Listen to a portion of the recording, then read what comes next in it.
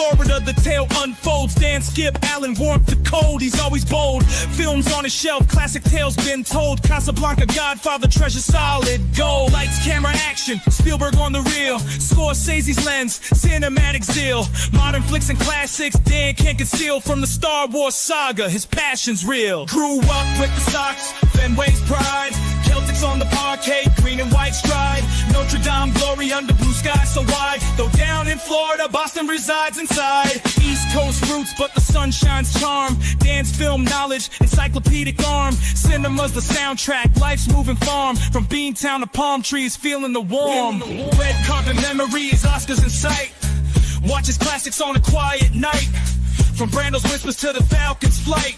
His love for film, an endless delight. Grew up with the Sox, Fenway's pride. Celtics on the parquet, green and white stride. Notre Dame glory under blue skies so wide. Though down in Florida, Boston resides inside. Grew up with the Sox, Fenway's pride. Celtics on the parquet, green and white stride. Notre Dame glory under blue skies so wide. Though down in Florida, Boston resides inside.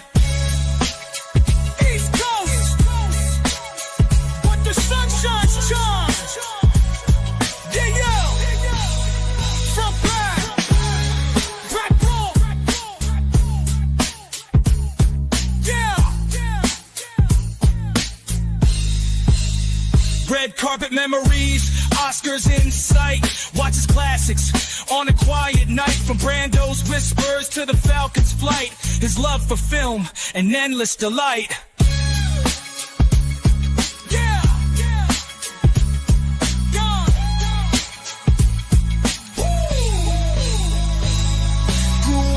Sox, Fenway's pride. Celtics on the parquet, green and white stride. Notre Dame glory under blue skies so wide. Go down in Florida, Boston resides inside. Grew up with the Sox, Fenway's pride. Celtics on the parquet, green and white stride. Notre Dame glory under blue skies so wide. Go down in Florida, Boston resides inside.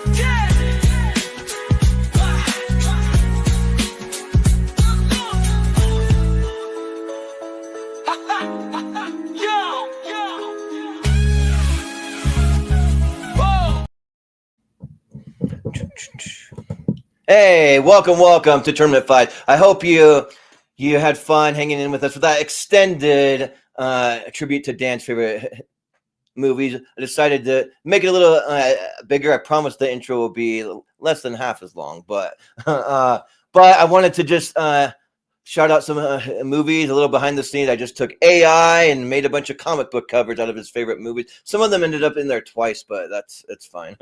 But yeah, that was fun putting that together. Some little custom music, for Dan. So I'm excited. And if you haven't figured it out, this is part 1 of Dan's top 128 favorite movies. I am your host, Jordan, the movie hero Anderson. And yeah, let's go ahead and bring in our guest for tonight. So we'll start with the man of the hour. We got Mr. Dan Skip Allen. Hey, how's it going? Somebody in the room deserves a clap. Applause. Thank you. That was pretty damn impressive. I did not expect that. That was awesome. Awesome. Yeah. Awesome with a capital A. Love that. Thank you. Well, Thank you. I'm glad you appreciate it. Yeah, and you enjoyed it, and yeah, I'm excited to see what movies are going to show up, because all those movies are just a big mix. We don't know which ones are going to show up on the bracket tonight. It could be literally anything. So, yeah. So some may show up on part 1, some may show up on part 2. You never know. So, but let's bring in the rest of our panel for tonight. We also have Chad Webb. How's it going, Chad? It's going great. Dan's a really good guy. I really appreciate him inviting me on here. He has such great taste in movies, so I'm looking forward to seeing like a lot of great ones on here. I am a little sick, if you can't tell, so I don't know how much I will talk, and That's fine. but I also might No worries. mute or turn off my camera at times. But I'm still looking forward to having fun. Well, it's all good, because I know Dan requested each and every one of you, so I'm glad you guys were able to make it. And let's go ahead and bring in our next guest. We got Mr. Michael Wolfman Wyndham. How's it going? What's going on, Dan? This one's for you. Oh, what? Yeah, your top 128. Super happy to be a part of this. Thank you for inviting me on. Dan and I have a lot of like similar tastes in film and what we love and like and all that. So I know a lot of his films are also on my top 128 that I previously did. So should be a fun time. Yeah. And then last but certainly not least, we have Zach Shelton. How's it going, Zach? Good. Thanks, Dan, for inviting me on. You and I have very interesting movie takes, but I'm glad to be on here and seeing how much fun these matchups are. Yeah. And it's always fun to see how somebody vibes with other people's favorite movies. Sometimes you vibe a lot, sometimes not so much. But that's the fun of cinema, movies. They're all subjective. We all find a little something to love, maybe something not so much. And so it just all depends, but it's fun. So we're all movie fans here, and yeah, let's get into it. So how this is going to work for anyone who's not familiar with the format that might be tuning in for the first time. We just have a March Madness style tournament bracket that I'm going to pop up on screen in just a minute, and you just simply go round by round and you just vote. You just vote for the movie that you like the best out of the two. I know it's going to be a little more tricky for Dan tonight, but we'll give Dan a little more time to talk about these because they are his favorite movies. So maybe the rest of us keep our comments a little shorter if we can, 30 seconds, maybe less, even 20 seconds if you can, and we'll get through it pretty quick. And yeah, that should do it. You do have to vote no matter what. So if you haven't seen either movie, then just make up a reason. You can vote for literally any reason. I mean, you vote for the movie poster, vote for the one you want to see the most, vote against one you don't think you're going to like, or just whatever you want to do. So, the lead actress is smoking. That's right. Yeah, right. I've done that several times. So yeah, I'm not against that. So let me bring up the bracket really quick. Give me one quick second. Got it here. All right. So give me a quick adjust on my end. All right. So without further ado, we'll go ahead and we'll just bring up the first match. And to be fair, I haven't even looked at the bracket myself because I wanted to be surprised. Austin actually made it. So shout out to Austin for being willing to make the bracket. But first up, we got Moonrise Kingdom against Empire Strikes Back. So, and we always start at the bottom of the bracket. So it will be Zach first. So which one are you going to go for, Zach? I'm going to make this short and sweet. Empire Strikes Back because I have seen it. Sure, yeah. And Wolf, what do you say? Love that there's some Wes Anderson in here. I had so many movies to pick from. I didn't put a Wes Anderson in my top 128, but that's not a knock to Wes Anderson. I adore that director, and Moonrise Kingdom and like Fantastic Mr. Fox are like two of like my favorites of his. Like they're excellent. Especially I relate a lot to Moonrise Kingdom as a fellow Eagle Scout, being in Scouts and going through all that. I know what that's like, so I connect to it a lot. Empire Strikes Back, the winner of my top 128 tournament. It's just an absolute masterpiece. Sorry, Wes, I love you, but this is the Empire Strikes Back. I can't vote against it. Yeah, and also I was just going to shout out Acres of movies. She has been tuning in, which I got to remember that's a female because I was calling it her a him for a while, but yeah, she's been tuning in almost every single episode. So thank you so much. And she just started her own podcast. She's talking about some movies and John Candy stuff. So when you post it, let us know, and we'll give it a listen. I'll go check it out, subscribe if you have a channel, all that stuff. But yeah, we'll go to Chad. What are you gonna go for here? Yeah, I've always been kind of in the minority on Empire Strikes Back. It's like my fifth or sixth favorite Star Wars movie. So I would go Moonrise Kingdom here. It's just the one that I would probably watch more.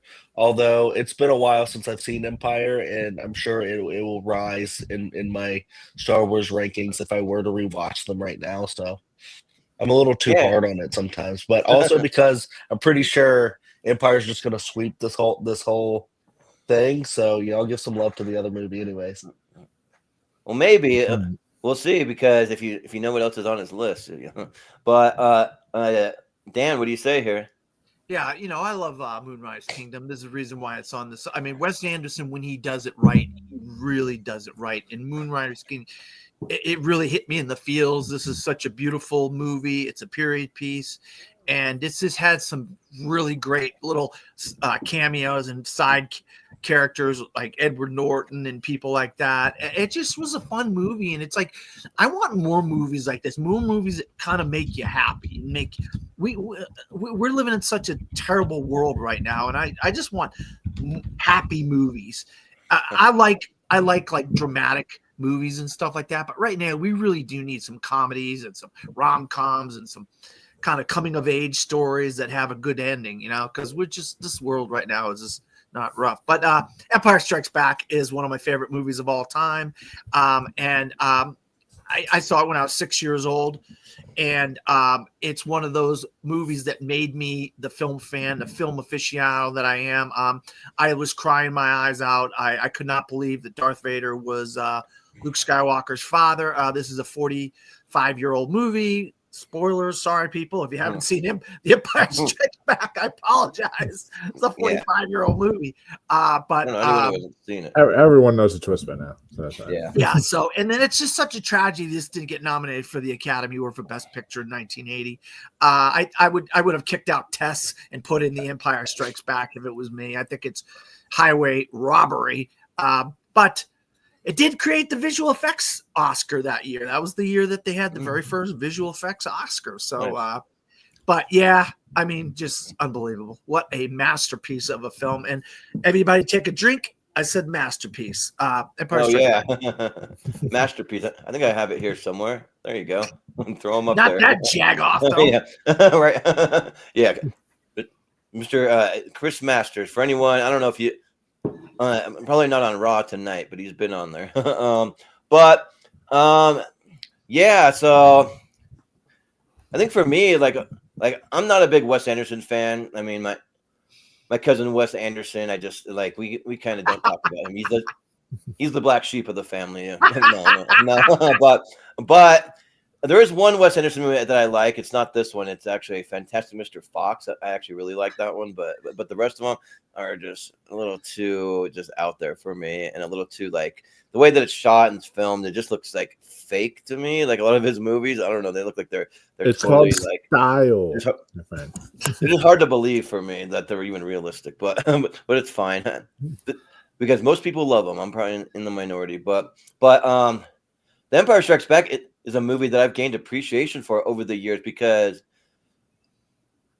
if you put yourself in the shoes of somebody who's seen this movie for the first time, there's just so much to love. And also the Star Wars saga is just like one of the few movies out there that even take place in space at the time. There's only a handful of them.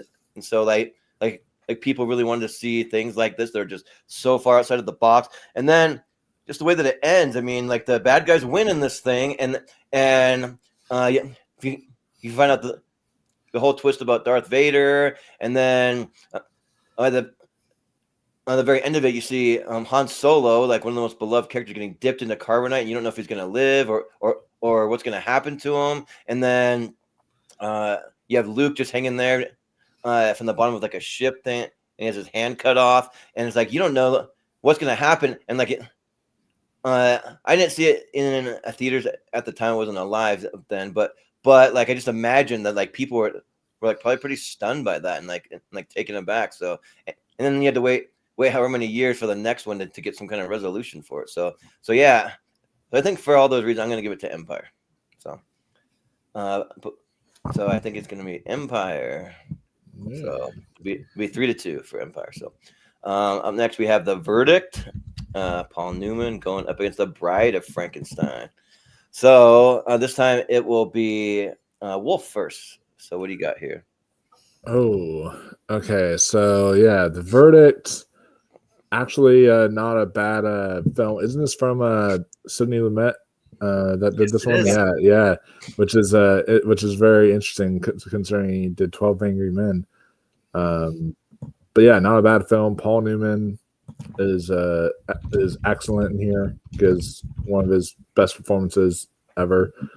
But The Bride of Frankenstein, it's arguably up there, and I'm saying this as someone who's named after a Universal monster movie, and The Bride of Frankenstein might be the best of the Universal monster movies. So it's high up there for me, and I just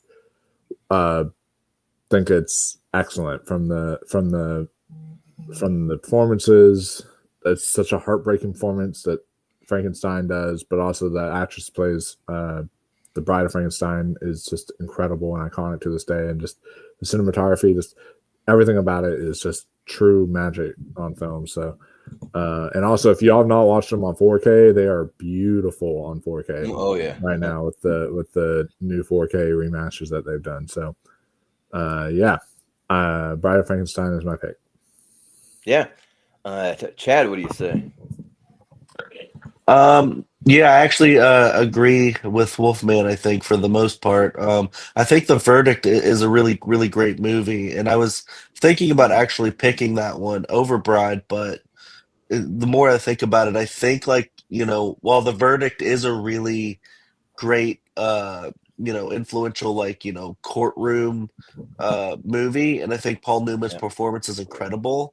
Yeah, I agree with that as well. Yeah. I think The Bride of Frankenstein is just one of those like really fantastic, like, influential monster movies, and I think Wolfman was right when he said it's like probably the best one out there. It's like one of the first like great sequels ever. But yeah, the Verdict is still so good. This is a very tough matchup for me. Because I really did dig that one too. I'll go Bride just slightly. Yeah. But I appreciate Acres of a Movie's comment where what was it? Oh yeah. He says The Verdict, Paul Newman takes the pass and the pain, slam dunks it over the bride's hair, and then she says boom shakalaka. So yeah. She's a fan of the Verdict. So but Dan, what do you say? Yeah, I don't know if this community knows, but I'm a recovering alcoholic, and I'm sober going on 12 years now, and so The Verdict really hit me hard. That it's a lawyer in Boston, where I come from, and he's down on his luck. He gets this one last chance to save his career and whatnot, and Sidney Lumet just absolutely teams up with Paul Newman and absolutely kills it.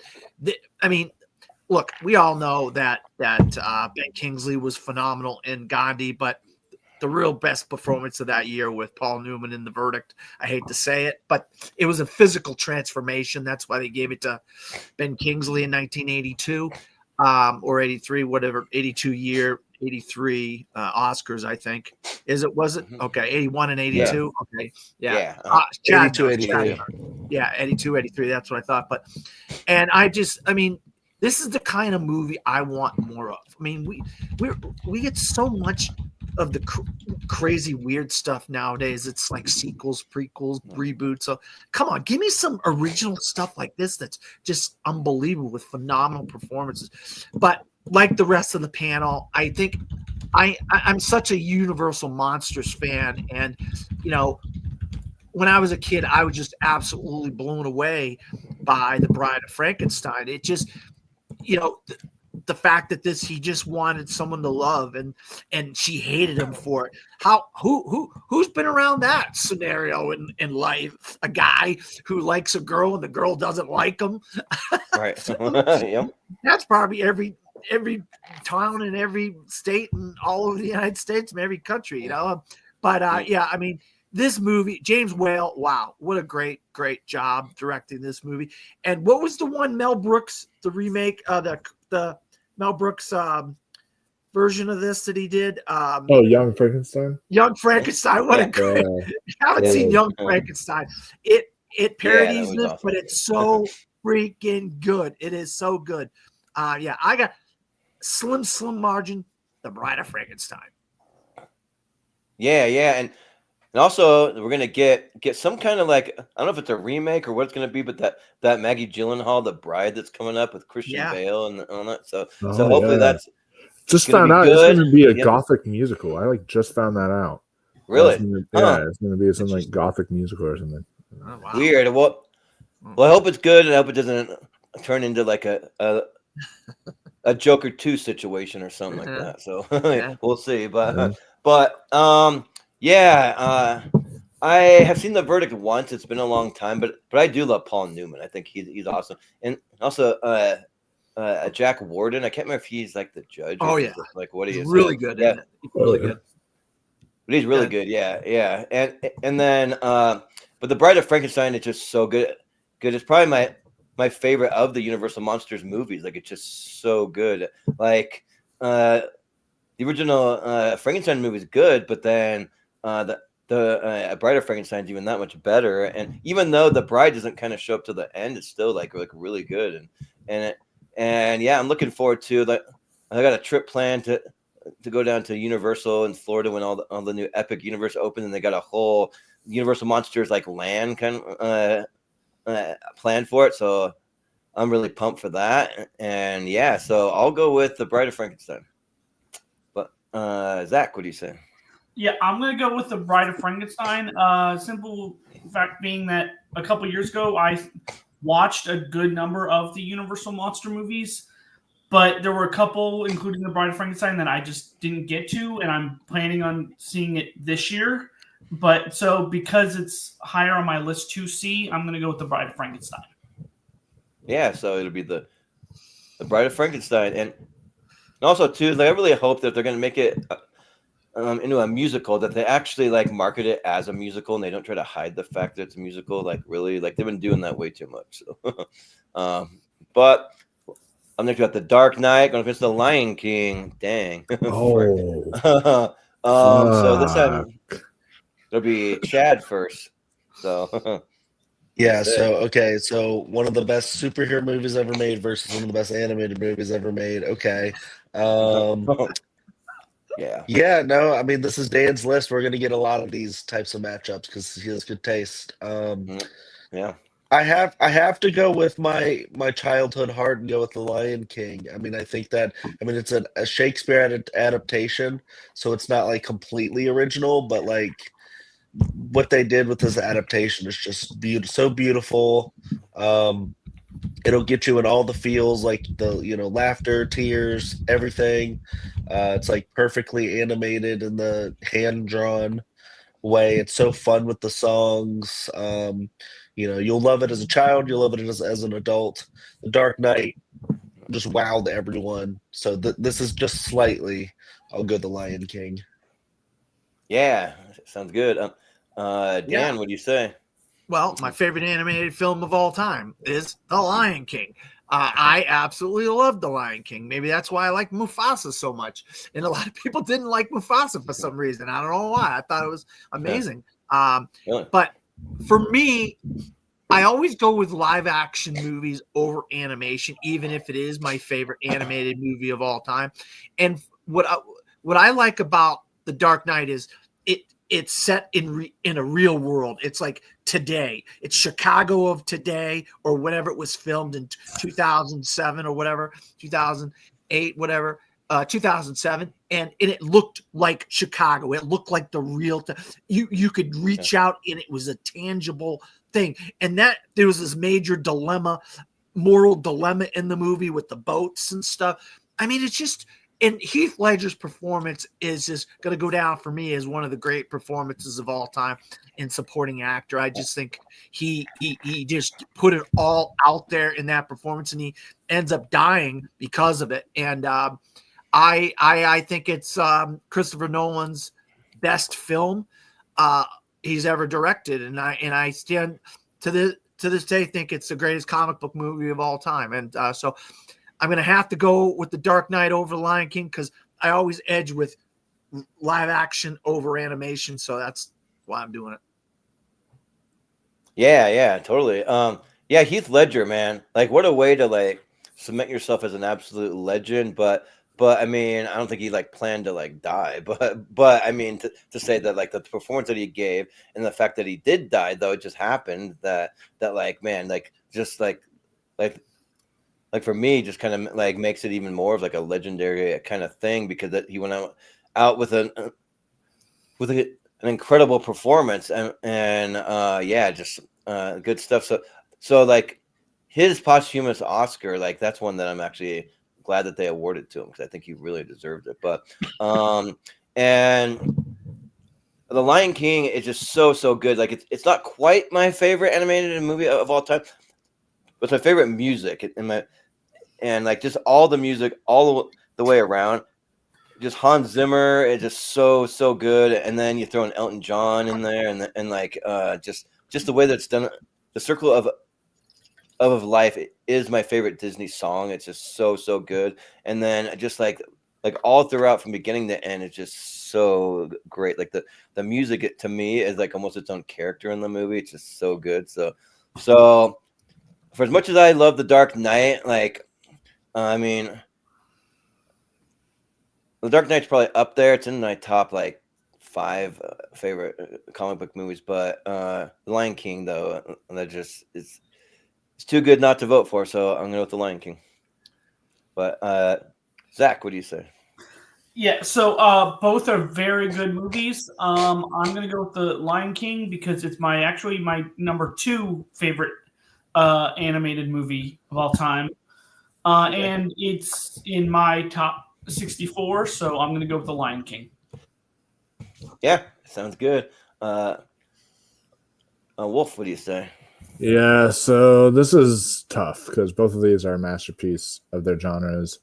We have The Dark Knight, which is a masterpiece of the comic book genre, Lion King, which is a masterpiece of the animation genre, and the only reason why I'm making this choice, so while both of these were in my top 128, Dark Knight's actually a little lower in my top 128 now. It's dropped only because every time I watch it, speaking of Maggie Gyllenhaal, I don't like her as Rachel. Like, I thought that Katie Holmes was actually much better as Rachel than Same here. Than Maggie Gyllenhaal. And so like every time I watch it, like Maggie Gyllenhaal takes me a little bit out of the movie. But like it's still like a 5-star movie for me because everything else is just straight up perfection. But that being said, I can't think of a single flaw that I do have with The Lion King. The music is fantastic, the characters are great, everything about it is excellent. So I'm going to go The Lion King here. Yeah, sounds good. Let's see. So I believe that it's going to be The Lion King. So.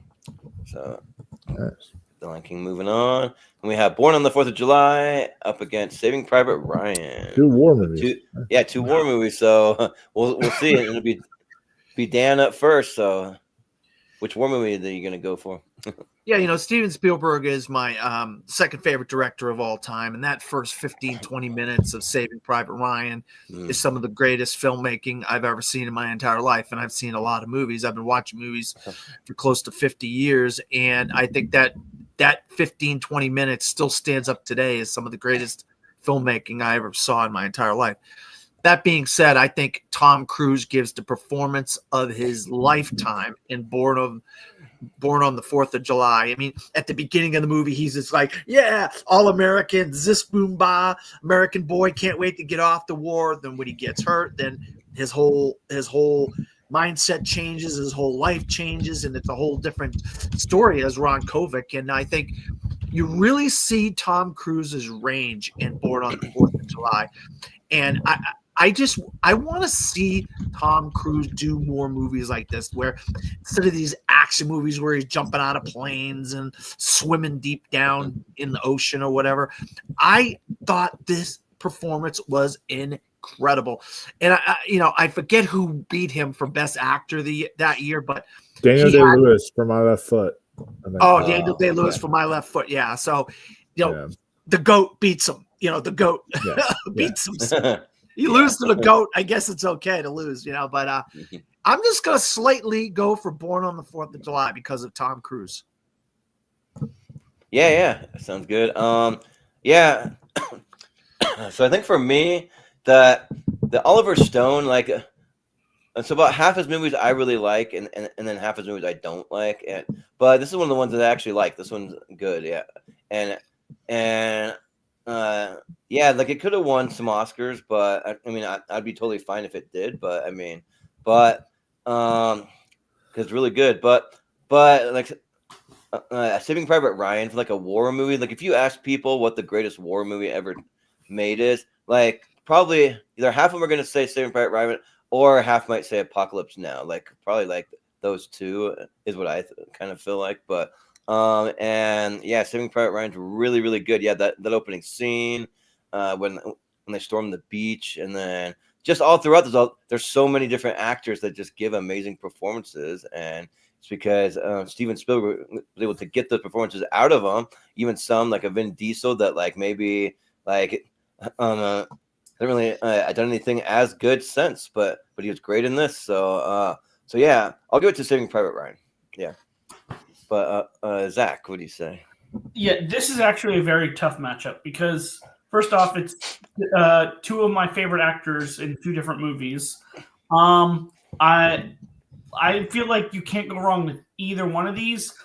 I'm slightly going to give it to Born on the 4th of July, kind of because of what Dan said. Like this is a masterpiece of a performance by Tom Cruise, and I feel like it beats out by a slim margin just Saving Private Ryan as a whole. So I'm going to give it to Born on the 4th of July. Yeah, sounds good. And also, I have heard Ross talk about the 4th of July quite a bit. He said it started Wolf and his friendship, so that's cool. But yeah, what do you say, Wolf? Yes, and we actually did a watch along, we're going to do a watch along on Born on 4th of July, or I think around July 4th or so. But yeah, it's a excellent movie, and Tom Cruise is excellent. And honestly, he may have been even better than Daniel Day-Lewis in My Left Foot, in my opinion. I thought he may have been deserving to win that year. And then Saving Private Ryan, also excellent. It's funny how everybody's sitting there saying, "Oh," and not knock to, because I have all these movies in my top 128, but it's funny how everyone's like, "Oh, Saving Private Ryan is the best war movie," or "Apocalypse Now is the best war movie," and then you have this weirdo over here saying, "No, Come and See is the best war movie." But that's from discussion.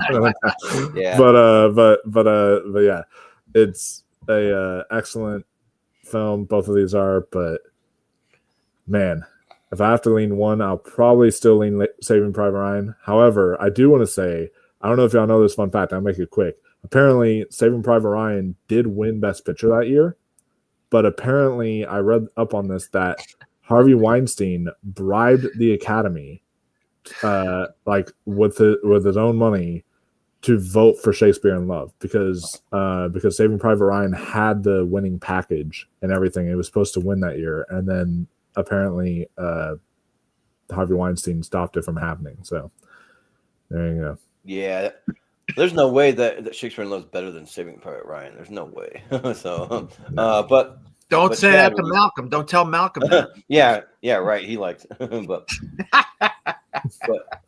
but Chad, what do you say? I do slightly think Shakespeare in Love is better than Saving Private Ryan, which is why I'm voting for Born on the 4th of July here. No, don't get me wrong. I do really like Saving Private Ryan. I do agree with you guys. Like the opening scene crushes. My favorite character is, oh my God, I'm going to forget his name. He's from Friends, and he is the medic. Giovanni Ribisi. I love his character so much.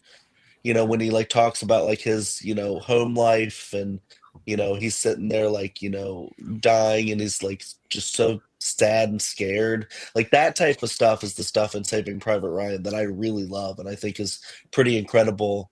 um Although I just do think the problem with Saving Private Ryan is sometimes it doesn't really actually feel like an anti-war movie, and it feels like so pro, like pro the troops kind of a deal to me. Which I'm not like anti-troop or anything, but it's like one of those things where it's like, are you saying you're pro-military or you're anti-war, or like what are you? And I just don't know what it's trying to be, and it gets really cheesy towards the end for me. So I have kind of a love dislike relationship with that movie. It's very complicated. However, Born on the 4th of July, it might not have some of like the greatest filmmaking like achievements as Saving Private Ryan does, but Born on the 4th of July is kind of like one of the anti-war movies where it's just like this guy who's so gung-ho and going to fight the war and for the country and stuff like that. And he finds out that basically the country doesn't give a shit about him, and he gets so messed up because of all this, and then he has to find a different way to live, and it's just a really great, I think, thesis on an actual thing. So I'll go Born on the 4th of July. Okay, real quick, Chad. Because of what Chad said, I don't know if it's too late. Can I change my vote? Because that convinced me. Yeah. Holy shit! What he just said convinced me. I actually want to change my vote. Yeah, it was 3-2 anyway. It was 3-2 anyway. Okay, cool. Yeah. I'm good. 3-2 born on the 4th of July. So you didn't have to change your vote, but thank you. No, but it's fine. Yeah, it'll be Born on the 4th of July. But also, Malcolm's here, and he says Shakespeare in Love. I knew it. I knew it. I knew he was going to chime in. Oh Yeah. You knew he couldn't shut up and not say nothing. You knew it. But I will say, my ex-fiance though, she was born on the 4th of July, so we like had 4th of July celebration. She was the one. Cool. One of the one people I ever dated where we ended on good terms, so that's good. So I don't mind talking about her. So, but well, up next we got Pan's Labyrinth, and we got Ace Ventura: Pet Detective. So 2 totally similar movies. Totally. I'll just throw up that one here. You're not gonna see it. Yeah. Very many other places, so there you go. But yeah, it'll be me first, and this is interesting because, like, so I'm in the camp where I like Ace Ventura: Nature Calls way better. Like I'm just like whatever reason, it just makes me laugh more. I get more laughs like per minute probably out of it than the first one. But the first one's really good though. They're both good, and then Pan's Labyrinth. When I first saw it, I had no idea that it was a foreign language film that was all in Spanish. I didn't know till I like sat down and I hit play, and I'm like, oh, this is all in Spanish. Well, all right, I guess I'm reading subtitles today. So, but still really good. And Pan's Labyrinth has an excellent score. The music's really good in it too. It just gives you like a really creepy vibe. And I think just for that reason, because I prefer When Nature Calls more, I'll vote Pan's Labyrinth there because for the music and also for like the set pieces, all the practical stuff, and like Guillermo del Toro's a master like creating just like really awesome creatures and like the settings and all that stuff. So yeah, Pan's Labyrinth. But Zach, what do you say? Oh, this is another tough matchup because Pan's Labyrinth has been on my list for years, and I just have not gotten to it, but I definitely want to. I have seen Ace Ventura, and it's actually, to me, one of the 90s comedies that still hold up. So it's just the slight edge to Ace Ventura just because I have seen it. Yeah. Sounds good. Wolf, what do you say? Definitely put Pan's Labyrinth as a priority for you, though, Zach. That is a phenomenal movie. Like, I honestly kind of envy you that you're going to get to experience it for the first time. Like, the movie is like excellent. Like, holy shit! Like, it is so good. Like, it is masterfully crafted, and Guillermo del Toro he is truly a master of giving you these fantastical worlds and creatures, and Doug Jones is back in here in the makeup, just doing his amazing stuff that he always does. And as a kid, I hated this movie only for one reason. I could not handle the whole eye monster guy who was like that, who like opened up his hand. And as a kid, I was like, no, mommy, I'm not gonna watch it. No, this is terrifying. And I would like run into the other room, and I didn't want to be near the movie because of that. And I also was confused, like when I tried to watch this once as a kid, because I thought it was David Bowie's Labyrinth, and I remember liking David Bowie's Labyrinth. Oh yeah. But I got confused. I turned on Pan's Labyrinth once, and I was like, "Ow, this is not that!" And I was like freaked out and like ran out of the room. But I love it now, and it's just absolutely masterful. But yeah, Ace Ventura, a lot of fun. Jim Carrey is really fun in this, but I'm going to go Pan's Labyrinth. I think when I first saw it too, I was wondering if it was going to be a Peter Pan movie. If it was like Peter Pan was going to show up somewhere. But yeah, just shows you back then I didn't do as much research as I do now. But Chad, what do you say? Yeah, this one's tough just for like a different kind of reason. It's fun to see like the kinds of comedy that Dan likes because I'm not always sure.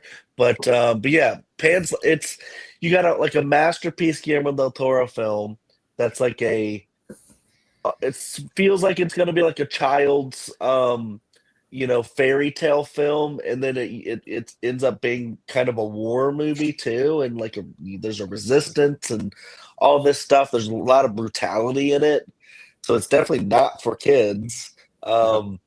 But it has like a kid like at the forefront of the story, and there's a lot of really creative monsters. I mean, it's a Guillermo del Toro film. He's gonna bring that. It's just one of these movies that I think is just like so freaking great and stuff. But then you have Ace Ventura: Pet Detective, which is like really, really funny. It's Jim Carrey at like the height of his powers. Just so funny. I love it so much. I know, there's some detractors now. It hasn't aged the best of all the Jim Carrey movies. However, it's still really damn funny for the most part. And I really, really do like it. So I'll go with my nostalgic Jim Carrey pick slightly over Pan's Labyrinth, even though that's kind of hard to say. That's what the horror movie, the new Peter Pan horror movie coming out right now. That's going to be coming out this month. That's what it should be called, Peter Pan's Labyrinth. Yeah, right. Yeah, see, Malcolm said. Even Malcolm agrees. Yeah. Or wait, where did Malcolm? It's Malcolm. Malcolm is right about that. Yeah. Yeah, Ross. Yeah, it's being called Peter Pan's Neverland Nightmare. Yeah, and then also, Brian's on my side for the When Nature Calls live. All right, Brian. Yeah, and then also shout out to Ari too, tuning in. Hey, welcome. One of Wolfman's friends, I believe, right? Yep. But Dan, what do you say here? Yeah, and back in the 2000s, I was like YouTuber like you guys, and I did some things, and my number one film in the 2000s was Pan's Labyrinth. And I was absolutely blown away by this movie back then because it put a real life context, the Spanish Civil War, into this, and then intertwined this fantasy with this little girl and stuff. And it really put, I mean, I saw like Blade 2 and some of these type of movies, but I really didn't have Guillermo del Toro on my radar back then until I saw Pan's Labyrinth. And then I went back and I started watching his other movies. And ever since I've been a fan, and I can't wait for his version of Frankenstein this year. I just hope it's fantastic, but so Pan's Labyrinth is a absolutely phenomenal film. And a lot of people have different opinions on I feel like it's Guillermo del Toro's best film he's ever made, and I just feel that way. I just think everything came together in this movie. And now Jim Carrey is my favorite comedic actor of all time. I remember 1984 like it was yesterday. And 1984 was a year where he just came on the scene. I knew him from In Living Color, but that was the year when he did Ace Ventura, The Mask, and Dumb and Dumber all in the same year. And it was so amazing what this guy had done. I don't think any comedian in the history comedic actors will ever accomplish what Jim Carrey did in 1994. I apologize. I stand corrected. 1994 is what I meant to say, not 1984. I just, I'm talking, so I'm just kind of, but I absolutely love Ace Ventura. I love the villains. I love the fact that the Dolphins were involved, the Miami Dolphins. I'm not a big Dolphins fan. Sorry, Sandy. My buddy Sandy's my other buddy Scotty. They're both big Dolphins fans. I don't like the Dolphins. But Jim, I think this is one of the great comedic performances of all time in a year where Jim Carrey absolutely killed it. 1994. But I'm going to have to go slightly with Pan's Labyrinth. I just think it's a cinematic achievement by Guillermo del Toro that it's rarely seen something what he did in that film. Yeah, sounds good. So it'll be Pan's Labyrinth, but yeah, I don't know if we're ever going to get another Jim Carrey though. He's just like one of a kind, and I hope that like he does still act in more than just Sonic stuff. He said he's retired, but he's also kind of said that like if the right script comes across that he really loves, maybe, but he's not really trying to act that much. I don't think so. Yeah. But we have Midnight Cowboy going up against E.T. Okay. All right. So this time it'll be Zach first. Interesting matchup for me to land on. Haven't seen Midnight Cowboy, but now it's on a list to see. I'm not the biggest E.T. fan, but it's a movie that I'm willing to give a second chance to because I've heard glowing people rave about it, so I want to see if maybe a rewatch will help. I'm going to slightly give it to E.T. just because it's a movie I'm willing to give a second chance to. Yeah, sounds good. Wolf, what do you say? Yeah, so I watched Midnight Cowboy for the first time last year, actually, for its like anniversary that I had. And I'm going to be seeing it again because this year, starting this week, I'm going to be going through every Best Picture winner of all time. It's like a film challenge I want to do for myself. So that's something I'm going to start doing. So I'm looking forward to that. But yeah, E.T., another great film from Steven Spielberg with an amazing iconic score from John Williams, and the actual design of E.T. is really cute and fun, and I thought it, like as a coming of age story, it works really well and it's really relatable. Yeah, and this is a good one too to technically put on that tournament in October of films that take place around Halloween because of the whole Halloween sequence and everything. So, yeah, right. So yeah, I'd say, man, this is tough for me. But you know what? Just because of recency bias and because E.T. is more popular and I feel like we're going to see it a lot more on here, I'm going to show some love to Midnight Cowboy. Yeah, sounds good. Chad, what do you say? Can I say something real quick? Sure. There's a guy in this 5 people that named his kid after the kid in E.T. We'll find out who that is very soon. All right. Go, Sure. Go, Chad. Tell us what you. I mean, I was going to bring that up. I wanted to say it. It's your episode. You can say it. Midnight Cowboy, I haven't seen. I look forward to seeing it when we get to that year and picture this. Very excited for it. There's an iconic quote in there I know of. But E.T. is a masterpiece. It may be. I don't know what else is on Dan's slate here, but I can still confidently say it may be the best movie on his slate here. Even having seen all the other ones, it's just that good. I just think it's really just one of the greatest films ever made. I might not say but yeah, I saw it in the theater not too long ago with my wife and my mom. And this was before Elliot was born, and then we were just so blown away. It was a childhood favorite. It wasn't the first time we've seen it, but seeing it like on the big screen when they did the AMC re-release for it in IMAX, I was just like, this is just beautiful. And I was crying and all that stuff. And we were just like, we were watching like Mr. Robot at the same time, and we were just like, what about Elliot? That's a great name, right?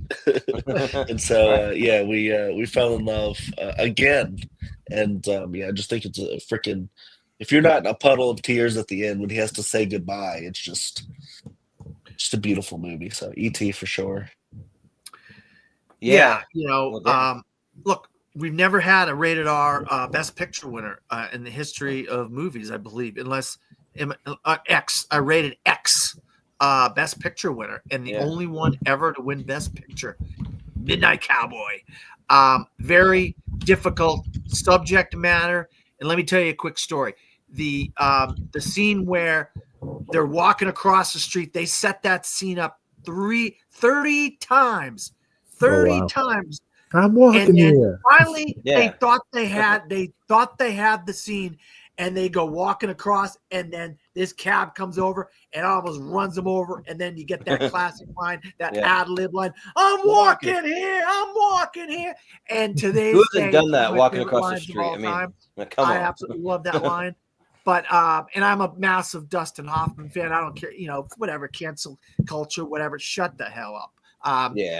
I love Dustin Hoffman. Jon Voight's a great actor as well. But E.T. though is one of those movies, like I said, not Jaws, but Empire Strikes Back was one of those movies where it was those seminal moments in my life where it made me the cinephile. The other one is E.T. My mom packed all of us kids in a car, a station wagon. Oh, we don't get station wagons anymore. I'm really dating myself, aren't I? Yeah. 1982. And we drove to a drive-in theater, and we saw E.T. And when Elliot and E.T. is riding in that bicycle, and they went up, I felt like that they went right up into the sky, and it was really happening. This is actually happening. I cannot believe it. I'm a 7-year-old kid, and I was just blown away. The score, the movie, everything about this movie as a 7-year-old was like the movie that made me, one of the movies that made me who I am today as a cinephile and film aficionado. And it's in my top 10 of all time. And so I got to go with E.T. Sorry for the long-winded guy. I apologize, guys. Oh, it's fine. Yeah. It's your episode. But yeah. I've seen Midnight Cowboy, but it's been a little bit, maybe like 10 years or something like that. But yeah, like it is really good. Like that line's been like spoofed before. Like you got Miss Congeniality, I'm gliding here, or you got like just like other movies doing it, and it is good. It's a tough subject matter, but yeah, E.T. So when I saw it as a kid, I didn't fully appreciate it. It's kind of like E.T., like whatever. It's this like alien movie. I don't care that much about it. But then I went back and I revisited it over and over, and like now, E.T. has my favorite film score of all time. I absolutely adore that score, and like even listening to it for the 40th, 50th time, like I still get emotional listening to that score. It's just so good, and just like there's a lot of really cool themes about like friendship and like accepting others that are different than you, and like just like in the movie they just treat E.T. like he's just one of their friends, and they want to protect him, and like they don't want other people to like treat him bad or anything like that. And it's part of the reason why they kind of hide him, but at the end they have moments where they kind of take him out, but they kind of like hide him more for his protection versus like just like because he's different. But yeah, like there's just so many themes and like things that just work really well. I think that it may be like maybe not Drew Barrymore's best movie, but maybe, I don't know. That depends. I mean, just as a child actor. So, but yeah. E.T. rules, so yeah, I'll vote E.T. Real quick, talking about the soundtrack, I got this 4K set that I got that has a lenticular cover to it, and it comes with the soundtrack right here, the full soundtrack, cool. Which is really cool. Nice. So, yeah.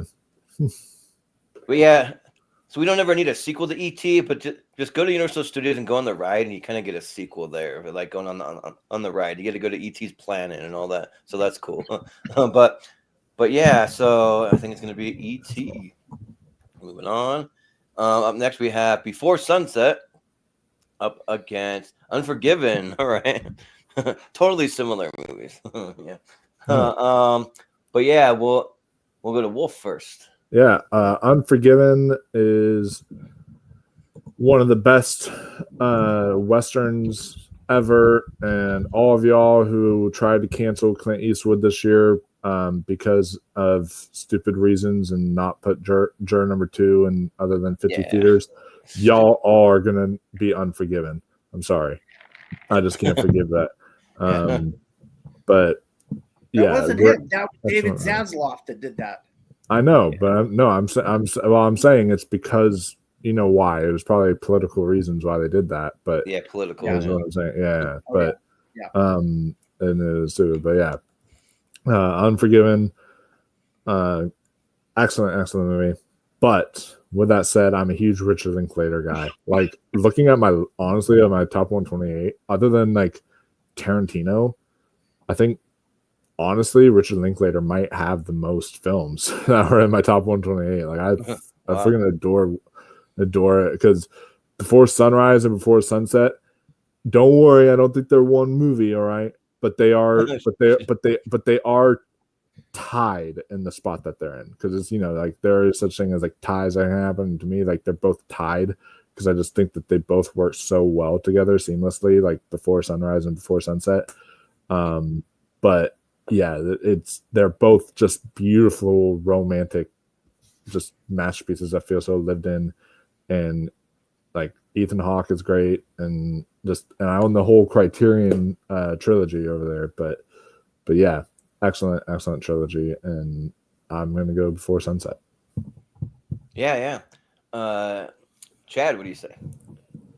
This one is actually pretty tough, because I do think I'm not a huge Western guy, so when I say Unforgiven is one of the best Westerns of all time, it doesn't hold much weight. I haven't seen that many of them, but it's just a really great movie, and I feel like people do say that. So, you know, I feel like, you know, yeah.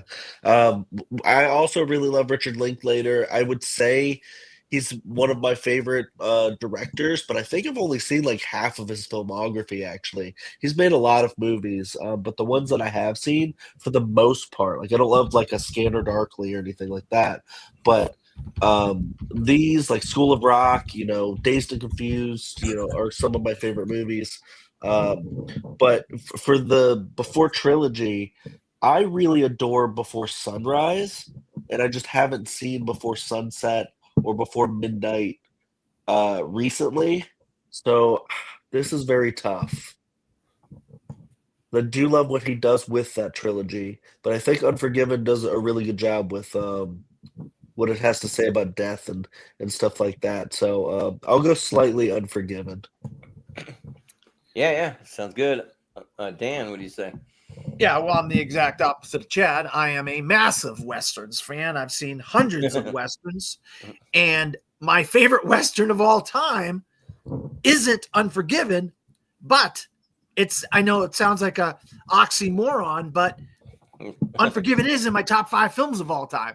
So, I mean, you put the math together there. I don't know, but I saw this movie in 1993, and it absolutely floored me. The fact that Clint Eastwood took the bad guy and made him the good guy, and made the good guy the bad guy. And Gene Hackman, Morgan Freeman, I mean, Clint Eastwood, I mean, this is the absolute perfect movie, Western, drama, film, whatever you want to, adjectives you want to use. Absolute perfection is Unforgiven to me. And in the Before trilogy, I like the second one the best, because I feel like you get to learn more about the relationship between Ethan Hawke and Judi Delpy's characters. And I feel I'd love that, to have a girl and just go on a walk in Brussels or Holland or wherever the heck they were. I forget, Paris. I can't remember where they were, but and just walk and talk and get to know somebody, you know, and people talking, getting to know somebody. How about that in this world where people don't care what you think and whatever, you know what I mean? that really resonated with me. You know, I haven't really had that experience a whole lot, but unfortunately, I have to go with one of my top 5 films of all time and one of the greatest Westerns of all time, Unforgiven. Yeah, sounds good. Now, correct me if I'm wrong. Now, Google here is saying that Unforgiven won 9 Oscars. Like, is that right? Or Mm-hmm. Yeah. they throwing me for a loop here? Yeah, because Yeah. they're saying that they won Best Picture, Best Actor, Best Director, Best Supporting Actor, like just like great Best Cinematography, Best Sound Score? Mixing, like a Did it bunch give of stuff. score? So, I think I don't see score on here, but I No, see okay. Best Film Editing, Best Original Screenplay, Best Production Design. So there's a lot of stuff there, and rightly so because Unforgiven might be my favorite Western of all time, but I recently discovered a few years back Butch Cassidy and the Sundance Kid, so that's up there. So those might be like 2 of them that are competing. They're both really, really good. But Unforgiven I saw almost right when it came out, but and I was really young. I was like probably like 8 years old or something. So it was one that just kind of slipped through, and I saw it. I don't think my parents wanted me to see it, but I saw it anyways. And then Before Sunset's really good. Richard Linklater is really good at like movies dealing with relationships and then also coming of age. Like I think he really shines with like those 2 things. But I don't like love everything that he does. But I do think that he's really, really good. And Before Sunset, the whole trilogy is really good. But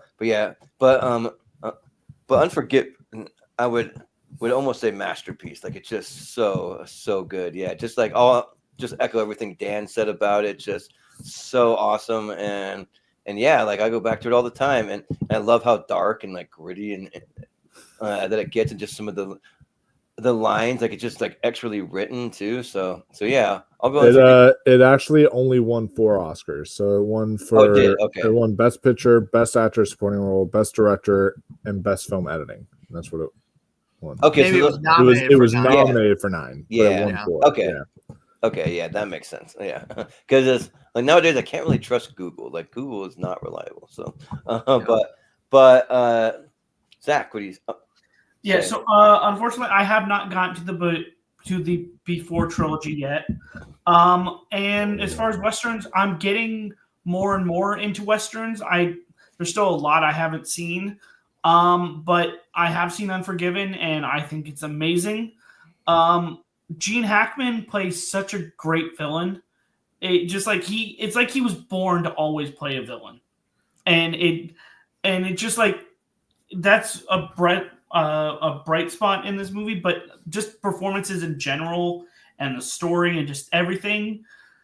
So I'm going to give it to Unforgiven. All right, so I think with that vote, it's going to be Unforgiven. So just by 1. So. But up next we got Ghostbusters going against Halloween. So 2 like basically horror. I mean Ghostbusters is like horror comedy, but yeah. Yeah, so it'll be Chad first. So what do you say? Good one for Chad, I think. Mm-hmm. Yeah, yeah. You know, I'm going Halloween here. Halloween, I think, could be argued to be, and I have actually argued this and have won debate arguing this, that it's the greatest horror movie ever made. It's definitely one of, I don't know if it's but it's definitely a foundational movie. And you know, if you want to watch it as just a horror fan, like you just watching it just to have fun, you can. If you want to watch it as an art film, you definitely can, because John Carpenter like made it that way. Like he's just, you know, such a master from the very beginning making this, and to where every film in the franchise after it has tried to copy and do what the first movie did. They never could, because it was so great and so simple. And then they could never capture it. It's just so wild. Ghostbusters I really liked, but I'm not on like the level of that. I think it's like one of the best movies ever made or anything. But I do think it's really cool. I like it a lot. But yeah, I'm gonna go Halloween. It's a pretty clear one for me, but I know that a lot of people like Ghostbusters, so we'll see how this shakes out. Yeah, sounds good. Dan, what do you say? Yeah, when this popped up, I was like, "Yep, I know what Chad's picking. He's picking Halloween," and there's a reason why it's on the list, though, because it's great. And I agree with every word that came out of Chad's mouth. It's probably, if not the greatest, one of the top 2 or 3 greatest horror movies of all time. It's really set the trend for slasher movies and how other directors look at slasher movies and how they can tweak them and change them and do what they do with them to do something different, because they don't want to copy Halloween. It's such a perfect horror movie. And John Carpenter's score, oh my God, that score is amazing. And he did that on his own. That being said, 1984 is a seminal year for me growing up as a kid. And I'll tell you what, so many great movies came out in 1984. And one of them was Ghostbusters. And I loved Ghostbusters growing up as a 10-year-old. And the comedy, the horror, the shtick, the whole 80s vibe. That's the thing about the 80s. You never get, I know it's obviously that decade, but nothing compares to 80s movies. It really is a decade that stands alone, and nothing nothing kind of compares to the 80s in a way. And it's because of movies like this that the 80s kind of have a special heart and place in my heart. This cast, wow, what a great cast. I laughed my ass off every time I watched this movie. So unfortunately for my buddy Chad over there, I'm just by a thread, I'm going to go Ghostbusters. Yeah, this one's really tough. These are 2 great movies. And one of the things I really appreciate about your list, Dan, is that you have something from almost every genre on here. You got horror, you got comedy, you got drama, action, you got everything, and you're not just like just dead set on one genre. So that just surprised me. I thought it was going to be like nothing but dramas on here, and there's a lot of diversity. So yeah, appreciate it. But yeah, it's really tough because Ghostbusters is awesome. Because if I were to go in my closet right now, you'd find 3 Ghostbusters shirts and then 3 shirts that have Michael Myers on it in some fashion. So I'm a big fan of both of these. But yeah, I do think Halloween might be the greatest horror movie ever made, though. It's just that good. It just, yeah, like I just echo everything Chad said. That's very foundational. Like, it set the tone for so many other horror movies, and a lot of horror movies pay homage to Halloween.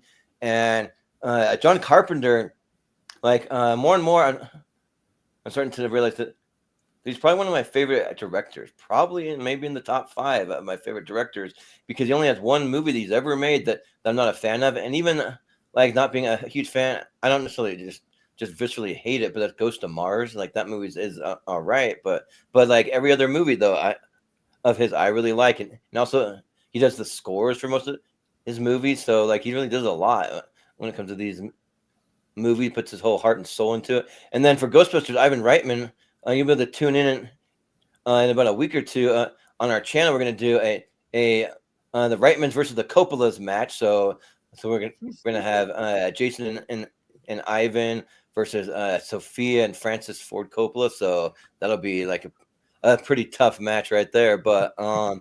But yeah, I think here I got to give it to Halloween, because just Halloween rules. And there's so much, like, if you go back and you rewatch and you pay attention to all the little details, like in the background and the way that it's filmed and the way that they like introduce Michael Myers and like they put him into different scenes. It's just so pitch perfect to me. So yeah, so Halloween. But Zach, what do you say? Yeah, so I think Ghostbusters is good, but Halloween is great. I recently rewatched this like a couple of years ago, and I loved it even more. It's not my favorite horror movie, but it's definitely top 5 for me. So I'm going to give it to Halloween. Yeah. Wolf, what do you say? Yeah, 2 of the greatest themes in all of cinema. Who are you gonna call? Ghostbusters, and Yeah. And then of course every time I'm putting up Halloween decorations, I always play both of them. I have like a Halloween playlist that I play, like just like how everyone has a Christmas playlist when they put up Christmas decorations. I have a Halloween playlist I play when I put up Halloween decorations, and the Ghostbusters theme and the Halloween theme is on there all the time. So I got stuff like that. They're both iconic and excellent. But I gotta lean Halloween here. It's one of the greatest horror movies of all time, one of the greatest pieces of cinema of all time, and I'll be meeting John Carpenter in March. So Ooh, nice. that's that is one thing awesome. That I don't know whether I want him to sign my The Thing Blu-ray or my Steelbook 4K of the original Halloween. So I'm like trying to debate between those, but yeah, excellent movie. So Halloween for me. Yeah. So I believe that's going to be Halloween. So 3-2. So there you go. Halloween. And then we have the Grand Budapest Hotel. Some more Wes Anderson there. And then the Godfather Part 2. So and this time it will be Dan first. So what do you got here? I love Wes Anderson. Obviously, I got some Wes Anderson on the list. You know how much I love Wes Anderson. I think a few. Chad, you can tell me who beat out Ralph Fiennes for Best Actor that year. I think Ralph Fiennes gets robbed for Best Actor. I mean, it was The Theory of Everything. Eddie Redmayne. Okay, Eddie Redmayne. Gustav H is one of the great film characters of all time. Gustav H. What an amazing character for Ralph Fiennes. Wow. I mean, this guy is so overdue to win an Oscar, if you ask me. I would be through the moon if he won for Conclave. I would be through the moon. I've seen that movie 6 times, and every time I see different things in it, and I see different things in Ralph Fiennes. Rafe, they say Rafe Fiennes. I say Ralph. Yeah. I know Rafe. But Godfather Part 2 isn't. Hate to say it, Wolfman, masterpiece, one of the all-time masterpieces in cinema. It's a bookend to 2 of the greatest films of all time, 2 of my top 5 films of all time. The Godfather Part 2. How Al Pacino does not win an Academy Award for playing Michael Corleone is one of the all-time mysteries of the world. This is a absolute mystery how he can't. And he loses to freaking Art Carney for Harry and Tonto. I mean, ridiculous. Ridiculous. Yeah. I mean, and Chad knows this, so I do not have to remind Chad. He's been through this already. I think Godfather Part 2 is phenomenal. I mean, phenomenal with a capital P. So, Godfather Part 2. Yeah. So actually, my name's pronounced Jordan. It's not Jordan. It's Jordan, just like Rafe and Ralph. You know, you spell it one way and pronounce it totally different. But whatever. Yeah. So you know me, I'm not a big Wes Anderson fan, so I'll keep it pretty short. Grand Budapest is not for me, but The Godfather is also not for me, really. But I do think that it's good, and I like it much more than the Grand Budapest Hotel, and I like it better than the original Godfather, so I'll go The Godfather Part 2. But Zach, what do you say? Yeah, so this is a matchup of 2 movies I haven't seen, but of the two of these, I am more leaning towards Grand Budapest Hotel to see first. So Grand Budapest Hotel. Yeah. Oh man! Well, you gotta see Godfather. That's I've seen the first one. I just haven't seen Part 2. Well, Part 2 is still like high status. That's like. How do you see the first one and not see the second one? That doesn't make any sense. It's been years since I've seen the first one. So. Oh, I got you. Okay. Right. But I'm gonna kind of. I know this is your episode, Dan, but I'm gonna kind of wreck your night real quick by telling you this. Apparently, Ray Fiennes was not even nominated for Grand Budapest Hotel. So what happened was it was an actor leading role was Eddie Redmayne, Steve Carell, Bradley Cooper, Benedict Cumberbatch, and Michael Keaton. No way. Yeah, those were the it was Michael Keaton for Are Birdman, you kidding me? Imitation Game, Bradley Cooper for American Sniper, Steve Carell for Foxcatcher, Oh, and that's then what the Eddie garbage Redmayne was. for Theory of That Everything. gar- That garbage performance from Bradley Cooper in American Yeah, Sniper. right. Piece Yeah. of trash performance. How does Ralph find that? Oh, that's a tragedy. That is an absolute tragedy. Tells you how much I remember because I've seen so Yeah. many movies, guys, and I forget a lot of stuff. So I apologize if I don't remember things because I see I logged 700 movies on my letterbox this year.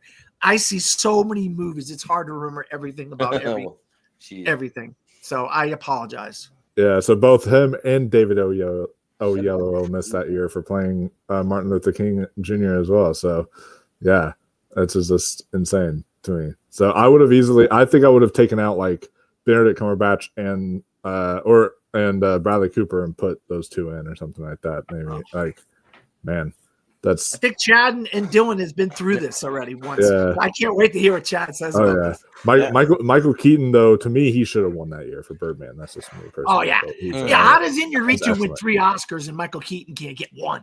Yeah. but anyways, because I use that, I'll just make it quick and say Godfather Part 2. It is an absolute masterpiece. But I do love Grand Budapest Hotel, and that actually might be my favorite Wes Anderson, come to think of it. But yeah, that's fun. So I've heard the word masterpiece thrown around a few times. I got to do it. Well, Masters indeed has a magnificent physique. Yeah. And there you go. but Chad, what do you say? Yeah, I like both of these movies a lot. The Godfather Part 2, actually, the last time I watched it for the picture of this episode I was on with Dan, I liked it a little bit less the last time I watched it. The only reason is because I felt like how they paced everything and like where they put everything in the movie, I thought like was a little off. Where I was like, they're giving like way more time to like one section than the other section, and then I'm like kind of forgetting about the one section until it comes up, and then I'm like, oh, that's right, this is kind of like a 2-part movie. Whereas I think the first movie is kind of perfect. I think the second one is really good, but I'm wondering if on a rewatch it'll grow in estimation the next time I watch it, because that tends to happen sometimes. But I think the Grand Budapest Hotel is like also like really perfect, like the first Godfather. It's like one of these like fun like caper movies, but like what they do with it. I mean, there's emotional beats too, but like what they do with it and how it's framed and blocked and how he moves the camera just so perfectly and like choreographed. It's just, I don't know, man. That movie is just a blast to go through each time you watch it. And the level of detail that Wes just puts in his films is just unmatched. So I'll go the Grand Budapest Hotel, but I understand that The Godfather Part 2 is beloved, so that's definitely going to win. Yeah. So it'll be Godfather Part 2. Oh, and also Jake Gyllenhaal for Nightcrawler missed that year too. Oh my God! Oh, jeez! Don't do this to me! Don't do this. Yeah.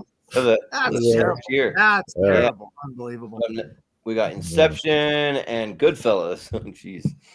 So this time it's me first, and yeah, so I can make it fairly quick.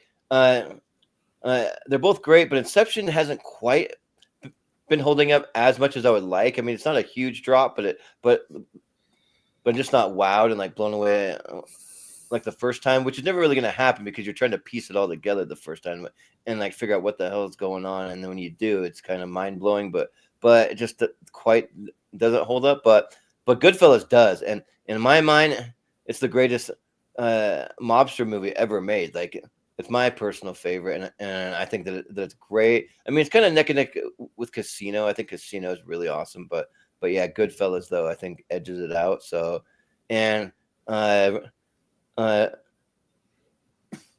Ray Liotta too. I just really appreciate them making the story about his character when you have all these big like huge name actors like all around him. You got De Niro, you got Pesci, you got all these other guys, but it's really Ray Liotta's movie. So I'll go with Goodfellas. But Zach, what do you say?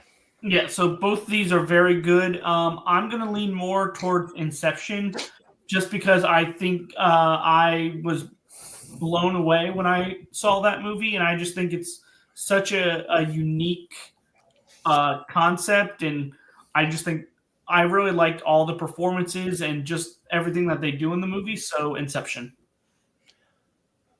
Yeah, and it's funny. The same girl that I dated was born on the 4th of July. We went and saw Inception, and literally, I just spent like an hour explaining everything that happened in that movie because she did not get it. I kept like explaining to her over and over again. She's like, "This is not making any sense. Like what? They're in a dream within a dream, or what's like?" It just didn't like click with her. It's just weird. But Wolf, what do you say? So yeah, I'm going to. Okay, so they're only 2 numbers apart, but that's how close they are in my top 128. But even though I have Inception at 21 and Goodfellas at 23 when it comes to my favorite films of all time, I'm going to put through Goodfellas for me. I'm going to vote Goodfellas here because, one, I feel like it's more iconic in its status. Like I feel like it stands the test of time more, but also I want to see a battle of the mob boss movies and have The Godfather Part 2 versus Goodfellas. Yep. In the next round, like that's an all-timer match right there. So Goodfellas gets my vote. Yeah, sounds good. Chad, what do you say? I feel bad saying this on Dan's episode, but I do think a lot of times Martin Scorsese like mob films sometimes feel a little bit samey to me. I do think Goodfellas is the best of them. But I mean, sometimes I'm like, well, is there much of a difference between Goodfellas and Casino? I mean, they're both like, 3 hours long. They're mob stuff. They have like the same actors and stuff in them, I think a lot. So I don't know. That's sometimes I mean, I can clearly tell a difference, but sometimes I'm like that. I kind of prefer non-mob Scorsese, even though he does a lot of mob stuff because he's really good at it. So I think a lot of those movies are really good. But Inception, and I do think Goodfellas is great. I just want to say that off the bat. But Inception, I think, is still my favorite Christopher Nolan movie. I just think that movie I don't know. There's just something about it where it's like 3 hours long, but like I get to the end of it and then I'm like, let's watch that again. That was like crazy. It's like so cool, like what he does with dream stuff. I like all the actors in it. I like how he uses practical effects in it to it just wow you, and it's just really cool. So this is really close. I do want to say that because I think they're both great movies, but I'll go at slightly Inception. Yeah. Well, I'm pretty sure though that Martin Scorsese was in the mob at some point in his life. He had to have been because he's so good at directing them. But anyways, Dan. No, he's from Brooklyn, New York, and he was around a lot of these people growing up as a kid. Yeah. And he was around a lot of different types of like music. That's why if you listen to his movies, he's got like great taste in music in his movies and stuff like that. Mm-hmm. Especially Goodfellas. That scene going through the Copacabana where Henry Hill and Karen are going through the Copacabana, and the song "And So You'll Kiss Me" by the Chandrels is playing, and it's probably one of my favorite scenes of all time. I think that tracking scene through the Copa is absolute chef's kiss of a scene for me. And I look, I'm into these kind of movies, and I'm into Scorsese because I'm interested in these people as people. You know what I mean? And this is a real story about the Lufthansa heist. These guys are real people. They changed their names for the movie. And this Henry Hill was a real guy. It's based on a book called Wise Guys. And this is a phenomenal movie. And if I do recall, my 64, guess what won my 64, boys and girls? Who's out there? Goodfellas won my 64. And I'm going to put Goodfellas through again this time. But I will say I absolutely love Inception. I think that level of filmmaking, it just tells you what a great filmmaker Christopher Nolan is. That dream within a dream within a dream, and the cast is amazing. And just my favorite scene is the elevator where Joseph Gordon-Levitt's fighting the guy going in zero gravity and all that. That was incredible. I love that scene. But I will always go with Goodfellas every day of the week and twice on Sunday, because I think it's a masterpiece of a movie, and I would say it's in my top 3 of Scorsese. Yeah. Sounds good. So it'll be Goodfellas just by a hair. So there you go. But we got Taxi Driver, another De Niro, going up against Avengers: Infinity War, which shows up a lot here. So we'll see. But this time it'll be Zach first. So so I've seen both. It's been a while since I've seen Taxi Driver, but I thought it was a good movie. But I'm gonna have to put in Infinity War over it. I enjoyed it a little bit more, and just bringing all the characters together and all the different places you go and all the different action scenes. So Infinity War for me. Yeah. Wolf, what do you say? I want to make myself clear. I don't hate Infinity War or Endgame. All right. I know a lot of y'all who have been watching these streams, who've been seeing stuff, you think I hate these movies. I don't hate them. But we're just dealing with all-timers here, and they're just mild in comparison to stuff like Taxi Driver and all this stuff. And they are not nearly on the same level as something like that, in my opinion. They're solid. I feel Avengers: Infinity War gets a little too busy. I feel that movie has too many characters to the point that they're like trying to throw screen time in for everybody, and they can't. And they're like, oh, this person's going to get shafted. This person's going to be like, I feel like it's too busy. Like they need to trim it down and do stuff for that. But Taxi Driver is a perfect film. Literally, it is the definition of a perfect film. There's absolutely no flaws with this film. This film is as excellent as they come, from a masterful performance from Robert De Niro to just the tone that it sets, just to one of the greatest characters of all time. Harvey Keitel is great in this. The ending just is always still to this day impactful. So yeah, while it's cool seeing all of our favorite heroes together, there's not quite another film on the level of Taxi Driver. Yeah. Sounds good. Chad, what do you say? Okay, I feel like I was just listening to Scorsese himself talk. Yeah. Just theme park rides. That's all they are, right?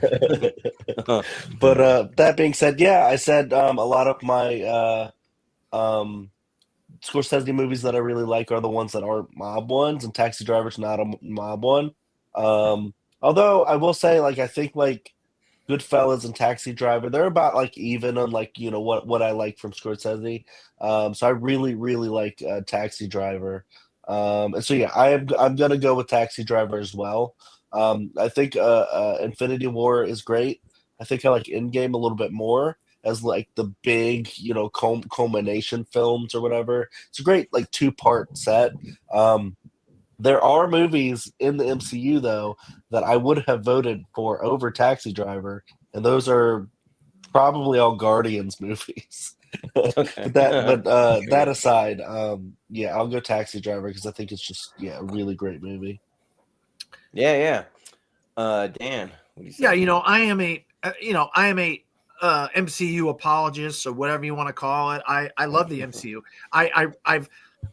I currently own hundreds of thousands of comic books, so not in my house or in my brother's house right now, but I read the Infinity War and the Infinity Gauntlet and all this stuff in the 90s when they came out, and this is a huge story back in the day, and I never thought they could actually turn this into a series of movies that would actually make sense and be cohesive and stuff. And what the Russo brothers did to me is seminal. So, hey, good job, Wolfie.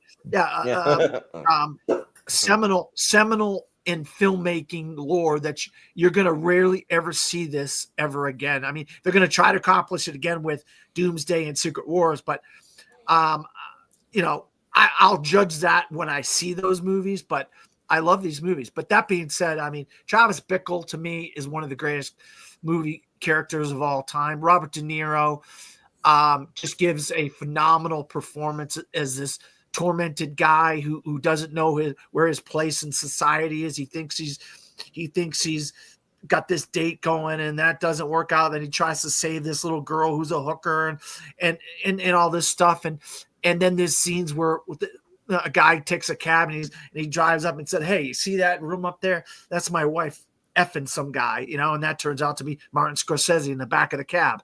And it's just stuff like that. The grittiness, the dirty, grimy streets of the 70s, New York. Chef's kiss. I said Goodfellas is in my top 3 Scorsese. Taxi Driver is in my top 2 Scorsese. So I got to go with Taxi Driver.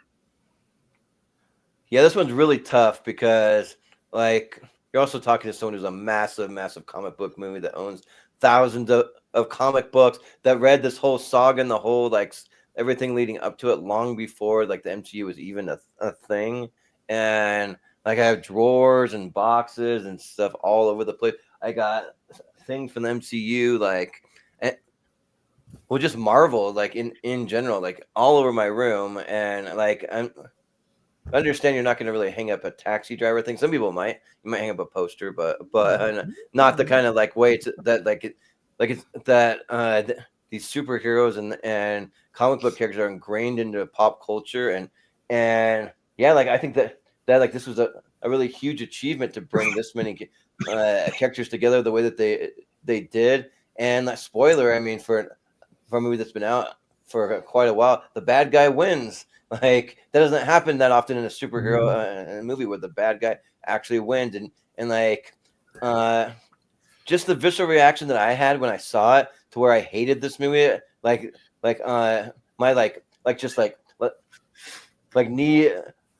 jerk reaction when I saw it. I just thought that the whole, like, the snap of the fingers was a total cop out. They're all coming back, and like how stupid but it makes sense when you really think about it, though. Like that, it does have a purpose and like bring, like, kind of getting it back to like the core. The Avengers are the ones that for the most part are left, and plus a couple other ones. But yeah, like I just think that that's really powerful. But also, so is Taxi Driver. It's very, very powerful, and you just go in this descent into madness with Robert De Niro, and like, are you talking to me? Like, it's just like, I don't know. I feel like they're both kind of iconic, and I'm more of an Endgame guy, really. But I mean, I think I got to defend the comic book movie for this panel. So because I may not have a lot of support, so I'll go Infinity War. So yeah, but that being said, it's gonna be Taxi Driver. So Taxi Driver, moving on. But then up next we got Once Upon a Time in the West up against The Bicycle Thief, which I don't know anything about, so you have to tell me. But and it'll be Wolf first. Yeah, so I'll let Dan describe The Bicycle Thief, but it's a really great movie. But Once Upon a Time in the West, I think is going to get my vote here. It has maybe, arguably, obviously I say arguably because there's a lot of great film openings, but it's like a top 20 film opening of all time. Like, it is like 10 to 20 minutes of people staring at each other as you're just listening to like the sounds of like the trees bristling and like the thing going off, and they're just like looking at each other, and they're like, you can see and it's like pure silence for like 10 minutes straight of just these people looking at each other. Yeah, but it is so effective and well done. And yeah, it's easily one of the greatest Westerns of all time, period. And so I'm gonna have to go Once Upon a Time in the West here, but The Bicycle Thief, also a really great movie. Yeah. Chad, what do you say? I haven't seen either, actually. But I will say that I think The Bicycle Thief, or Bicycle Thieves, apparently, is the one that I would probably watch first if I had to watch both of these. I feel like I gravitate more towards, personal stories like that than big westerns. Yeah. Dan, what do you say? Yeah. All right. So let me explain it here. The Bicycle Thief is about a father who is getting fired from his job, and then he loses his bike, and he is in search of his bike because it's his way to get around his transportation. It's an Italian neo-realist film from 1948, and it's when you watch it, you'll realize you're watching one of the greatest films of all time. And that's why, when Bong Joon-ho said that inch of words at the bottom of the screen, how important those are, it's because of films like The Bicycle Thief. This is a absolute phenomenal film. Every film class, every film aficionado, every cinephile should watch The Bicycle Thief. That being said, you guys know me. I'm a massive Westerns fan. And my number one Western of all time is Once Upon a Time in the West. No, actually, never mind. It's number 2. My apologies. It's number 2. Number 2. Chad knows this. I'm a big Henry Fonda fan, and Henry Fonda plays the villain. And then you have Charles Bronson, who has the harmonica, and he's playing the harmonica. It's got a phenomenal score from Ennio Morricone. It's an Italian Western that is just ridiculously, unbelievably good. There you go. Yeah, thank you, Jonathan. Thank you, Jonathan. I love that. Charles Bronson. I absolutely love Once Upon a Time in the West. I think, Chad, please, you need to see this movie. It is phenomenal. Well, you need to see both of them, really. But yeah, I know you will. I know you will get around to them, Chad, because you are that guy. You want to see all the great films. You're one of those type of people. And same thing with you, Zach. I know you're going to want to see these films if you haven't already. I'm just very slightly. I'm going to go Once Upon a Time in the West. I think it's a phenomenal film. It's just, God, what can I say about it? But go ahead, Jordan. I gotta. Well, so you guys said two things that, like, if you want to turn me off and then not, like, say that a movie's not a Jordan movie without saying it. Say that a movie is an Italian neo-realist movie, and I'll be like, no, thank you. But would you rather have that or have 10 minutes of characters staring at each other at the beginning?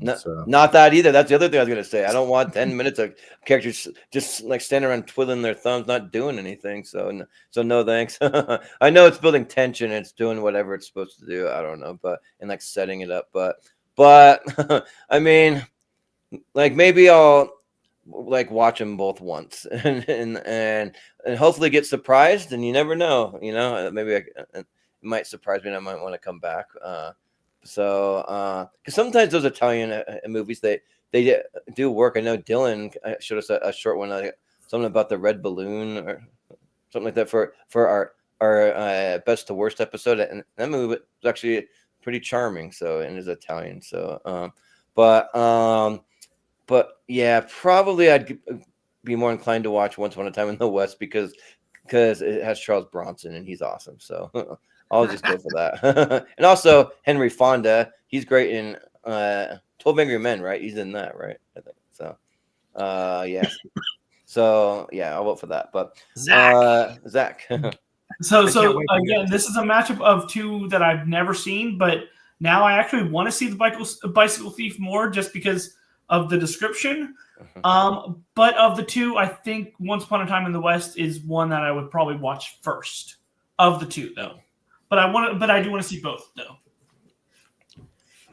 And also, isn't Once Upon a Time in the West like 3.5 hours or something like crazy like It's that? about 3 hours, not 3.5. I don't think it's about 3 hours. I think it's it's Sergio Leone, by the way, in case anybody didn't know. Maybe I'm thinking Once Upon a Time in America. Yeah, no, Sergio Leone's longest film is Once Upon a Time in America, which is over 4 hours. Yeah, right. So well, I think it's gonna be Once Upon a Time in the West though. So that'll be that. So I think it's like 4 hours and 20 minutes or something. Yeah, it's crazy. We got 7 up into 6 cents. Ooh, here's like a good horror matchup. Dang. Come on, guys. Well, just the luck of the randomizer. So you're killing me, guys. You're killing me. Oh my god. We got a quick minute to think about it, Dan, because it'll be Chad first. So. Oh, I thought it was me. Oh, okay. Chad, you agonize, Chad. I don't really have to. I'm not like a huge Fincher guy. I got like a couple movies that I really love by him, like The Social Network and Zodiac, but Seven's never really been one that I've loved. I know a lot of people really, really do love it. I love the twist. I think the twist is great, but like a lot of the times when I'm watching, I'm like, I feel like I'm watching like an episode of Criminal Minds right now, and not like a film. But I know that's like slander to a lot of people. But for me, I think The Sixth Sense is a pretty freaking great movie. I'm not a huge M. Night Shyamalan guy either. But when he hits, I think he hits, and I think The Sixth Sense is his best movie. There's a couple that rival it a little bit, but not really actually. I think Sixth Sense is just like something that phenomenal that he did. And I love the performances. I love that twist. I think is also really great and iconic. I love that twist, yeah. And it has like my favorite scene is the scene with them in the car talking about the grandma. And I think that's such a beautiful, emotional scene. So yeah, it really does everything. I'll go The Sixth Sense. Yeah, sounds good. Dan, what do you say? This is literally a toss of a coin, guys. I'm not joking around. I could just toss a quarter up in the air and whatever lands I could pick. But I had one of the great experiences of my lifetime when I saw The Sixth Sense in the theater with a bunch of what people like to use this term in the film criticism time. I'm not that guy. I don't like to use it, but I'm just going to use it now because it kind of normies, as they say, normies. Football coaches and people like that, crowd full of normal people that weren't like cinephiles and people like me. And I mean, it was a literal gasp when that scene happened at near the end of the movie where we see the twist. It's like, oh, you know what I mean? It's like, just imagine 200 people doing that. You know what I mean? It's one of those moments I'll never forget. And my film going experiences over the years. But that being said, I just saw Seven again the other night in IMAX, the 30th anniversary of Seven. And I'm a sucker. I'm a sucker for a gritty detective murder mystery type of thing. And David Fincher's got like 2 or 3 movies that just are in my jam. And the characters of Brad Pitt and Morgan Freeman, they just are so great together, and the grittiness and the dirty and the griminess of LA that is technically made into look like New York, but it's LA because New York doesn't have like those big electric poles out in the middle of nowhere like that. That's not New York. So that was LA, but holes in the canals and all that. We'll let that go, but I could just go over and get this box and ask you guys what's in this box over here. You don't know what's in the box, but I can tell you what's in the box. But what's in the box? But I'm not going to do it. But God Almighty, now. I begged Chad and Dylan to do picture this with The Sixth Sense that year because I've always had this thing in my head. I wanted a tie, and we're never going to get ties anymore in the Academy Awards. But can you guys imagine if there was a tie that year of Haley Joel Osment and Michael Clarke Duncan winning Best Supporting Actor? This little 6-year-old kid or 7-year-old kid and this giant black guy, giant man, and they win Best Supporting Actor. The dichotomy of that would have been like the great tie of all time, if you ask me. But of course, we never got it. Michael Caine ended up winning that year for the Cider House Rules, But I'm just gonna go 7 with like the razor's edge, thin edge. Sorry, guys. Yeah, well, so for me, I'm actually totally the opposite of Chad when it comes to Fincher. You're talking about my favorite director of all time. I am the Fincher guy. Like, I love Fincher.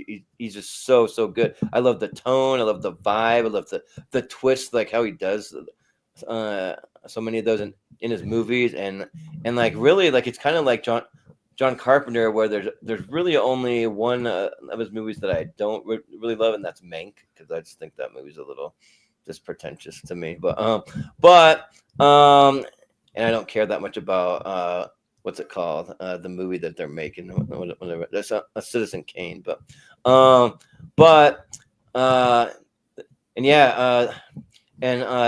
Ross also wanted me to just throw out. He said Martin Short was supposed to be in the Kevin Spacey part. No, thank you. You want to kill the movie with that? Nah. And then also Steven Shepard, he was saying that he thinks that The Sixth Sense was Shyamalan's best, but then Unbreakable, which I'm actually with you on that one. But they're both really good. Yeah, The Sixth Sense was one of my favorite theater experiences I've ever had, because I didn't even understand the twist when I first saw it. Like I mentioned that before. Like my dad, I went with him, and he's like, "Wasn't that so crazy that he was dead the entire time?" And like, he was dead? What? And it just like blew my mind. Like, he was dead? No way. So I had to go back and see it again to like really like get a feel for it. But even so, like, yeah, 7 though just blew my mind even more, because I didn't even realize that it was basically a horror movie when I saw it. I thought it was just going to be like a detective kind of like a thriller type of a movie, and like just the tone was really awesome and just dark and gritty. So I'll go with 7. Yeah. But Zach, what do you say? Yeah, so I've seen The Sixth Sense. It's been so long since I've seen it, so it's a movie I need to rewatch. But I haven't seen 7 yet. But I'm more willing to see 7 before I see The Sixth Sense again. Yeah, 7's in theaters right now, Zach. You can go see it. Yeah. Oh yeah, that's right. Yeah. So I am going to vote just narrowly for 7. Dang, I gotta go catch 7 in theaters. Shoot. Yeah, I gotta try to catch it in theaters too. That'd be great on the big screen. Yeah, right. But Wolf, what do you got here? Yeah, 7 is having its anniversary this year, right? Yeah, 1995 when it came out. An excellent movie that really stood the test of time, because so many movies now have copied it. Like, Zach hasn't even seen 7, but he's seen the knockoff of 7, which is The Batman.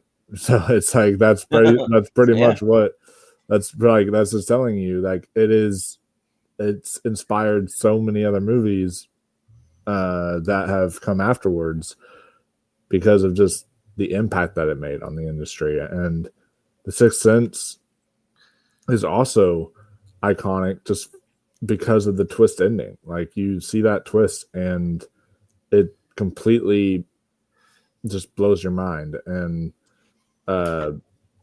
it's one of the greatest M. Night movies out there, one of the greatest horror movies, psychological horror movies. Chad and I actually did a whole psychological horror movies discussion one time, and this is definitely on the list. And very, very tough one, but I think I'm going to lean 7 here.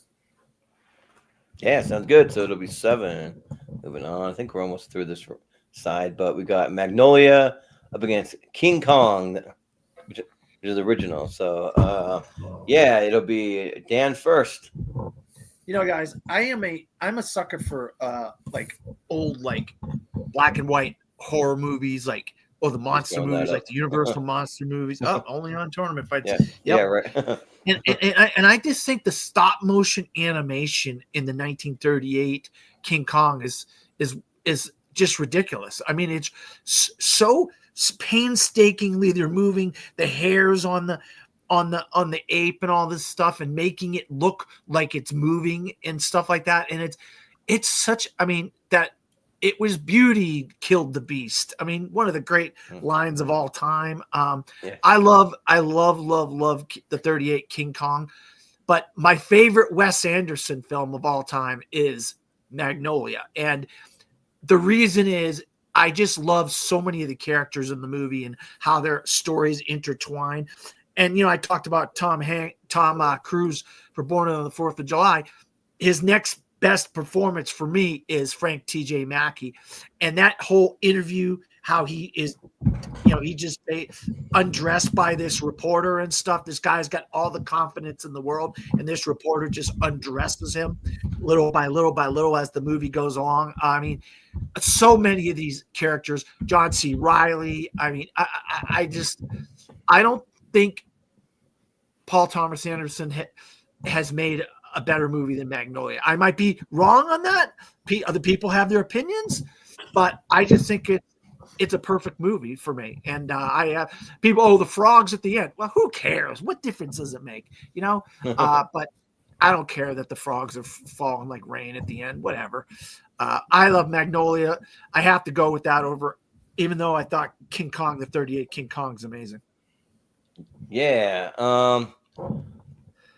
Yeah. So actually, with you, Dan, on Magnolia, that for me, it's probably Paul Thomas Anderson's best movie. It's really good. And I was pretty late to it. I only saw it about a year ago, and for the first time, and it blew me away. It was just so good, and like, I think it's a shame that Tom Cruise wasn't.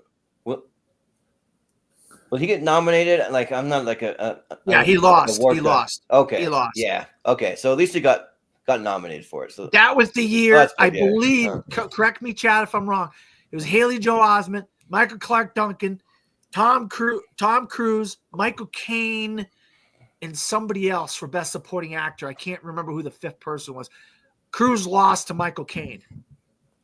Yeah. Well, by that group, I'd say that Tom Cruise should have won it, in my opinion. But anyways, yeah. But just so good. All these kind of intertwined, like interweaving stories. You got Philip Seymour Hoffman in there, Julianne Moore. But probably my favorite is the John C. Reilly stuff. Just him being the cop and stuff. I think it is really cool. I think it was Jude Law. Yeah. Now that I think about it, Jordan. I think it was Jude Law, the talented Mr. Ripley, I believe. Oh yeah. I believe that was the fifth one. It was. It was Jude Law, Haley Joel Osment, Michael Clark Duncan, Tom Cruise, and Michael Caine. Yeah, I apologize for interrupting you, Jordan. No, it's fine. Yeah. So King Kong, I actually like King Kong a lot better than the original Godzilla. I think that the original Godzilla kind of looks pretty fake to me. And like King Kong, you can tell that like that it's just like a figure that they're using and all that. But yeah, just kind of what you said, the painstakingly like thing that they had to go through to move every little like arm and hair and like all the things on this the ape or whatever which is a pretty big achievement for back then. So as far as those like monster movies go, I probably prefer the original King Kong over Godzilla. But for this match, I prefer Magnolia way more. So I'll go with Magnolia. But Zach, what do you say? Yeah, so I've only seen one of these movies, and it is King Kong is the one I've seen of these two. Even though I am a massive Tom Cruise fan, and I've written it down, I'm going to watch Magnolia maybe next month for the first time. So, you should, yeah. Yeah, it's now on my list to watch. But even though I've seen King Kong, because I am a Tom Cruise fan, I'm going to give it to Magnolia because I definitely want to see it. Yeah. Just be prepared for a lot of penis and vagina talk from Tom Cruise because that's definitely there. Yeah, but Wolf, what do you say? Dan, you're speaking my language, friend. You know I'm a big Paul Thomas Anderson guy. Huge Paul Thomas Anderson guy. So he is in my top 3 favorite filmmakers. I absolutely adore his work. So yeah, Magnolia, fantastic movie. It's excellent, although it is like my sixth favorite Paul Thomas Anderson, something like that, or fifth favorite. But it has it because that's just like because like I got stuff like There Will Be Blood, Boogie Nights, Punch Drunk Love, and The Master. Like those ones are like up there, and then I feel like maybe it's Magnolia like right after that. But they're all five of those are like excellent pieces of filmmaking. But yeah, King Kong, really good movie. The original actually holds up surprisingly well. Yeah, it's kind of, you can tell it's a fake monkey, but overall the emotions behind it and the actual story holds up really well. But I'm still going to lean Magnolia here. It's just brilliant. So Yeah, sounds good. Chad, what do you say? This is kind of interesting because I've also only seen King Kong. I haven't seen Magnolia, but I also really like Paul Thomas Anderson movies. So it's just a big blind spot not having seen Magnolia. But I really do want to get around to it. I think the one time I started it, and then just for some reason I had to stop, and then just never went back. But I do need to kick like a kick to actually like start it again and just get through it because I've heard nothing but great things. My favorite movie of his is Punch Drunk Love. But I agree that there's just so many. I even love like Licorice that's Pizza, like the most recent one. Punch Drunk Love is my favorite too. So great minds think alike. Hey, there you go. But yeah, I'll watch it at some point. And I'm also gonna vote for Magnolia because King Kong I think is really good. I think Dan highlighted a lot of the why it's so like influential and creative and just how it was made is just really cool. But I just remember like a lot of the times just getting like a headache from the screaming. Like the woman screams so much that I was just like, "Oh my god, I can't with this," which is probably a really dumb criticism. I probably could have just turned it down. I don't know, but it was like I was like, "My god, this was back when I was like." This is like what people say is a great movie. Now I probably would agree that it's a great movie, but I just had a nitpick of that, but I'll go Magnolia because I think it's probably one that I would enjoy more. Well, it's the same reason for me why I don't love War of the Worlds because Dakota Fanning is screaming through that whole friggin' movie. So yeah, But she's that a kinda got on child. me. She's no. Yeah, but yeah, still that's like a really weird like nitpick. Yeah, but yeah, so it is going to be Magnolia. So moving on. We got Casablanca up against a Dog Day Afternoon. So and this time it'll be me first. And so yeah, you're not gonna love me, Dan, but I think Casablanca is kind of boring. I don't love it. I think it's just it's good, and I understand like the like what they're doing with Humphrey Bogart and Ingrid Bergman and like how like so luckily I have one of my best friends, Chris Scott. He's explained this movie to me over and over that like that Casablanca is like a place in Morocco that just is like a refuge for people traveling all over the world, and they come for like a refuge and that kind of thing. So I get what it's going for, and like, but also Dog Day Afternoon. It took me a long time to really appreciate it because it's like, why does this heist have to take like an entire day, and then like I realized that they've had real heists that have lasted several days to where they have the term Stockholm syndrome, where the kidnappers kind of fall for their captors, and they really like start to feel for them and kind of are on their side in a lot of ways. So like so it's a really good kind of like character study and like the just like with all that kind of stuff that goes on with that. So probably I'll give it to Dog Day Afternoon because it's well before the Al Pacino hoo-ah days. So I love me a good pre-hoo-ah Al Pacino. So I'll go Dog Day Afternoon. So yeah, but Zach, what do you say? Yeah, so I've gotten roasted for my takes on Casablanca. I have changed them a little bit though. To me, I've come to the conclusion that maybe it's just not for me. It's not a bad movie. It's just not for me.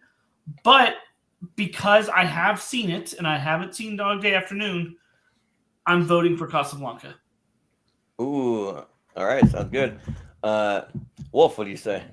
Definitely put Dog Day Afternoon on your list as well, because that's an iconic Al Pacino performance and a really iconic movie overall. It's really, really good. So, yeah, I love both these movies, but when you're talking about just not only iconic status for how it changed cinema, but also just classics, there's an argument to be made that Casablanca is the greatest American classic of all time.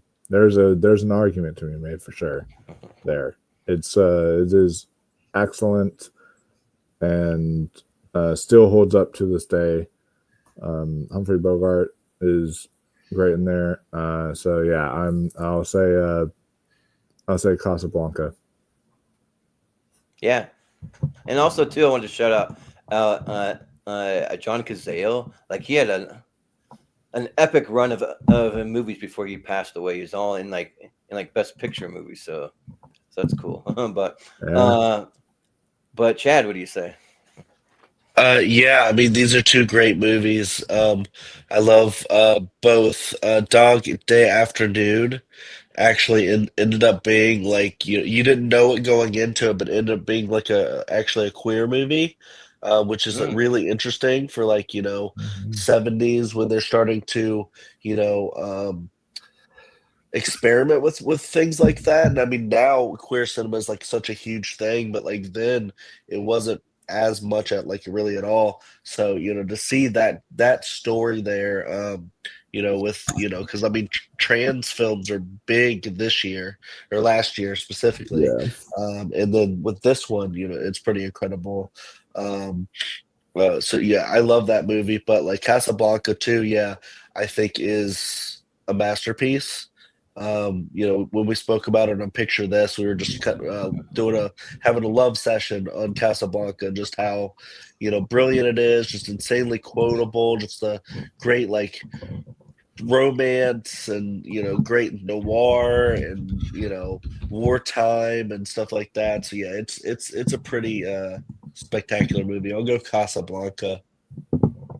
Yeah, I mean, good. Look, go ahead. Somebody said something.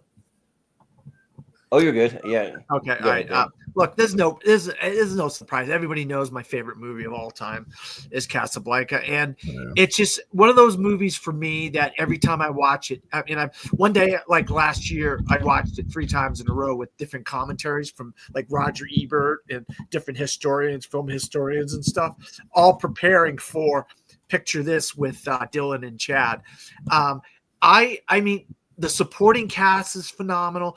Like, if you go on AFI's 100 quotes of all time, 6 quotes from Casablanca are in there. Stuff that we all use in our everyday vernacular today, you get from Casablanca. Round up the usual suspects in all the gin joints in all the world. You had to walk into mine. Play it, Sam. Play it as time goes by. I mean, just so many freaking just the MacGuffin. Roger Ebert coined the MacGuffin, and it was the MacGuffin, very first MacGuffin, the letters of transit. And one of our great filmmakers, well, I don't know if you would call him great, but one of our most iconic filmmakers who's given us some of our most iconic movies in the 70s and 80s, George Lucas, loved Casablanca so much, he used the set of Rick's Cafe American for the Mos Eisley Cantina. Look it up. He did. And if you look at it, you get all the seedy characters in Rick's Cafe American, and you look at the Mos Eisley Cantina, very similar type of situations going on in both films. And Han Solo's like Rick in a lot of ways, Yeah, I could sit here for hours talking about Casablanca. That's how much I love the movie. Dog Day Afternoon, Wolf. You said a lot about it. I'm glad you brought that stuff up. That's why I love the movie so much. I just think you don't see movies in the 70s about those topics and those situations. And John Cazale, what you said, Jordan, he's got 5 films in his career. All 5 were nominated for Best Picture. Where's the biopic about John Cazale? Why can't we do that? You know what I mean? I want a John Cazale biopic, but yeah, I got to go with Casablanca. Sorry, guys, if I got winded there. Yeah. Yeah. So it'll be Casablanca. Then we got The Day the Earth Stood Still and Die Hard. Oh, God. Very similar. Oh, my God. Yeah, so we'll go to Zach first. Only on movie fights. Yeah, right. Only on tournament fights. Tournament fights. This is actually an interesting matchup because I'm an action guy, so I do like Die Hard. I actually like Die Hard with a Vengeance a little bit more than Die Hard. And I've seen actually both versions of The Day the Earth Stood Still. The original definitely is way better. But of these 2 movies, I actually enjoyed The Day the Earth Stood Still a little bit more. So that's the one I'm going. Yeah.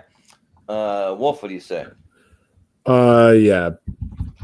Both of these are like iconic movies in their own right. But I watch Die Hard more, and it's not only is it rewatchable, like I see it every single Christmas season.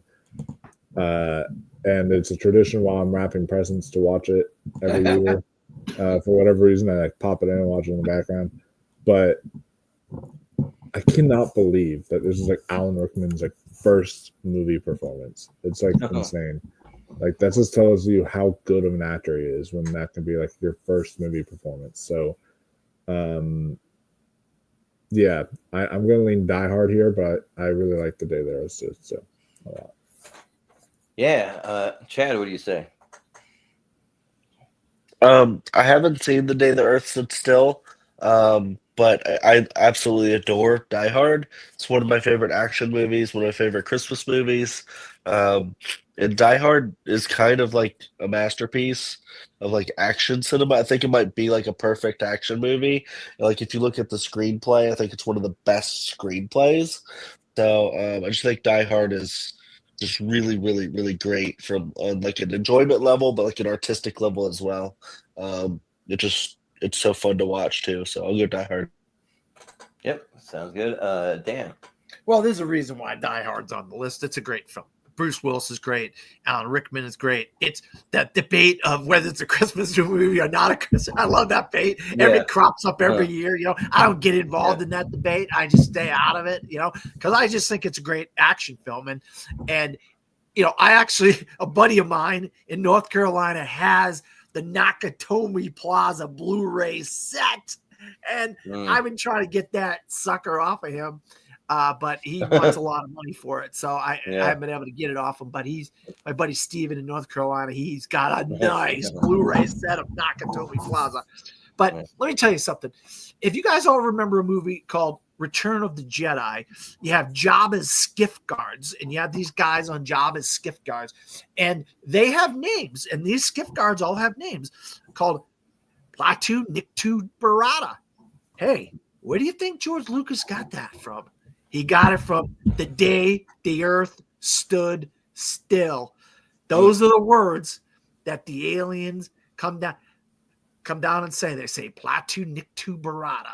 And this is an absolute classic sci-fi black and white film that every sci-fi fan, every horror fan, anybody that just loves like sci-fi movies and horror movies should watch this and see how just the littlest little things are so effectively done in The Day the Earth Stood Still. And that's why I'm going to go with that one. I know Die Hard is going to win it because I'll put money on it. Jordan's going Die Hard here, but I'm fine with that. But I wanted to get my 2 cents in for The Day the Earth Stood Still. Yeah.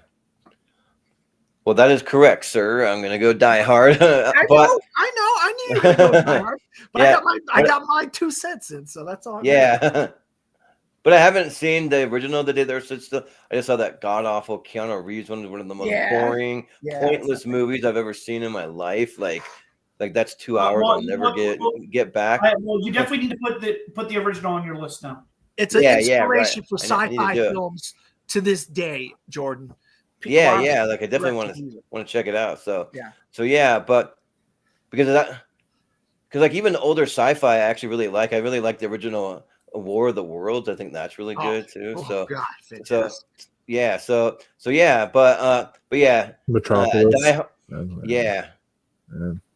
Metropolis. That's really good. But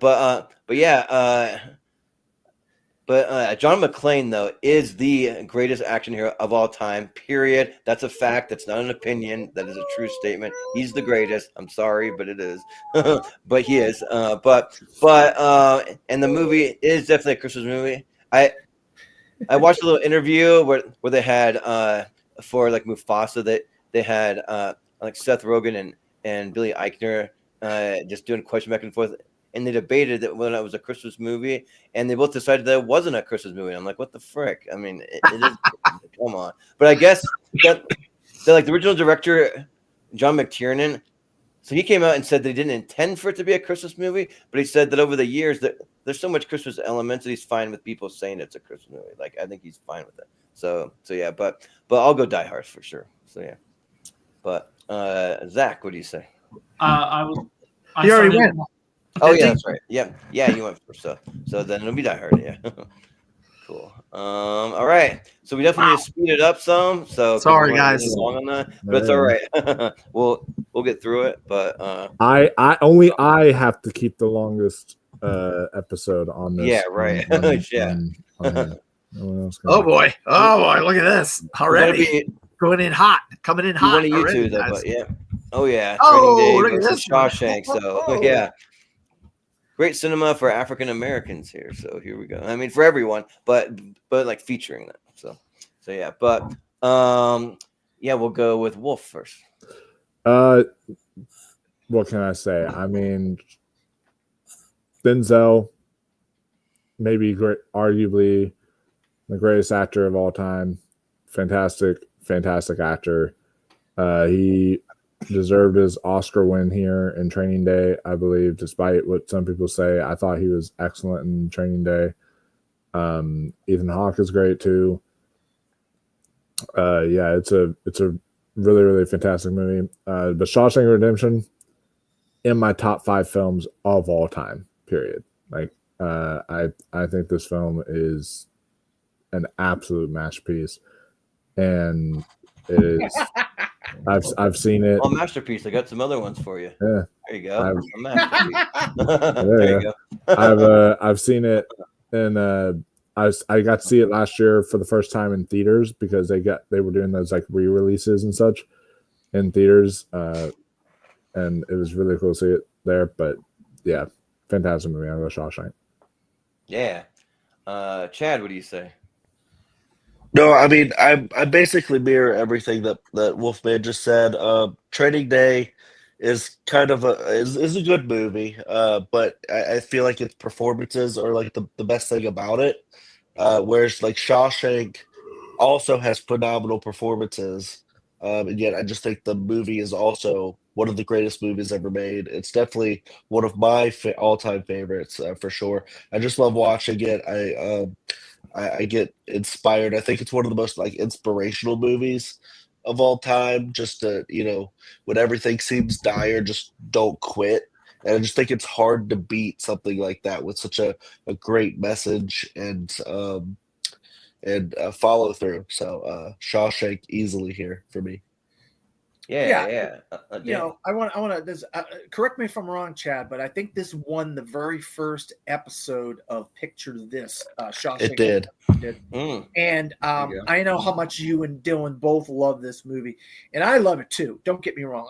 It was on. I think it's on literally around the clock, 365 days a year, somewhere in the world.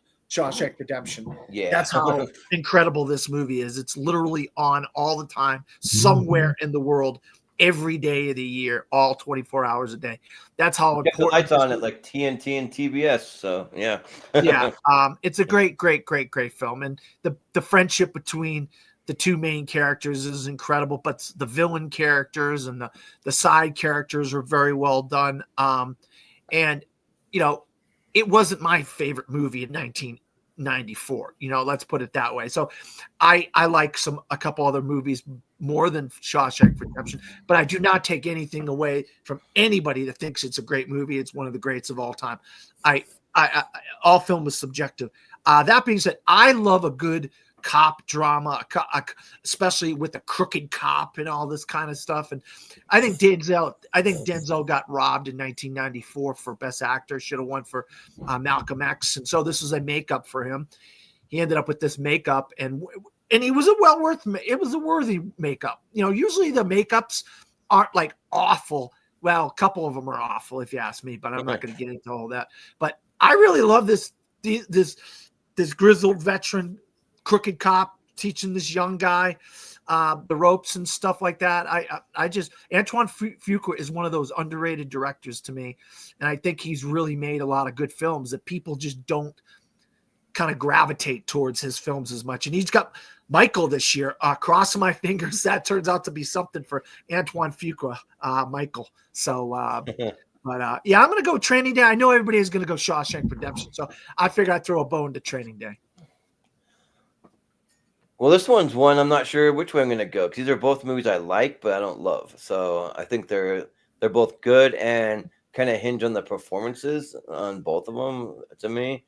But I'm not really like saying any of them are just like blowing me away personally. But understand like objectively like how big of an impact they have for most people. So so it is kind of tough in that sense to really pick one, but probably I think Training Day is a little more rewatchable for me, and the number one criteria for me for movies is entertainment value. That's my number one no matter what, and I get more of that from Training Day, so I'll go Training Day. So but Zach, what do you say? Yeah, so I've seen both, but it's been a while since I've seen them. But I remember enjoying Shawshank Redemption a little bit more than Training Day, so I'm going to go Shawshank. Yeah. Well, Wolf, what do you say? I'm curious where this is going to go. I was first. Oh, yeah. Oh, so you voted. What did you vote for again? Shawshank. It's Okay. 3 for Shawshank, 2 for okay. Training Day. Yeah, that's right. Okay, so I don't need to be curious because it's Shawshank. Mm-hmm. But we got Gladiator up against Traffic. So whose turn is it? A battle! Oh my gosh! Didn't they both weren't they both battling that 2000, 2001. Yeah. 2000, Yeah. 2001. Okay. yeah, okay, yeah. Hold on. But, I'm going to be right back, but you guys keep voting. So Yeah, I'll be Chad, right Sure, yeah. Chad's turn. yeah, we Chad first. But I think these were both 2000 actually. I think they were. But maybe I'm wrong. No, Aaron Brockovich, Traffic was same year, and Gladiator won. So, yeah, Okay. I think that's true. Anyways, Oscar stuff aside, these are both really good movies.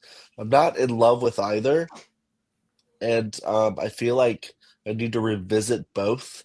But I feel like Traffic is really great, like gritty drama, and Gladiator is one of those big epic ones, but also a very personal story within it.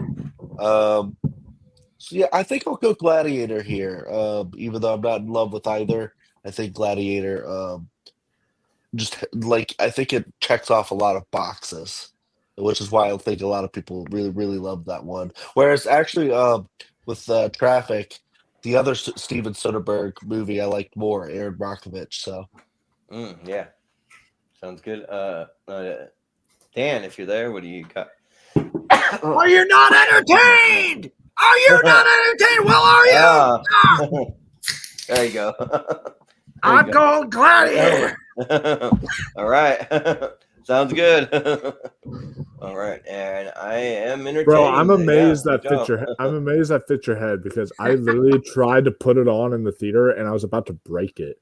and so I had to like put it back on the top.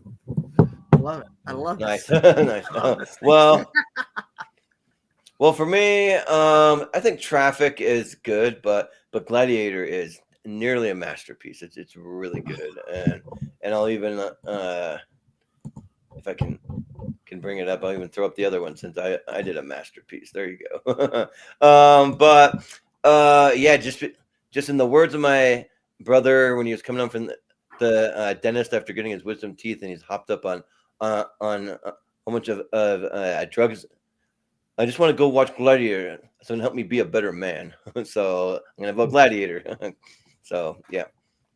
But Zach, what do you say? This is easy. I have not seen Traffic yet, but I have seen Gladiator, so Gladiator. Yeah. And Wolf. Yeah, so I was right. They were both competed against each other in Best Picture that year, which is really fun. And Gladiator ended up winning and taking the prize, but they're both excellent. But Gladiator is in my top 10 movies of all time, period. So, in the 10th slot. So I gotta go Gladiator. Well, we have a clean sweep for Gladiator. So there you go. Nice. And real quick, Traffic, I forgot, because Benicio del Toro beat Joaquin Phoenix for Best Supporting Actor that year. I got a confused. Yeah, my bad. Which Steven Soderbergh slowly inching his way up to being in my top 5 directors. He's probably my top 10, but he's not. Bro, his new movie looks so cool. Presence. I'm so yeah. That he's got so another good. one out, Black Bag, in March. He's got 2 movies out in the next 3 months. Oh yeah. And he's always doing movies from like different genres that are all so unique and different than the last one he did. So I appreciate that. But we got Field of Dreams up against It's a Wonderful Life. So wow. And, Matt, have you done 89 yet on what you call it? Picture This? Have you done 89? I think you did, right? I think so. Because that's born on the 4th of July, right? Yeah. Yeah, we did do that. Yep. I mean, Frank Capra. What can you say about Frank Capra? I mean, the guy is one of the great directors of all time. I screwed up and didn't buy that stupid Frank Capra set when it was 130. It went up to 170 like a couple of days later. I was like, dang, I'm kicking myself. I wanted that Frank Capra set. But it'll go down in price probably when there'll be a sale. If you guys ever see a sale for that, let me know. I want to get that Frank Capra set for Sony.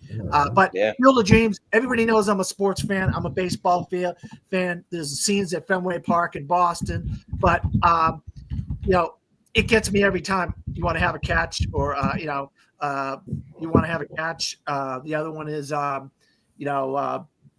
build it.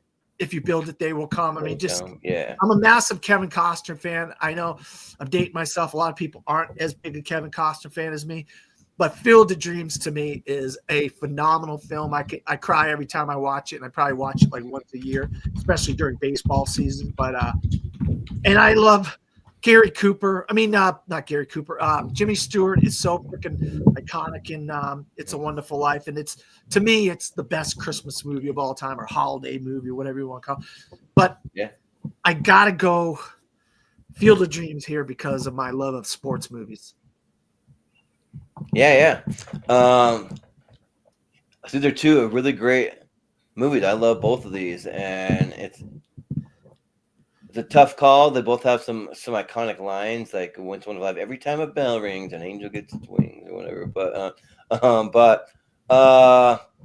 yeah, probably for me, I'm a big sports guy. Also, I mean, I don't watch baseball as much as other sports, but I love to play it though. Like baseball is one of the most fun sports to play, though. So I'll give it to Field of Dreams, and also. It's another great Ray Liotta movie because he's Shoeless Joe in this. It's just Joe Jackson. So yeah, Field of Dreams. But Zach, what do you say? I mean, we're so far 3 for 3 for sports movie fans. So I am a sports movie fan. While I do like Jimmy Stewart, and I think It's a Wonderful Life is very good, I am actually going to vote for Field of Dreams just because I think I enjoy it more, and I am also a Kevin Costner fan. So Yeah, sounds good. Wolf, what do you say? I just checked that thing Capper said. Does it come with everything except for It's a Wonderful Life? Because it looks like it does. Because it's like Weird. almost be all except for It's a Wonderful Life, which is weird. I think they're different studios, so that's probably why. Oh, that makes sense. Yeah. Does that Mr. Smith Goes to Yeah. Washington? Because it's gonna have Yeah. It's got Mr. Smith I think- Goes to Washington. Yeah. It's a Wonderful Life is That's right. Warner Brothers, I believe, and then the others Yeah. are all Sony Okay. Then that makes sense. But yeah, or Columbia Pictures, whatever. Columbia Pictures. Yeah. That makes sense. But Field of Dreams, really good baseball movie. It's a Wonderful Life. Also, maybe in my top 5 films of all time. It's got my favorite ending to a film, period, of all time. Like I think the whole final moments of that film, there's no greater ending in cinema, in my opinion. Like it is the top of the list for me, and it makes me cry every time. I watch this every Christmas Eve. Absolutely adore it. So yeah, It's a Wonderful Life gets my vote. It's truly wonderful. Yeah. Chad, what do you say? Yeah, I mean that's cool that most of the panel love Field of Dreams. I also think it's a really great movie, but I'm more on Wolfman's wavelength where I think, while Field of Dreams is a great movie, It's a Wonderful Life is like one of the best movies. So it's one that I have to return to every year, not just because of the Christmas of it, but because I just think it's one of those, like I talk about, like Shawshank being inspirational, but It's a Wonderful Life is also very inspirational, where you have this one man just beaten down to rock bottom, like he didn't get to live his dreams, all that stuff, is taken from him, and he's up against one of the greatest villains in cinema with Mr. Potter. And then you get to see, him figure out, that life is all about like what you have, and just, uh, be appreciative of what you have and see the small differences that you make in the world, actually count for something. So don't just be cynical and, throw everything all the good that you could be doing, um, away. And I don't know, there's just so much with that movie that I think it says that it's just so important for like the world to see.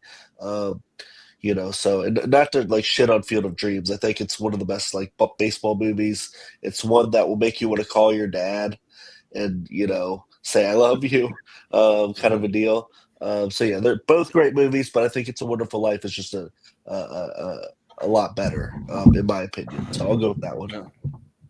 Well, you can call it an upset if you want to, but we got some sports fans here, so it'll be Field of Dreams. So. Man, that's kind of an upset. Moving on. Yeah. Sorry, It is guys. kinda, yeah. Yep. But up next, we got the Maltese Falcon, some Humphrey Bogart up against Mission Impossible Ghost Protocol, which are kind of like almost like sort of semi-spy movies, both. So, but it'll be me first. And yeah, I don't know if I've seen the Maltese Falcon all the way through. I've just seen like bits and pieces of it, but Ghost Protocol is my favorite Mission Impossible movie. Although the last one was so good, like it just like I don't even have any words to describe how like excited I am to see the next one, and like that's my number one next year for sure. But yeah, I'll go with Ghost Protocol. Yeah. But Zach, what do you say? This is actually more of an easy matchup for me. I haven't seen the Maltese Falcon, and the Mission Impossible franchise is one of my favorite franchises. I like every single one. I know the second one isn't received well, but I still enjoy it. My favorite is Mission Impossible 3, but like I said, I like every movie in the franchise, so I'm going to go with Mission Impossible Ghost Protocol. Yeah, I'm also thinking too, like we started out on this channel, one of the very first tournaments that we ever did. It might have been the first one, maybe, or the second, I can't remember. But we did best movie franchises. And I'm thinking maybe after the next one comes out, if they stick the landing, I mean, even if they don't, either way, like they might have to revisit that. It might be our first like redux on the channel to just do best movie franchises again, and because there's been new ones since we even did the first one. So yeah, it's something I'm considering. But Wolf, what do you say? Yeah, I also am a big Mission Impossible fan. I think other than the second one, all of them are really, really good to excellent spy action movies. But a Maltese Falcon is a classic. Ghost Protocol isn't even my favorite. It's up there, but it's not my favorite of the Mission Impossibles. That would be Fallout for me. But the Maltese Falcon is an absolute excellent film, and Humphrey Bogart is great in it. So yeah, I'll go Maltese Falcon. Yeah. Chad, what do you say? I'll go Mission Impossible here. Maltese Falcon is a really great classic noir that I really like, but it hasn't like reached like a level for me where I'm like, that's one of my favorites or anything. But like, I am just a huge Mission Impossible like Tom Cruise guy with that, and then just like most of them, like the only one I really don't really care for is 2, and even then I like a lot of what happens in 2. But with Ghost Protocol, I think you could probably argue that 3 is where it started to step up, but like Ghost Protocol is the step up where it's like they're like pushing it. They're like going like way bigger. And Tom Cruise is like pushing himself, and you get that crazy skyscraper sequence, which is just amazing, and just a lot of the kind of edge of your seat like scenes where you're just trying to figure out what's going on, and then Leah Seydoux getting kicked out of the fucking window is amazing. Yeah. So many great sequences in this, and it just kind of rules. So I'll go Ghost Protocol. Yeah. Sounds good. Yeah. Dan. Look, I know Ghost Protocol already won this, but I just want to say there's a reason why it's on the list. It's because it's my favorite Mission Impossible. I absolutely love it. That Burj Khalifa, that scene in the Burj Khalifa, all that stuff in the Burj Khalifa is so incredible. And I never saw at this time. I never saw IMAX movies before, and this came out 3 days early because it was going to get a special IMAX preview, and I was like, oh my god, this is incredible. I was blown away, especially by the Burj Khalifa scene, but I love the movie as a whole. But that being said, I love film noir, and I love Humphrey Bogart, and another one with the MacGuffin of the Maltese Falcon is the MacGuffin. It's the title of the movie, but it's got a lot of the same characters or actors in Casablanca, Sidney Greenstreet, Peter Lorre. It's got so many good characters from both Casablanca. It was, and that's one of the things I like about it so much. But I'm going to go with the Maltese Falcon, but I know Mission Impossible already won. Yeah. And also you better believe that when the next Mission Impossible comes out, like I'm going to easily do a marathon, like maybe on the same day, maybe one day after the next of every Mission Impossible, and then go to the theater and see it. So yeah. But you can do what Dylan does and do a Patreon thing where you just all day long you watch Mission Impossible movies and get people donate to the Movie Hero Network. That'd be awesome. Yeah, I'd be totally down for that. 'Cause that's one of my favorite franchises. So yeah, I'd be down. So, but we got Vertigo versus Cool Hand Luke. Ooh, frick, this is tough. But yeah, and it'll be Zach first. So, what do you say? Okay, so this is a matchup of 2 movies I haven't seen. They're both cool. But I want to. Vertigo. That's a big one. Yeah. Of these 2, I have wanted to see Vertigo for the longer time, so I'm going to go with Vertigo. But I want to see both. So, yeah, Wolf, what do you say? So I'm doing several film challenges in 2024. So I'm going to be doing all of the Best Picture winners and watching 25 man, watching all the Best Picture winners. But then another film challenge I want to do is I like to take directors, and I'm like want to try to watch every single film they've ever done. And I'm going to try to do that now with. I've done that with Charlie Chaplin. I've done that with a few other ones. I'm going to do that. I'm going to do that now with Alfred Hitchcock. I'm thinking this year in 2025. Go through every single Alfred Hitchcock film and then see which one's my favorite. But yeah, Vertigo is excellent though. I've seen the main ones, and yeah, Vertigo is excellent. Cool Hand Luke, I've actually seen bits and pieces. I've actually never seen it all the way through. I need to sit down and watch the whole thing, but I've seen bits and pieces of it. So because of that, I can't speak on the whole film as a whole, but I'll say Vertigo. Yeah. Chad, what do you say? Cool Hand Luke is a very big blind spot for me. I just haven't seen it.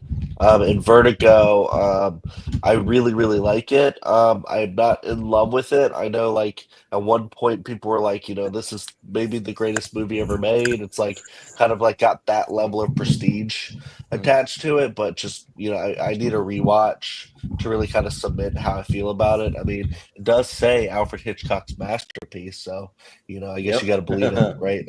Yeah, no, I'll go Vertigo here because I do think it is really great. Yeah. Dan, what do you say?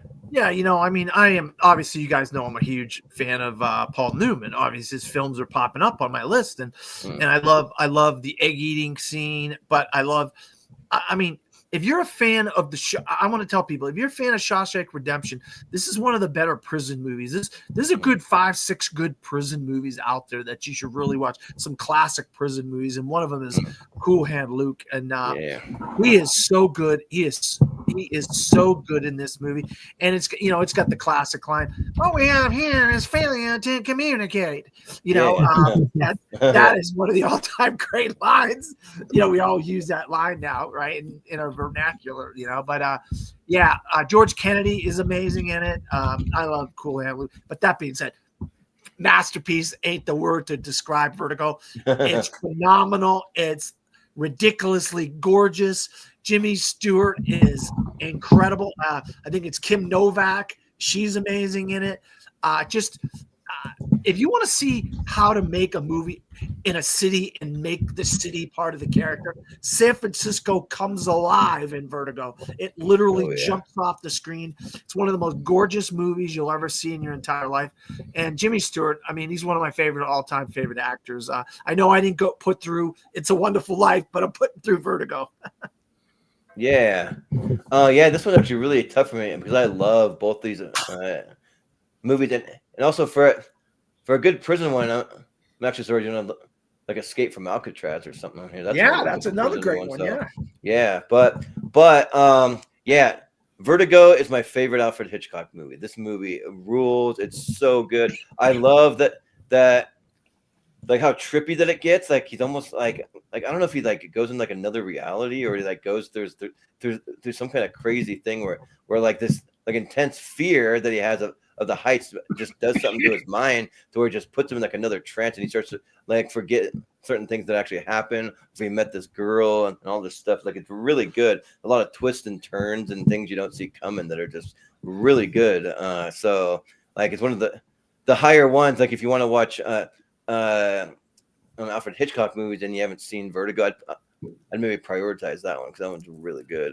And it also has one of the best movie posters. I remember that my parents had the iconic orange a case for the VHS growing up, but then Cool Hand Luke, it's just like so cool. Like they got the name Cool in the title for a reason because Paul Newman is just like such a cool, like just badass character, and he gets put into prison for just doing something stupid. I think he's like breaking like parking meters or something like that, and then he gets put into prison and it just comes down to him versus the warden, and it's just like a back and forth, and like he really gets kind of brutalized while he's in there, but like he just like such a badass, he's able to survive. But so this one's tough, but I think I'll give it to Vertigo because Hitchcock's probably in my top 5 directors of all time. So yeah.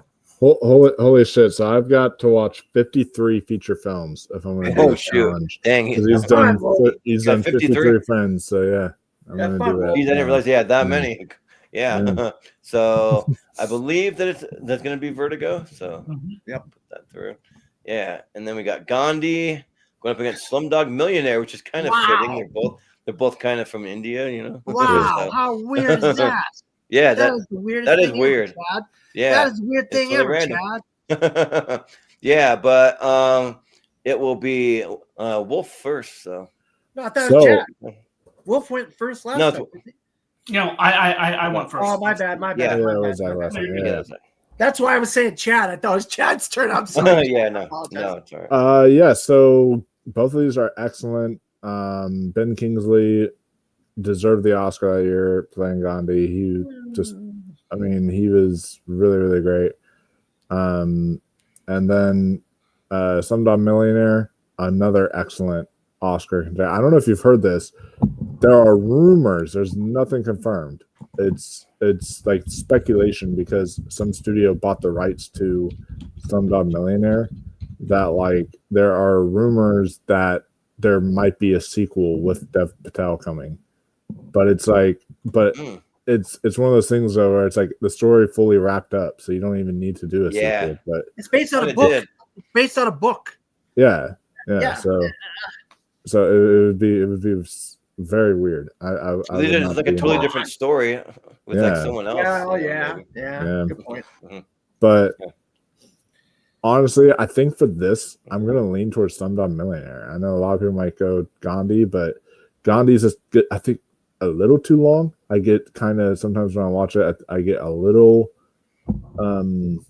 bored. But Slumdog Millionaire, I can watch that over and over and over again. It's a masterpiece from Danny Boyle. It's so good. So Yeah. Chad, what do you say? I finally got around to watching Gandhi for my show, and going into it, I was like pissed off, just like this is the movie that beat E.T. I'm not gonna Yeah. like this, and then I really liked it. It is a movie that it's like one of those kind of standard like biopic movies that just covers like a guy's life, but like I think it's such a fascinating life that you don't really need a lot of like big things in it. You can just tell the story of Gandhi and have a great performance under that. It's just going to be a great movie. And a lot of the stuff about his life I actually didn't know. And then there's a lot of like, harrowing, tragic stuff that happened that I just like, was really surprised by. And so, I highly recommend that one. Slumdog Millionaire, I don't remember too much. I remember really liking it though, and I liked like the Jai Ho and all that stuff of it. But I really need a rewatch of that one, so I'll go Gandhi here. Yeah, that's good. Dan. I'll tell you right. When I was probably a young adult in my 20s, I literally tried out for Who Wants to Be a Millionaire every day, and it just every day I kept on getting pissed off more and more when I didn't get into that lottery system to where they pick the names out and stuff. And when I saw this movie, I was so blown away that this guy's life was the answers to the trivia questions, and he was answering the trivia questions because it was about his life and stuff like that. And then it's like one of the all-time great romance movies and stuff. And you hit that with the flashbacks and the flash forwards. When I saw it in 2007, I was so overwhelmed with emotions after watching it. I was just beside myself because I was like, I can't believe what I just watched. I literally watched one of the greatest films I had ever seen. And to this day, it's in my top 20, 25 films of all time, maybe 15. I can't remember. I just love this movie so much. Slumdog Millionaire. And ever since I've been a Dev Patel fan, that's why if you look my top 10 films of the year, I got Monkey Man on my top 10. I'm in the bag. I'm in the bag for Dev Patel. And I don't want a sequel. I don't want a sequel. I don't want any of that kind of crap. This is a perfect movie the way it is. And I'm with Chad. I love Gandhi, and I thought Ben Kingsley was great. I learned so much about this man's life. There's actually 3 of the Oscar contending movies from 1982 in this bracket We've done Vertigo. I mean, The Verdict, E.T., and now Gandhi. So that tells you what a great year 1982 was. But besides that, there was some other great films in 1982. Scott Mantz will tell you all about that. But I'm going Slumdog Millionaire because it just is one of those films that I just keep watching. It's so rewatchable, and I just love it. Yeah, well, Acres of Movies has kind of like a little idea that maybe Dev Patel can be the new game show host, and someone else can get a shot. I don't know. Nah, I hope not. What's a thought? I don't know. No. Please don't do that. Just leave this movie alone. Let it stand on its own. And also, Malcolm says Gandhi is just an okay movie. Well, that's your opinion, but yeah. So I've actually never seen Gandhi, but I do know just like a quick little, like very short story that like I watch a lot of podcasts all the time. So watching Bobby Lee, the comedian, and on his podcast he was saying he did a movie with Sir Ben Kingsley, and he was sitting on a couch. He just sat down next to him, and and then along comes Ben Kingsley sitting down next to him, and like he just was like really shocked. He didn't know what to say. He just kind of starts. He's like, hi, you're Sir Ben Kingsley, and he's like, yes, I just need to sit and take a little rest for a minute or something like that. And they start talking about different movies, and he's talking about Gandhi. And he's like, did you know that over 300,000 extras showed up, and we set a world record for the movie Gandhi? And he's talking about that, so you got to hear it from him, which is kind of cool. Because that is true that they set the Guinness World Record for the most extras in a movie. So that's a pretty cool achievement that they did. But I just haven't seen it, but I've seen Slumdog Millionaire, and it's awesome. And also, I will tell you, Dan, that my dad, so he would try out for Who Wants to Be a Millionaire, and he actually made it to the final cut. He lost by one question. He almost made it onto the show. He was so freaking close because they had to do like callbacks and like different rounds, different things, and he almost made it. So he was really close. But yeah, because for some reason my family's always been really good at just random trivia. I don't know what it is, but yeah, I'll go Slumdog Millionaire because it just kind of has me more on the edge of my seat. So yeah. But Zach, what do you say? Yeah, so I'm gonna go also with Slumdog Millionaire. I really enjoy the story. I like all the different performances. It puts you on the edge of your seat because you are just along for the ride. So I'm gonna go Slumdog Millionaire. Yeah, so sounds like Slumdog Millionaire. It is.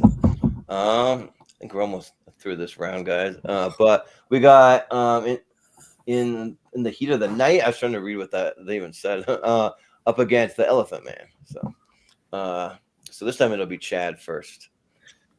Yeah, In the Heat of the Night, I think is a really great movie. Cop drama kind of a deal. Black officer, white officer, like the whole race dynamics with that. Sidney Poitier is like one of the greatest like actors ever. And I don't even think he was nominated for that, but the white officer guy was, which I find very strange. But Rod Steiger. Thank you. Yes, he was good in the movie, but like I don't know. I think Sidney Poitier is just far better. That being said, I do really like that movie, but I love The Elephant Man more. I'm a big David Lynch fan, and this is one of his more like tame movies. Like it's not like out there. Like Lynch can definitely get really out there and get really weird. But The Elephant Man has like a couple like Lynchisms in there, but The Elephant Man is like also just a very good drama about people who are different and how to not treat them like animals. I'm not an animal and stuff. And I just think has like some of the best performances. Ollivander, John Hurt is just incredible in the movie. Anthony Hopkins is incredible in the movie. It's just one of those great movies. Highly recommend Elephant Man. Yeah. Chad, let me know if both of these won Picture This. I believe I remember if one of them won, but maybe both of them won Picture This, if I'm not mistaken. I could be wrong. You tell me. I'll check. Unless it could have been Guess Who's Coming to Dinner that year. But Guess Who's Coming to Dinner and In the Heat of the Night came out the same year, guys. And Sidney Poitier didn't get nominated for either movie.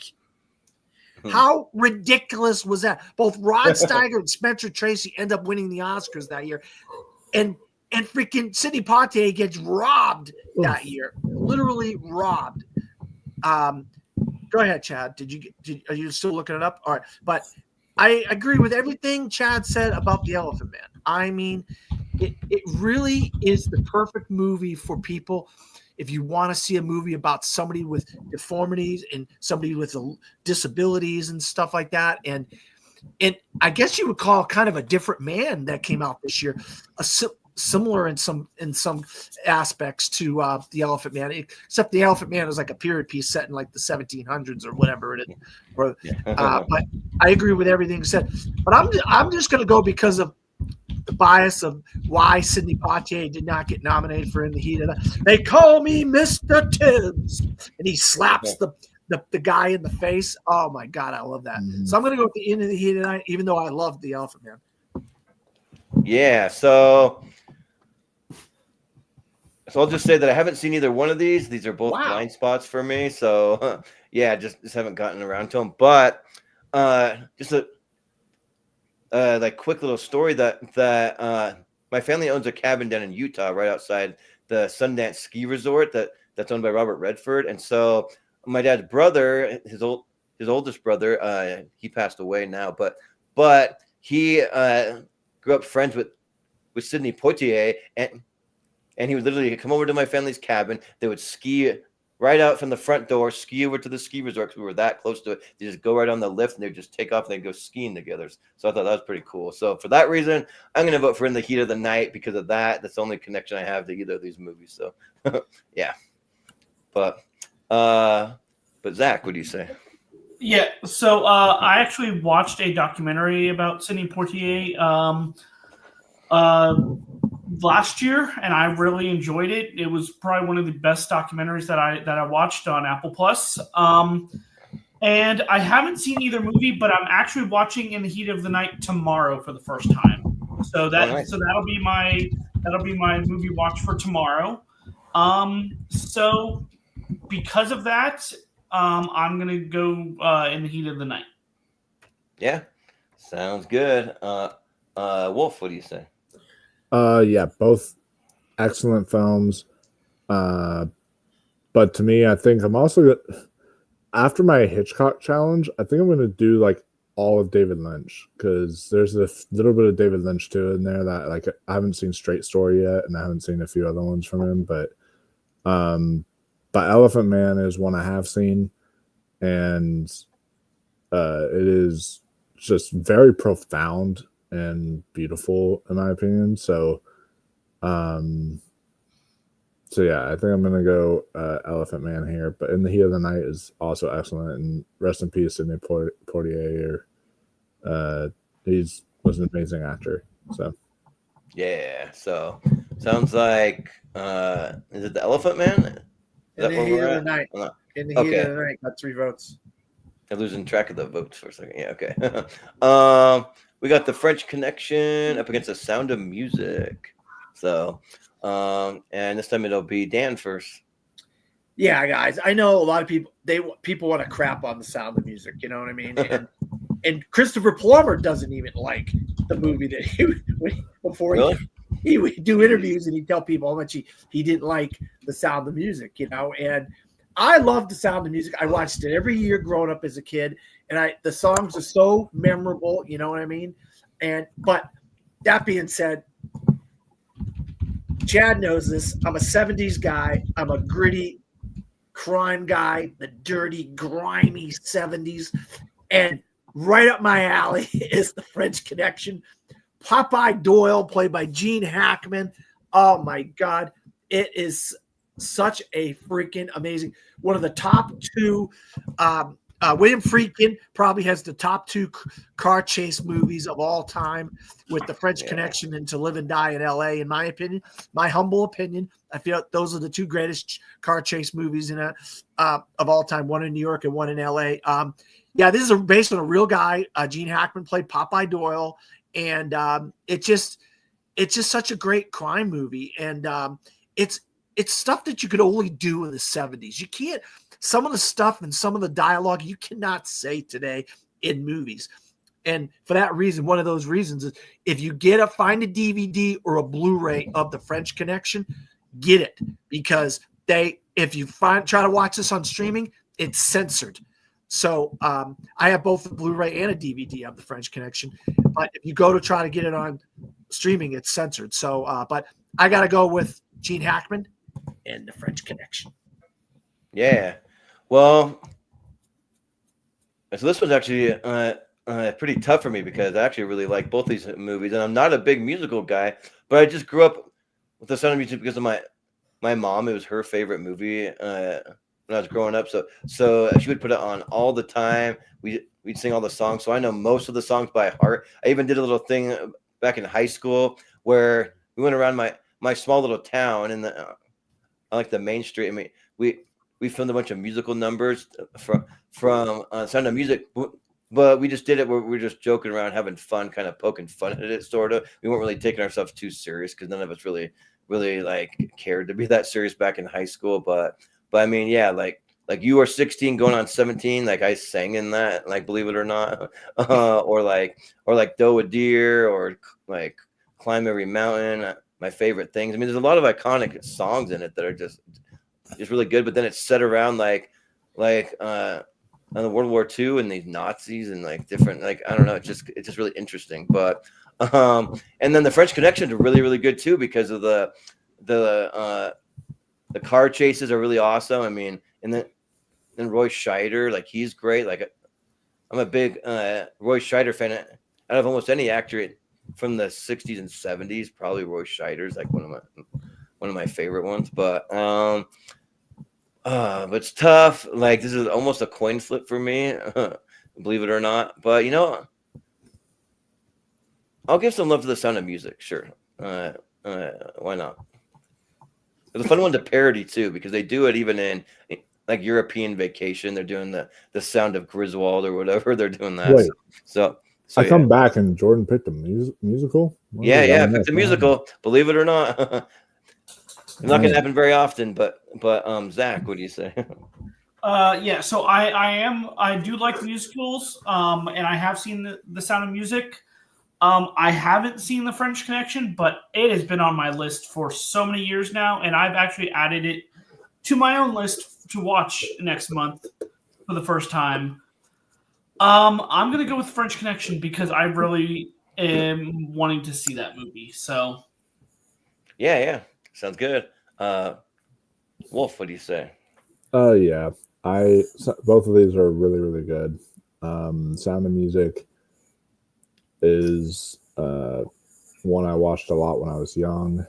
I would quote I would sing all the songs with my sister and all that stuff, and we always had a blast with that. But French Connection over time, it's just a masterpiece, and it's one that, looking back on it, maybe I kind of regret not putting it in my 128 because it's like honestly kind of phenomenal. So yeah, I'll go French Connection. Yeah, and Chad, what do you say? I haven't seen The French Connection. I do have it on Blu-ray. I'll get to it eventually. But The Sound of Music, I mean, it's not like one of my favorite all-time musicals, but I do love a lot of the music in it. I think it's got a good story. I'll go The Sound of Music, even though it doesn't matter. Yeah, right. Well, it'll be The French Connection, but that's all right though.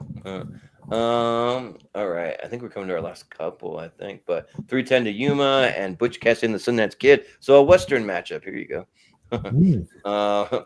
And it'll be me first. Man, this one's tough. These are two phenomenal Western. Probably two of my favorite. If I were to build a top five, these two would probably be in there. Because 310 to Yuma, you have Russell Crowe playing a phenomenal villain, like doing a great job, and then you really feel for Christian Bale's character and like what they do to his farm and everything. They kind of burn it down, and yeah, like it's just really, really good. but Butch Cassidy and the Sundance Kid, like raindrops are falling on my head, but that doesn't mean like it's just really fun, really good. I watched it last year for the first time. And I was just blown away. I was floored. I think that they have some of the best chemistry for two actors in almost any movie I've ever seen. It's just so good, and it's just seamless. Like it just works so well for me that it might become my favorite Western of all time over time. Like I still want to give it a little time to kind of sit with it, but it's up there. So I'll go Butch Cassidy and the Sundance Kid. Yeah, but Zach, what do you say? I'm going to go with Butch Cassidy and the Sundance Kid. I just have not gotten around to 3:10 to Yuma, but I have seen Butch Cassidy and the Sundance Kid, so I will go with that. Yeah. Wolf, what do you say? Fun fact: the Sundance Film Festival was created by Robert Redford because of this movie, Butch Cassidy and Sundance Kid. He named it after this movie. So that makes sense. For any of you cinema fans who didn't know that, but yeah, battle of two iconic westerns here. 3:10 to Yuma is an example of a remake that's actually better than the original, in my opinion. And then Butch Cassidy and Sundance Kid, yeah, Robert Redford. And then I forget the other actor's name. Who's the other actor in it? It's Robert Redford and Paul Newman. Paul Newman? Was it? Yeah. Yeah. Yeah, that was it. Okay, yeah, Paul Newman and Robert Redford. Yeah, their chemistry is dynamite in this, and excellent, and just it's one of the greatest westerns of all time, definitely. So I'll go Butch Cassidy. Yeah, and speaking of the Sundance Film Festival, I actually was going to go this year, but they do have some tickets left for just like to see a single movie. But I have a friend who's he's a manager of a local theater here, a movie theater, and we're gonna try to go next year and like get a pass and like a hotel and like do the whole like week-long thing. So I'll do it with you. Awesome. So I'll do it with you. Yeah, anyone who wants to come, yeah, like I was signing totally up. Down. Yeah, I literally was starting to sign up as press, and then I like signed up like it was like the day, 2 days before the deadline this year, and it was just like, and when you sign up as press, you have to write out this entire long like cover letter. You have to do all this stuff. That's like really? that just takes like this will take you like a freaking year. Feels like it's just it's like a freaking homework assignment. And I'm just like, okay, well, this is gonna take forever. And I was like, I only have a day to do this, and I'm like, this is not gonna be good. Yeah, right. Well, I realized that, like, why haven't I gone to this thing? I only live 2 hours away from where they do it every year, so I gotta go. But anyways, Chad, what do you say here? Butch Cassidy is a big blind spot for me. I really want to see it, but I have seen the 3:10 to Yuma remake, and I really like that one. So I'll just go with the one I've seen.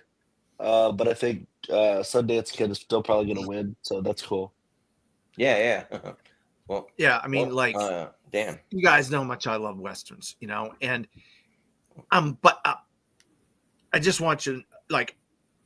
I'm gonna sound like I'm contradictory on some things, but I think some remakes, when you get a remake, the quality of 3:10 to Yuma, that's great. That's a vision from a director like a Nosferatu or 3:10 to Yuma or Magnificent Seven or some of these remakes, and you're like, okay, this director had a vision and he really put that vision out there.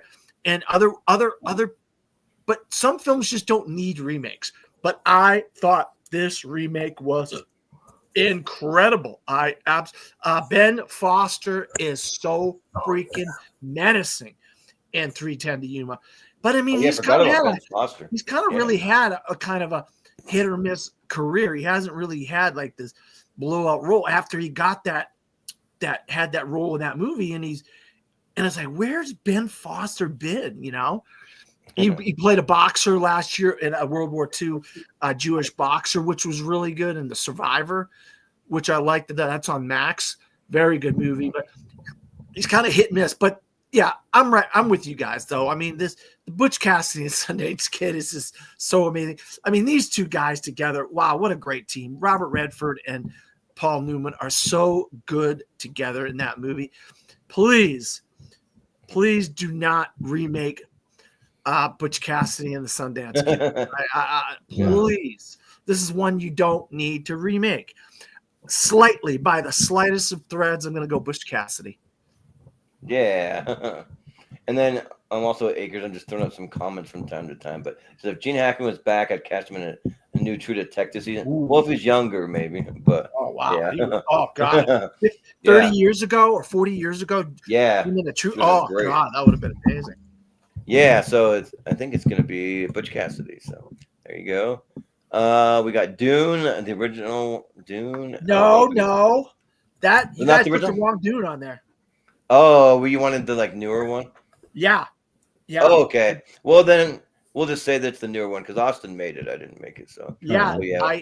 If I didn't put 1984 on there, I wanted the one from 2 years ago.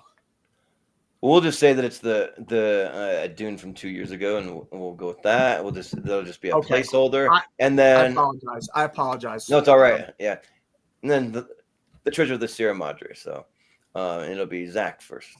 Yeah, I haven't seen the Treasure of the Sierra Madre, but I have seen the new Dune.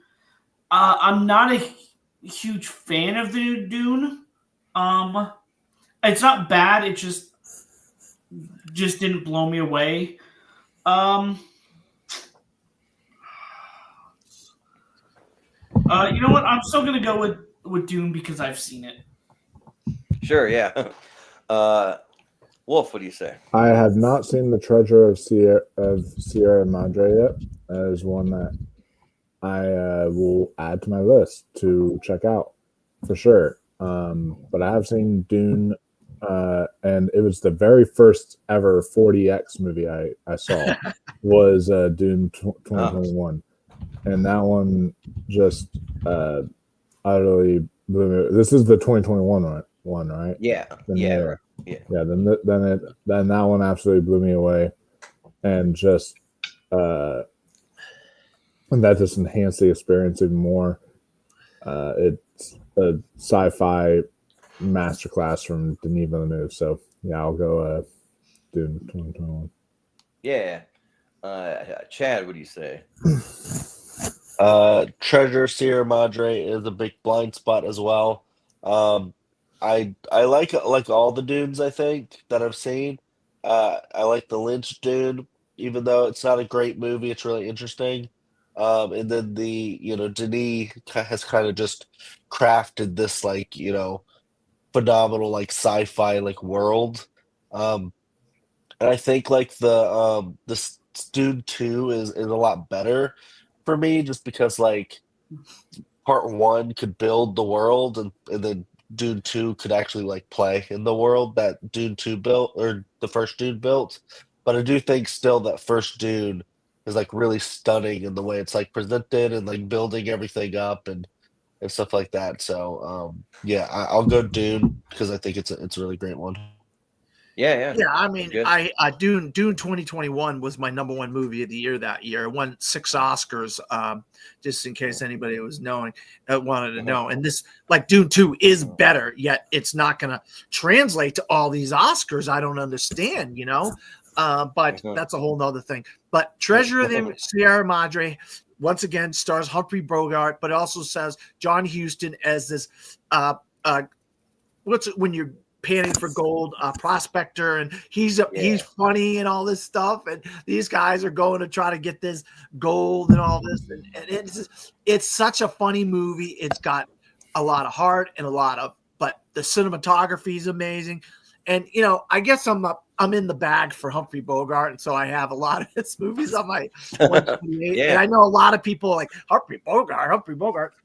What can I say? I love him. There's a doc out about him right now on Fandango, and you could actually watch it, rent it for $5 or something. It's a great doc about his life and stuff.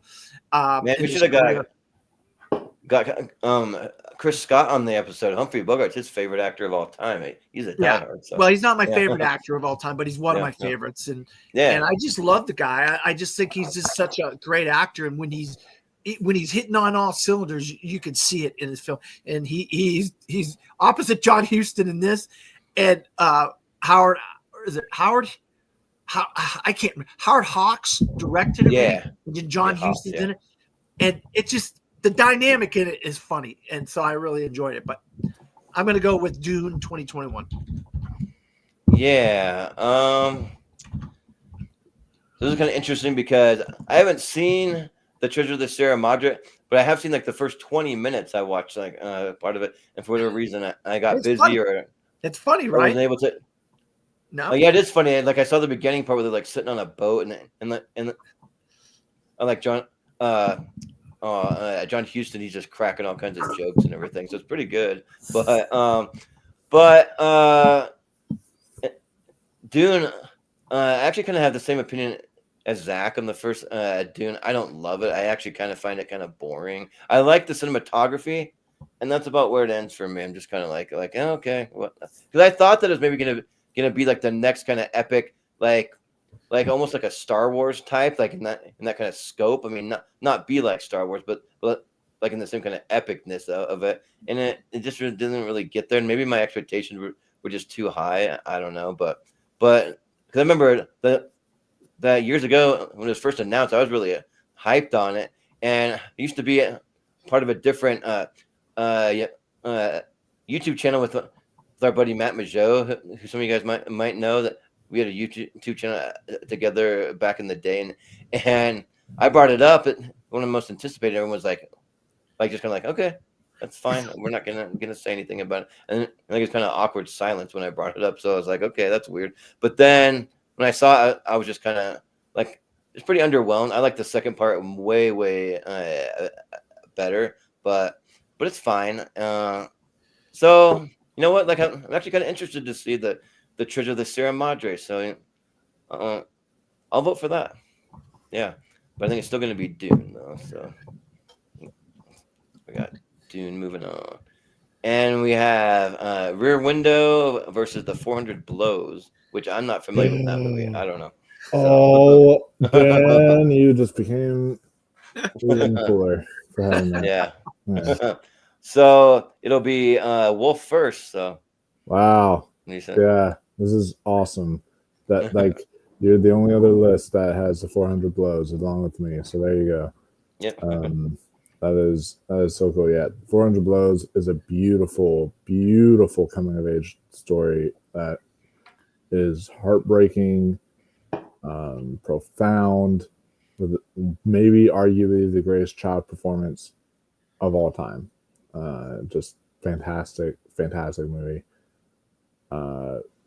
Rear Window, also a great Alfred Hitchcock film. It's probably my second favorite Hitchcock, like right behind Psycho. It's definitely there so far as that goes. But I am, Jimmy Stewart is great in there. But yeah, 400 Blows has my heart. That's such an inspired pick to have that on a list. This is so cool. So yeah, I'm gonna go 400 Blows for sure. Yeah. Chad, what do you say? Sorry. The 400 Blows is one that I know is like highly revered, but it's a big blind spot for me. But Rear Window, I think, is an incredible Hitchcock one. I think there's an argument to be made that is his best movie. I like the style and how they use that technique to show so much and stuff. So yeah, I think Rear Window is incredible. I'll go with that one. Yeah. Dan, what do you say? Yeah, just so you don't know, guys. I mean, 400 Blows is about a boy who loses a loved one, and he is kind of not the best son, but losing his loved one really sets him over. He cheats in school, and he gets in trouble with the teachers, and then eventually he quits school and he goes off on this kind of mission adventure. I don't know what you would call it, but he just goes off on his own and lives life as a like a 15-year-old, 14-year-old, something like that. And it's part of the French New Wave, so it's a French film. It's subtitled in French, but it has one of these great coming of age stories that you'll see today. So many directors are copying 400 Blows when it comes to coming of age stories and stuff like that. It's the first film from Francois Truffaut, and it's a just absolute classic. Now, I'm a massive Alfred Hitchcock fan, and I love Rear Window. Grace Kelly is so amazing in it. Jimmy Stewart is amazing. I love that whole looking through the window, seeing what's on the other side, seeing the story. I've always been fascinated by Rear Window because of the people in the windows on the other side and downstairs and so forth. And of course, you get Ironside himself as is the villain, but he's really not a bad guy. It's kind of misunderstanding in some ways, it's kind of a misunderstanding in some ways. It just tells you don't spy on your neighbors, I guess, you don't know what the hell is going on. And look, he killed somebody supposedly, but I don't know. You know what I mean? Is it his fault? Was it justifiable homicide? I don't, whatever. I think Rear Window is great for so many different reasons, but I think 400 Blows is the film that really started a genre, the coming of age genre, really. I guess The Kid was kind of an early coming of age film too, but I like some other Hitchcock movies better than Rear Window. And in this particular matchup, I got to go with my heart here, and I'm going to go with the 400 Blows. Yeah, so I was going to shut out some of these comments here because Malcolm says the 400 Blows sounds like a porno movie. Which, yeah, maybe. But and then Ari says that he can't wait for a Butch Cassidy remake with Tom Holland and Timothée Chalamet, directed by Taika Waititi. Oh God! Get out of here! That's a idea though for your Patreon is do movie titles that sound like pornos. Yeah. Actually, it could work and be kind of funny, but yeah. So the 400 Blows sounds really good because I love coming of age movies. So I'll watch almost any coming of age movies. They're some of my favorite genres. But yeah, Rear Window is awesome. It's just really, really good. And like it all comes down to Jimmy Stewart, like his performance in it. But I do always have to kind of laugh a little bit with like his relationship with Grace Kelly in it. It just seems a little cheesy to me, and the way that they kiss too. For some reason, it just kind of strikes me weird. Where they're like, ooh, they're like waving their heads around the way that they kiss. I'm just like oh my gosh, get out of here. That's not how people kiss. It's so fake, but it's fine. I mean, it is just part of the time back then. They just did it back then, but yeah, and my ex-fiance had a weird obsession with the kind of pseudo remake of Rear Window. It was Disturbia with Shia LaBeouf. She would watch that movie like an insane amount of times, all the time. I don't know why she always wanted to watch that movie, but Rear Window's great, and I'm gonna vote for that. So. But Zach, what do you say? I never even heard of the 400 Blows until I saw the list. But it's now on a list to see. And Rear Window is actually my favorite Alfred Hitchcock movie, so I'm gonna go with Rear Window. Yeah, so it'll be a Rear Window, and we'll see if this is the last matchup, maybe. But we got the Thin Red Line versus Warrior, so and it'll be Chad first for this one. I like both of these movies. I think Warrior is a really good movie. I do think it gets a tad cheesy at times, with I don't know. I think it just feels like a the substance actually like isn't all the way there for what I would like, but it is a really cool like story about like family and brothers and fighting and stuff like that. But like the Thin Red Line, like I said, like towards the top, I'm a huge anti-war film fan.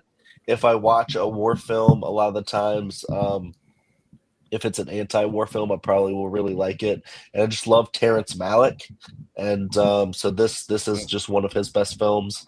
And just the way he like kind of juxtaposes like the horrors of war against like the beauty of nature and stuff like that, and just shows how man can basically like tarnish something so beautiful with just petty violence that leads to nothing good generally. So I think the Thin Red Line is just a really underrated, like if a war film would have won that year, I would have chosen the Thin Red Line to win that year, because I just think it's such a phenomenal movie. But Warrior is really really great, but I'll go Thin Red Line. Thin Red Line. Yeah, Yeah. sounds good. I mean, Yeah. I mean, what can I say about Thin Red Line that Chad hasn't already said? I mean, what a great explanation about the movie and what it stands for. I mean, it's got a phenomenal character. Terrence Malick was on a roll there where he's making some really good films. Then he just went off the deep end, started making all these weird films that nobody cared about, and with no words and stuff. It was only sounds and stuff. I was like, what the heck are you doing, Terrence Malick? Yeah. But The Book of Vision. All that stuff. The New World and Thin Red Line and Tree of Life to me are all three great films, but Warrior, you guys, I'm in the bag for sports movies. You guys know that, and look, I think the irony of this story, it really hit me so hard that you got this teacher who he can't make enough money, so he goes to fighting, and then he has to get this. By the way, was the first movie ever Frank Grillo ever appeared in. He was supposed to only be the trainer on the movie. He wasn't supposed to be in the movie, and the person who was played that character dropped off for some reason. He ended up getting in it, and the rest is history. Now Frank Grillo is an actor we all know now, but like. That the irony of the teacher and then the down and out brother who ends up going back to his father, and his father gives him all these rules and stuff. I mean, to me, that's such a realistic story. I mean, it's so realistic to me. It's one of the most realistic sports stories. And this director, correct me, he did Miracle. He's done Warrior. He did the one with Ben Affleck where he was the basketball coach. The Way Back. The Way Back. Say that again. The Way Back. Yeah. The Way Back. Forget what is his name. I love this director. The Gavin O'Connor. Gavin O'Connor. Yeah. He's also done the two accountant movies. We're gonna get the second accountant this year.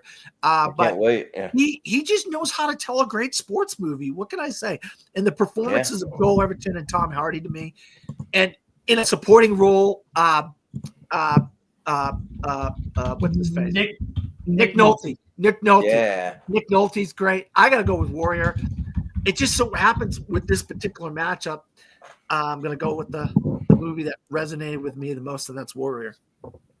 Sorry. Yeah. That's fine. Yeah, so Terrence Malick for me is a big fat pass. I do not like him as a director at all. Like the only thing that I like from him is the Thin Red Line. Thin Red Line's good. But I don't like the Tree of Life. I don't like the New World. I don't like Badlands. I don't like really anything that he's done. I just don't care. Like this guy is just very pretentious for me. I just don't care.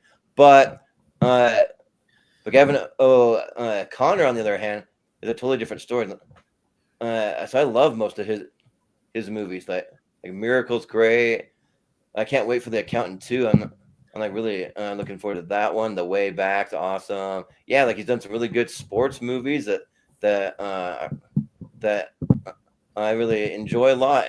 And Warrior's probably the best one. It's really, really good because I'm a huge Joel Edgerton fan. I love me some Joel Edgerton. I can't remember the name of that like Apple Plus series he was doing where he's going in like different dimensions or whatever. But that one's really good. I would highly recommend that. And then Nick Nolte's given like a standout performance Which I'm surprised he wasn't nominated for an Oscar. Like, I think he was. He was. I think he was. nominated. Oh, he was. Oh, Yeah. he was. Okay, good. Yeah. See, like I don't really follow awards that much. For some reason, I thought that maybe he wasn't. So that's good. Best supporting actor. Yeah. But In my opinion, then he should have won it. I thought he was Yeah. that good. he was so good. Yeah. And then Tom Hardy's always great. So, and then I don't mind seeing Jennifer Morrison pop up from my Once Upon a Time. I'm a fan of that show, but yeah, Kurt Angle is Cobra. yeah, right, yeah. You got Kurt Angle in there, yeah, who's actually like an Olympic wrestler as well. But yeah, so Warrior Rules, I think that it's probably the best MMA movie that we've ever had, and I think that actually got a lot of people excited to watch MMA. That got me into the sport, and now I'm like a casual fan, not a huge fan, but I do enjoy watching fights. Though I think it's a lot of fun. So I'll go with Warrior. Yeah, but Zach, what do you say? Yeah, I'm also going to go with Warrior. I really enjoy the story. I like the performances. It's not my favorite Gavin O'Connor movie because I am a huge Miracle fan, but it's still a very good movie. So I'm going to go with Warrior. Yeah. Wolf, what do you say? Have you seen the Thin Red Line yet, Zach? Or I have not. oh, that's one. That's another one to definitely add on there at some point. Yeah. So I should add it to my list. Yeah, it's really good. You got a stacked For this- cast. at one point Mhm. for sure. But yeah, the Thin Red Line, I said earlier, Come and See is the best war movie, but to me, the Thin Red Line is probably like my personal favorite war movie. Like this one really just impacts me every time I see it, and it's really, really powerful with an amazing ensemble cast. I mean, the cast is stacked. Talk about Nick Yeah. Nolte. This is a battle of Nick Nolte right here, because you got Nick Nolte, you got John Cusack in here, you got George Clooney for 2 minutes, you got Woody Harrelson, you've got Sean Penn, like Jim Caviezel. Jim Caviezel, Yeah. like any actor you can think of, they're pretty much in the Thin Red Line. It's kind of insane. Just how stacked that cast is, and the score is amazing. In the movie, and used really, really effectively. It's really haunting. Yeah, very beautiful movie there. Warrior, excellent. I love Brotherhood stories. It's a beautiful story about brotherhood. And yeah, I would have given the Oscar to Nick Nolte that year, because Christopher Plummer in Beginners, it was good, but I think Nick Nolte was better for me personally. So yeah, really, really phenomenal film, both of these. But I'm going Thin Red Line. Yeah, sounds good. So I believe that's gonna be Warrior though. So, but by one vote. But we still got one more. So we got High Noon and Heat. So We got two more. we're getting through it. We got two more. Two more, yeah, right. Oh, Hopefully they're the God. last. So Are you kidding it'll me? be Dan first. So Are you kidding me? yeah, Oh, I'm not kidding man. Unbelievable. Oh my God. I love Heat so much. You have no idea. I cannot wait for Heat 2. And I read the book, and it's great the way they designed the book and yeah, for the characters, and they're going to replace Brad Pitt's Val Kilmer's character. It looks like it might be Austin Butler from what I'm hearing. But God, I love Heat so much. You have no idea how much I love Heat. It's my two favorite actors, Al Pacino and Robert De Niro, together in a freaking damn crime heist movie. movie. Oh my God, the whole cast is incredible. But oh my God, High Noon is my favorite Western of all time. My favorite, number one. We had my top 3 Westerns on this bracket tonight, guys. yeah. God almighty, High Noon, if you didn't know, it's Gary Cooper, and he finds out that his arch enemy that he put into prison is coming back to town on the noon train, and he goes around town and he talks to all his friends, and the people in town, one by one, they all back off, and they don't want to help him out, and his girlfriend leaves town. Another Grace Kelly movie. Gary Cooper is so perfect in this role. I mean, it's the greatest performance of his career, in my opinion. I love Gary Cooper. Oh my God, he is amazing. Oh my God, I cannot believe this. The villain for all you comic book fans in High Noon is Frank Miller. Frank Miller is the name of the villain in High Noon. If you know that reference, what comic book reference that is. But oh yeah, God Almighty, I have a feeling you are going Knight. to go with Heat, but I'm going to go with High Noon. I have to. Sorry, guys. I have to go with High Noon. Yeah, so I have seen both of these, and Heat, like, I kind of find it a tad overrated, except for that the bank robbery scene. That is the best bank robbery ever put to screen. That scene alone can carry this whole movie. It's just so good. It's like what a lot of other movies based that kind of stuff off of is Heat, and it's really really good. But then you get to a lot of Hawaii, like Al Pacino. She's got a great ass, and like all that stuff. Like, and you're all the way up in it. So like it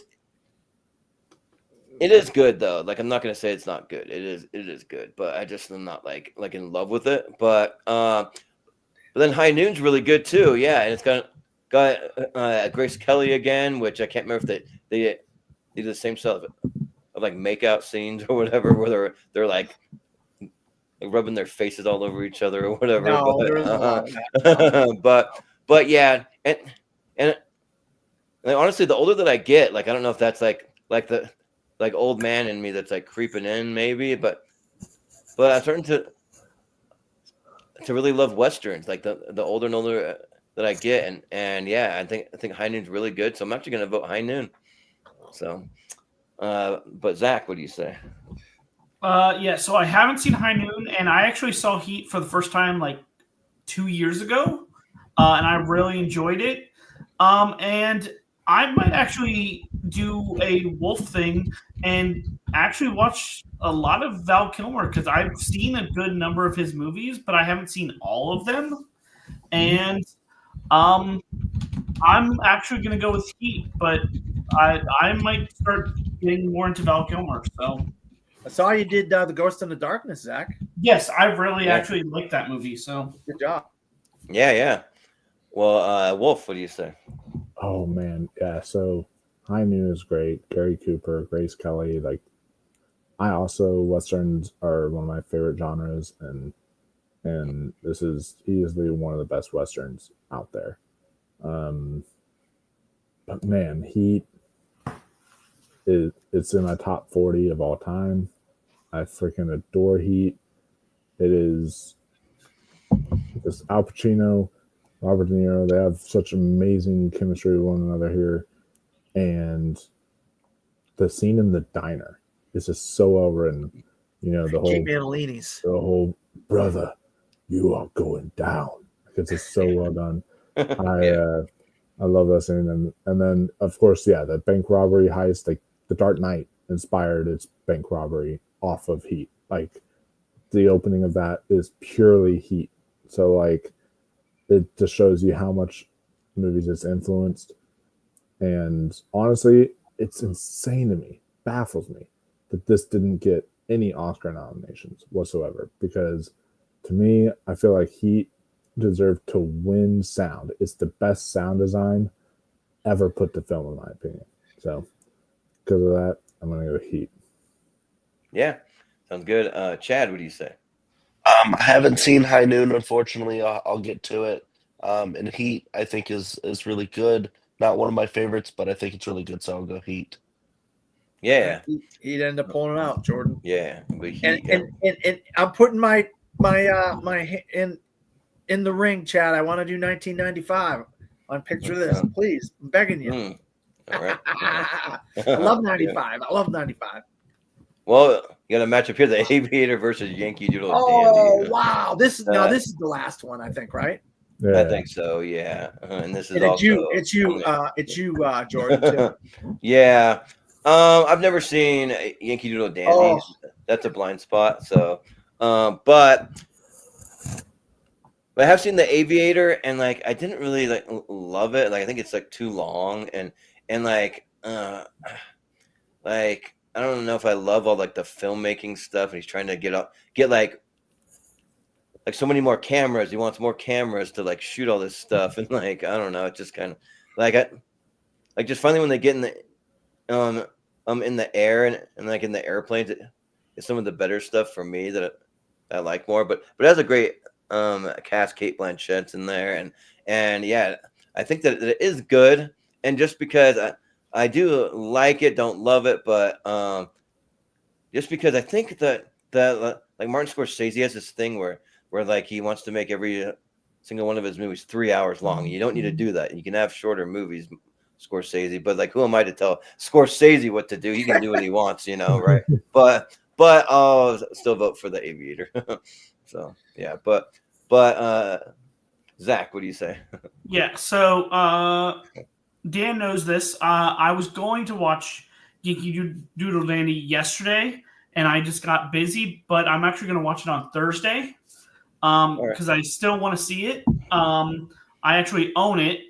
I actually own both movies. So The Aviator is actually a top 3 Leo movie for me. And because I just haven't seen Yankee Doodle Dandy yet, I'm going to give a slight edge to The Aviator, though. Yeah, sounds good. Wolf, what do you say? So it's almost practically like I haven't seen Yankee Doodle Dandy because the last time I watched it, I was like 6 years old. I was like very young. I watched it when I was like a very, very young kid. So I don't even remember like the movie. Yeah. So I got to go back and watch it again. But The Aviator, really fantastic performance from Leonardo DiCaprio. Excellent performance from Kate Blanchett that won her an Oscar.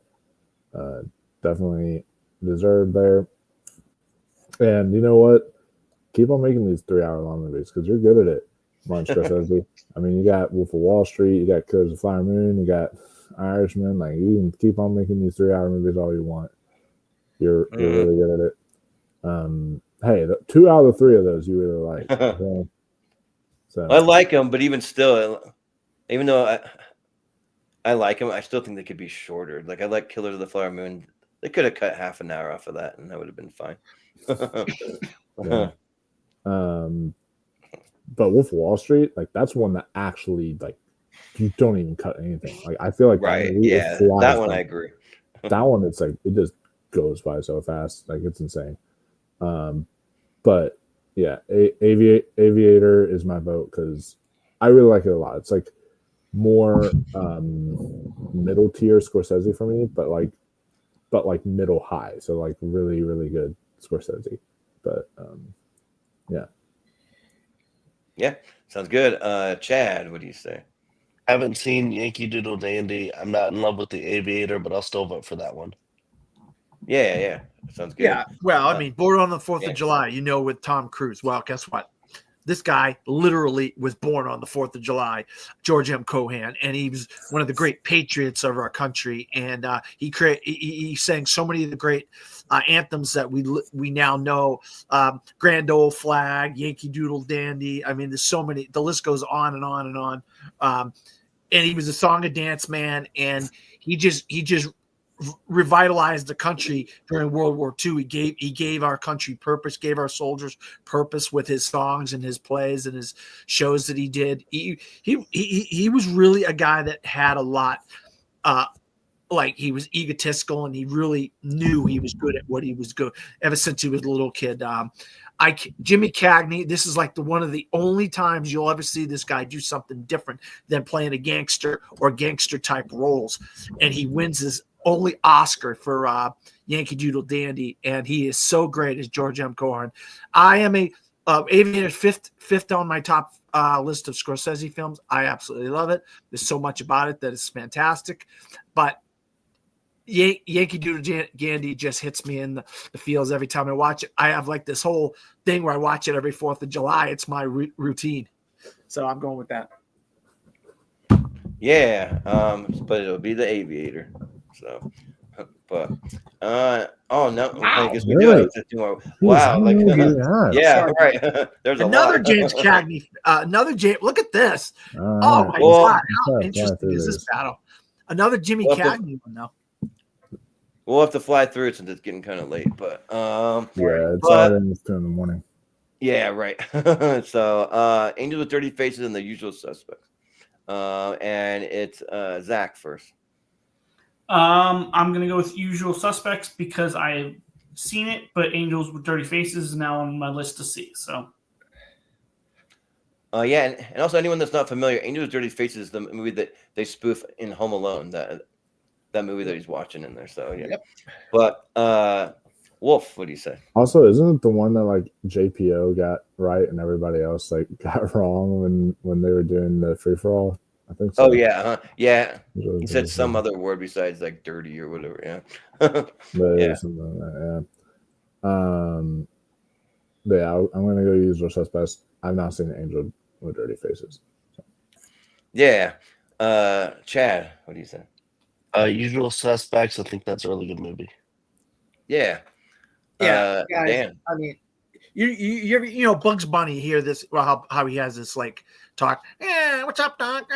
Well, he's basically he's riffing off of a character, Robinson, something Robinson. Oh God, I forget. Yeah. And he that what are you gonna do? I want to get you. That kind of that's where it comes from. It comes from this actor who is in like movies like Angels with Dirty Faces, but also Jimmy Cagney's in there, and he's great off the both of them. And it's it's on the Criterion Collection, by the way, if you guys are interested in buying it at the 50% off Barnes and Noble sale. Keep that in mind. Okay. That being said, Usual Suspects is incredible. I love this. Kevin Spacey, he who must not be named, Kevin Spacey. Oh my God, Verbal Kids. Yeah, right. He did both. Get this, guys. He literally filmed both Usual Suspects and Seven in the same year. Can you believe that? Back to back. Yeah. Yeah. Isn't that wild that he did both of these characters back to back, even though they came out different years? I think what 90 are they 94, 95? I think, right, guys? Or if I'm, I think so. Fix me on that if I'm wrong. That sounds right. Yeah, I love this movie so much. I could watch this over and over again. So I got to go with Usual Suspects. Yeah. So,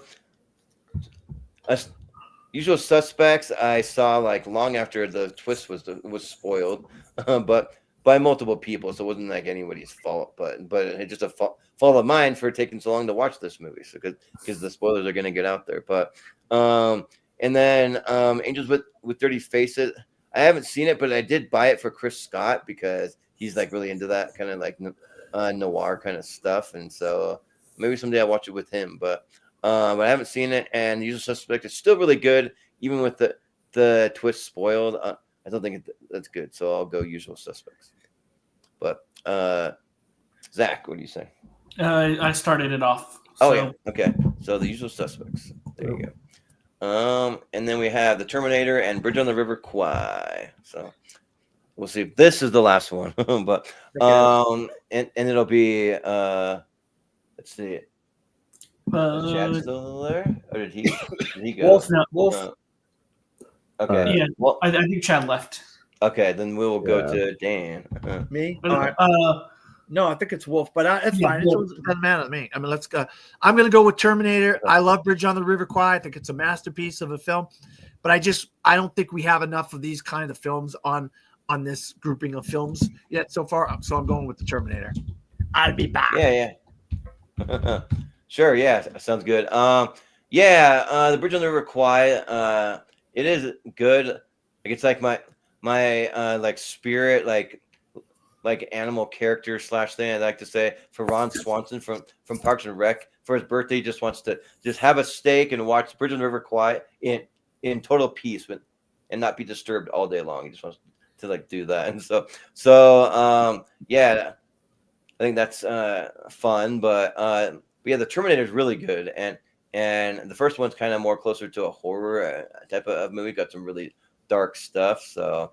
And I really like what James Cameron did, so I'll go with the Terminator. Zach.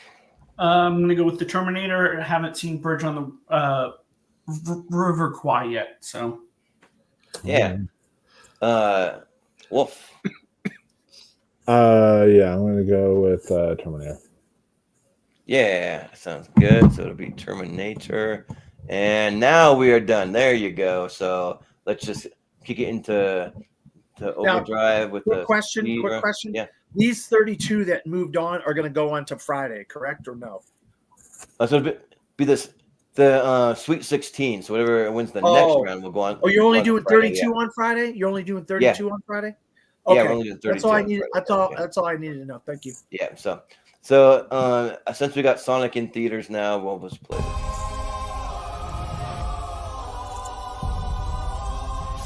Gotta go fast.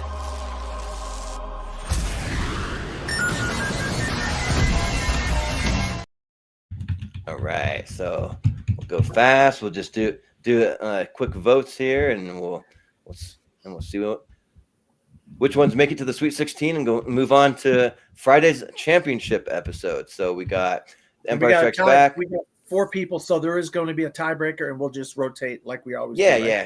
Yeah. We'll just rotate. We usually do so. So Empire Strikes Back versus The Bride of Frankenstein, and I'm up first. I got to go with Empire. So, Zach. Empire. Yeah. Wolf. I'm gonna go Empire. Yeah. Empire. Yeah.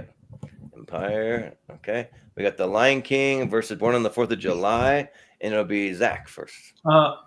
Lion King. Yeah. Wolf. Lion King. Yep. Dan. The Lion King. I'll go with The Lion King. We'll make it a clean sweep. Lion King. We'll go Pan's Labyrinth versus E.T. and it'll be Wolf first. Pan's Labyrinth. E.T. I will go E.T. Zach. And I will go with Pan's Labyrinth. So it'll be a tie to Zach. You want to keep it or switch? Yeah, Pan's Labyrinth. All right, it'll be Pan's Labyrinth. There you go. Could maybe be an upset. I don't know. But we got Unforgiven versus Halloween. So it'll be Dan first. Unforgiven. I think I got to go Halloween on this one. Zach. Halloween. Yeah. And Wolf. Horror Hound. Halloween. Yep. Halloween. All right. We'll go with The Godfather Part 2 and Goodfellas. Ooh. Got the gangster match that you were talking about, Wolf. So it'll be me first. I'm going to go with Goodfellas. Zach. Goodfellas. Yep. Wolf. Goodfellas. Yep. And Godfather Part 2. Ooh, so it'll be Goodfellas, which some might consider that an upset. I don't know, but we got Taxi Driver. Still a chance. There's still more De Niro to come, and Once Upon a Time in the West. And it'll be back to Zach. Taxi Driver. Yeah. Wolf. Taxi Driver. Yeah. Dan. Oh, as much as this hurts me, I'm going to go with Taxi Driver. Yeah, I'm gonna go Taxi Driver. I still haven't seen Once Upon a Time in the West. Sorry, I didn't have a spare 3 hours yet. We got 7 up against Magnolia. That'll be Wolf. I want to go Magnolia. Yeah, Dan. 7. I'm a Fincher guy, but I'm gonna go with Magnolia this time. Zach. And I'm going to go 7. Ooh, so it'll be a tie, and the tie goes to Dan. Oh, it does? Oh, great. Wait, 7. I never got tied. Tie goes to Wolf. Yeah. I could have sworn you had the last tie, but that's fine. No, Zach had the last. It's Zach fine. just had a No tie. problem. Okay, No problem. But yeah, I'm gonna switch things up. Actually, I'm gonna go 7. Well, thank you. All right, yeah. There you go. Appreciate 7. Yeah, we got Casablanca and Die Hard, and it'll be me first. I'm gonna go Die Hard. Zach. Die Hard. Yeah. Wolf. Casablanca. Casablanca. The Yeah. tie goes to me. Cool. Casablanca. Yep. Yeah, that's what I figured. Yeah. All right, cool. Fly through that one. So all those movies that you see that won will go into Friday, the championship, and we got the Shawshank Redemption up against Gladiator. All right. And it'll be Zach first. Shawshank. Yeah. Wolf. Shawshank. Gladiator. I'm gonna go with Gladiator also, and the tie goes to me. Bye bye Shawshank. I don't know with Gladiator. Sorry, I'm very mid on Shawshank, but all right, we got Field of Dreams up against Ghost Protocol. So it'll be Wolf first. Justice for It's a Wonderful Life. Ghost Protocol. Yeah, Dan. I'm going to go with Field of Dreams. I will go with Ghost Protocol. Zach. And I will go with Ghost Protocol. Yeah. All right. There we go. Then we have Vertigo up against Slumdog Millionaire. So it'll be Dan first. I'm going to go with Slumdog Millionaire. Yeah. And I'll go with Vertigo. Zach. Slumdog Millionaire. Yeah. And Wolf. And I would go Slumdog Millionaire. Wow. Ooh, wow. Yeah. Yeah. I was just surprised by that one. So yeah. Yeah, but we have In the Heat of the Night up against The French Connection. Ooh. Like a crime one here. So Classics. a crime matchup. So it'll be me first, and I think I'll go with The French Connection. Zach. This is tough. I'll go In the Heat of the Night. Yeah. Zach. I mean, sorry. Wolf. The French Connection. Yeah. And Dan. And I'm going to go with The French Connection. All right. So it'll be The French Connection. We got Butch Cassidy and the Sundance Kid up against Dune, which will be the one that came out 2 years ago, though. That Dune. So, and it'll be Zach first. Butch Cassidy. Yeah. Zach. Butch Cassidy. Yep. I'm not Zach. Or sorry. For some reason I keep saying that. Wolf. I'm all thrown off after Chad left, but Dan. Yeah, I'm going to go with Dune. Okay, and I'm gonna go with Butch Cassidy. So it'll be Butch Cassidy and the Sundance Kid. We have Rear Window up against Warrior. So it'll be Wolf first. Rear Window. Yeah. Dan. Warrior. Yeah, I gotta go with Warrior. Zach. Even though Rear Window is my favorite Alfred Hitchcock, I'm going to go with Warrior. Yeah, so it'll be Warrior. There you go. We got Heat up against the Aviator. And it'll be Dan first. I'm going to go with Heat. And I'm also going to go with Heat. Zach. I'm going to go with the Aviator. Yeah. And Wolf. Yeah, Heat. Heat it is. All right. Then we got The Usual Suspect up against The Terminator. And it'll be me first. I'll go with The Terminator. Zach. Usual Suspects. Yeah. Wolf. Usual Suspects. Yep. And Dan. I'm going to go with The Usual Suspects. All right. The Usual Suspects it is. All right. So we have our 16. So all those 16 will advance on to the championship episode on Friday. So not just a matter of just seeing what some of the favorites might be for this. So yeah, we'll find a winner for this one. We got The Empire Strikes Back. Let me zoom it out. Against The Lion King. So it'll be me first. Man, this one's really tough. I think I'll go with The Lion King. Yeah. Zach. Lion King. Yeah. Wolf. Empire. Empire. And, Empire. well, the tie goes to Dan. So what? Empire. All right, it'll be Empire. All right. Then we have Pan's Labyrinth up against Halloween, and it'll be Zach first. Halloween. Yeah. Wolf. Pan's Labyrinth.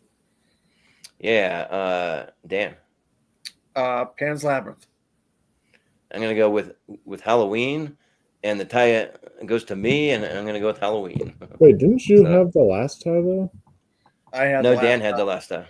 Yeah. Okay. Because I thought you had Yeah, it the was tie Dan. for Gladiator, and that was like the last tie that happened.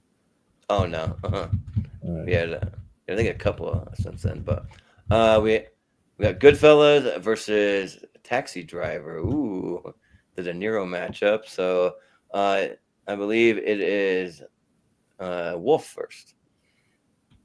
Ooh, yeah, Scorsese matchup here. Yeah. Scorsese and De Niro. Yeah. Frick. I'm gonna go Goodfellas. Yep. Taxi Dan. Driver. Taxi Driver. I'll go with Goodfellas. Zach. Goodfellas. All right. It'll be Goodfellas. We got 7 up against Casablanca, and it'll be Dan first. Casablanca. Yep. And I'll go 7. Zach. 7. Yep. And Wolf. Casablanca. So it's a tie, and I'll go to Zach for the tiebreaker.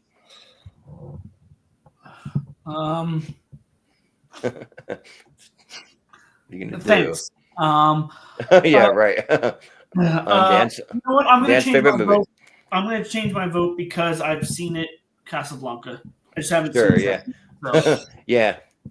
Wow. Well, you Thank you. did Dan a favor there for his favorite movie. So Thank you, Zach. I really appreciate that, bud. all right.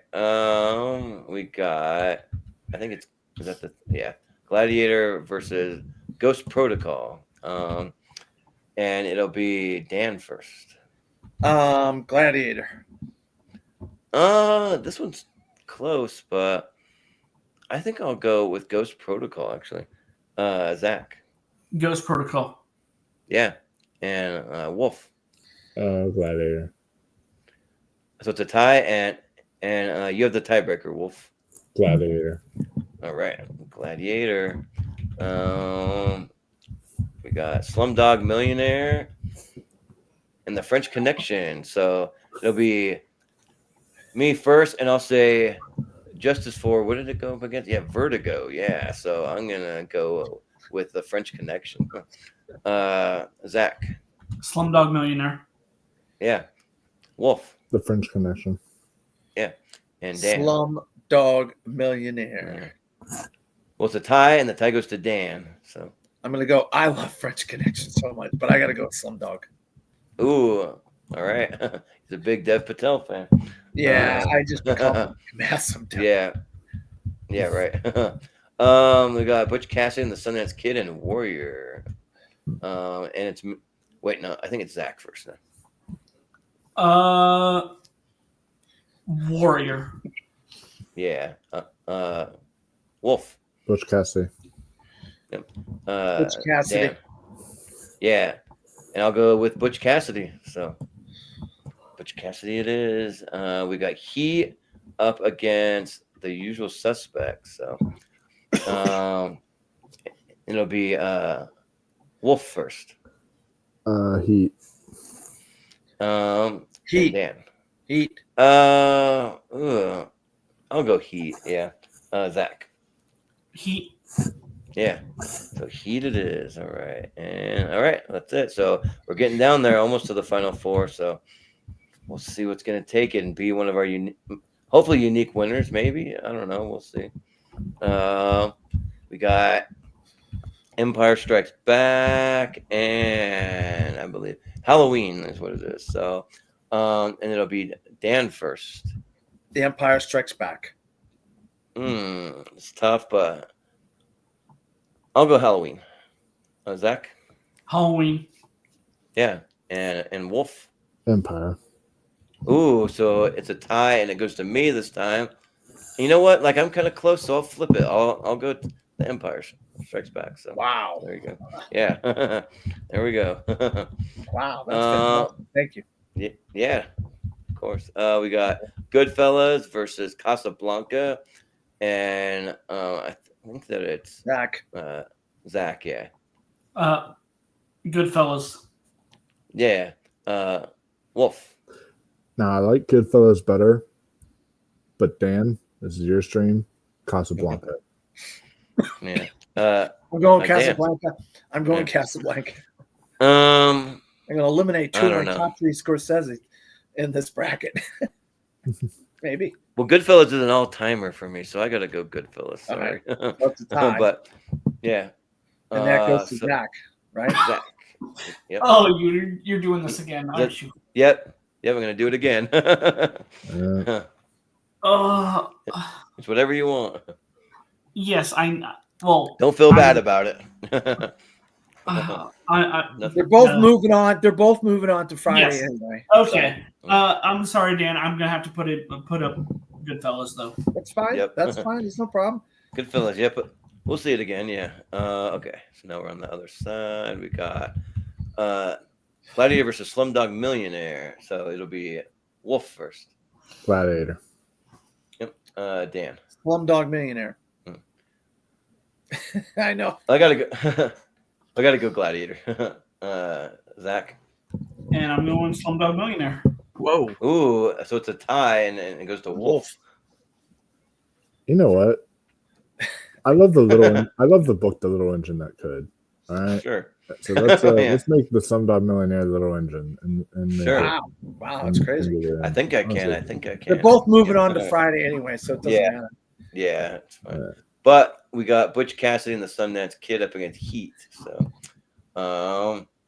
and it'll be Dan first. I'm gonna go with Heat. Yep, I'm gonna go with Butch Cassidy. Zach. Heat. Yeah, and Wolf. And I'm going with Heat. All right, so it'll be Heat moving on to the final four. So I think we have our final four here. So not a bad little final four. We got a sci-fi. We got a gangster movie. We got just a good like heartfelt kind of like almost like a thriller too. And then with Slumdog Millionaire, but then a definite thriller with Heat. So we got 80, 90, 95, and 2007. Those are the years. So there you go. Yeah. So and it'll be me first for Empire versus Goodfellas, and I'll give it to Goodfellas. Zach. Empire. Yeah. Wolf. Empire. Empire. Empire. All right. Empire strikes back in the final. So Slumdog versus Heat. It'll be Zach first. Why couldn't this be the finals? I would that be the finals. Yeah, be a little easier. Slumdog Millionaire. Yeah. Wolf. Let's make it the little engine that could. Sure. Slumdog Millionaire. Yeah. Dan. I'm gonna go with the movie with my two favorite actors, and I'm going with Heat. Yeah. I could go either way. You know what? I'm gonna go with Slumdog Millionaire. Wow. Okay. So, All right. so I don't so mind. Slumdog, These are all it my is, favorite yeah. movies. So I Yeah, right. Slumdog Millionaire versus Empire. So the little engine that could versus like a giant. So David versus Goliath. Juggernaut. Yeah. Yeah, but it'll be Dan first. So what do you say? I have to go with the movie that's in my top 5 of all time at number 4, and that is The Empire Strikes Back. Yeah. And I think I also got to go Empire. Zach? The little engine that could. Slumdog Millionaire. Yeah. A Wolf. Damn. Okay, so I don't know who has the tiebreaker, I do. but I do want to point this out. I have the tiebreaker. Before I make my final vote, I do want to point this out. Empire's won, and Slumdog hasn't won. Yeah, Empire has won not only just once, but like multiple times. I think. Yeah. But, and while like Slumdog, won Never won a tournament. twice, So maybe. I don't know. my pick is Slumdog. And the tiebreaker goes to me, I believe, because Wolf had the last one. And because you guys have convinced me so much, and it's a movie I absolutely, it's my like top 15 of all time. It's not like it's like 5,000 whatever in my, you know what I mean? I'm gonna go with Slumdog Millionaire because you guys convinced me, and I love the movie. It's not like I don't love this movie. Yeah. I freaking love this movie. All the passion. Slumdog Millionaire. First Danny time Boyle, winner. let's go. Slumdog Yeah. Millionaire. How about All that? right. Yeah. Perfect. Jai ho. Yeah. Right? 2007. The religion that could went all the way. Yeah, I didn't expect this, Yeah. but I'm very pleased. I'm very pleased by this outcome. I'll be honest. All these movies, they're on my favorite movies, so it's not like I'm not pleased. But I like the 16. I like the 8. I like the 4. Yeah. I'm really impressed by all you There's a guys. good bunch of movies. I'll let Jordan go first. Obviously. Yeah. Well, yeah. But it was a fun time. Yeah, just celebrating the first half of Dan's favorite movies, and we'll be back at it on Wednesday night with the second half, and we'll see what else is gonna pop up there. So yeah, should be a good time. So that will do it. So we'll just do some quick plugs and that'll be it. So we'll go to Zach first. Where can we find you? Thanks again for having me on. I now have 7 movies that I'll be watching for the first time next month, so that'll be exciting. Nice, yeah. But yeah, you can find me on Letterboxd and YouTube at MovieFanZ, and you can find me on this channel and other channels throughout. So yeah. Sounds good. We'll look for that. And Wolf, what do you have going on? You can find me on my YouTube channel, Mega Movies, and we are covering the awards race. Going to give our final SAG predictions here soon. Possibly tomorrow at some point. I'm available tomorrow, but that's it. Tomorrow night's the only night I'm available. Cool. Sounds good. FYI.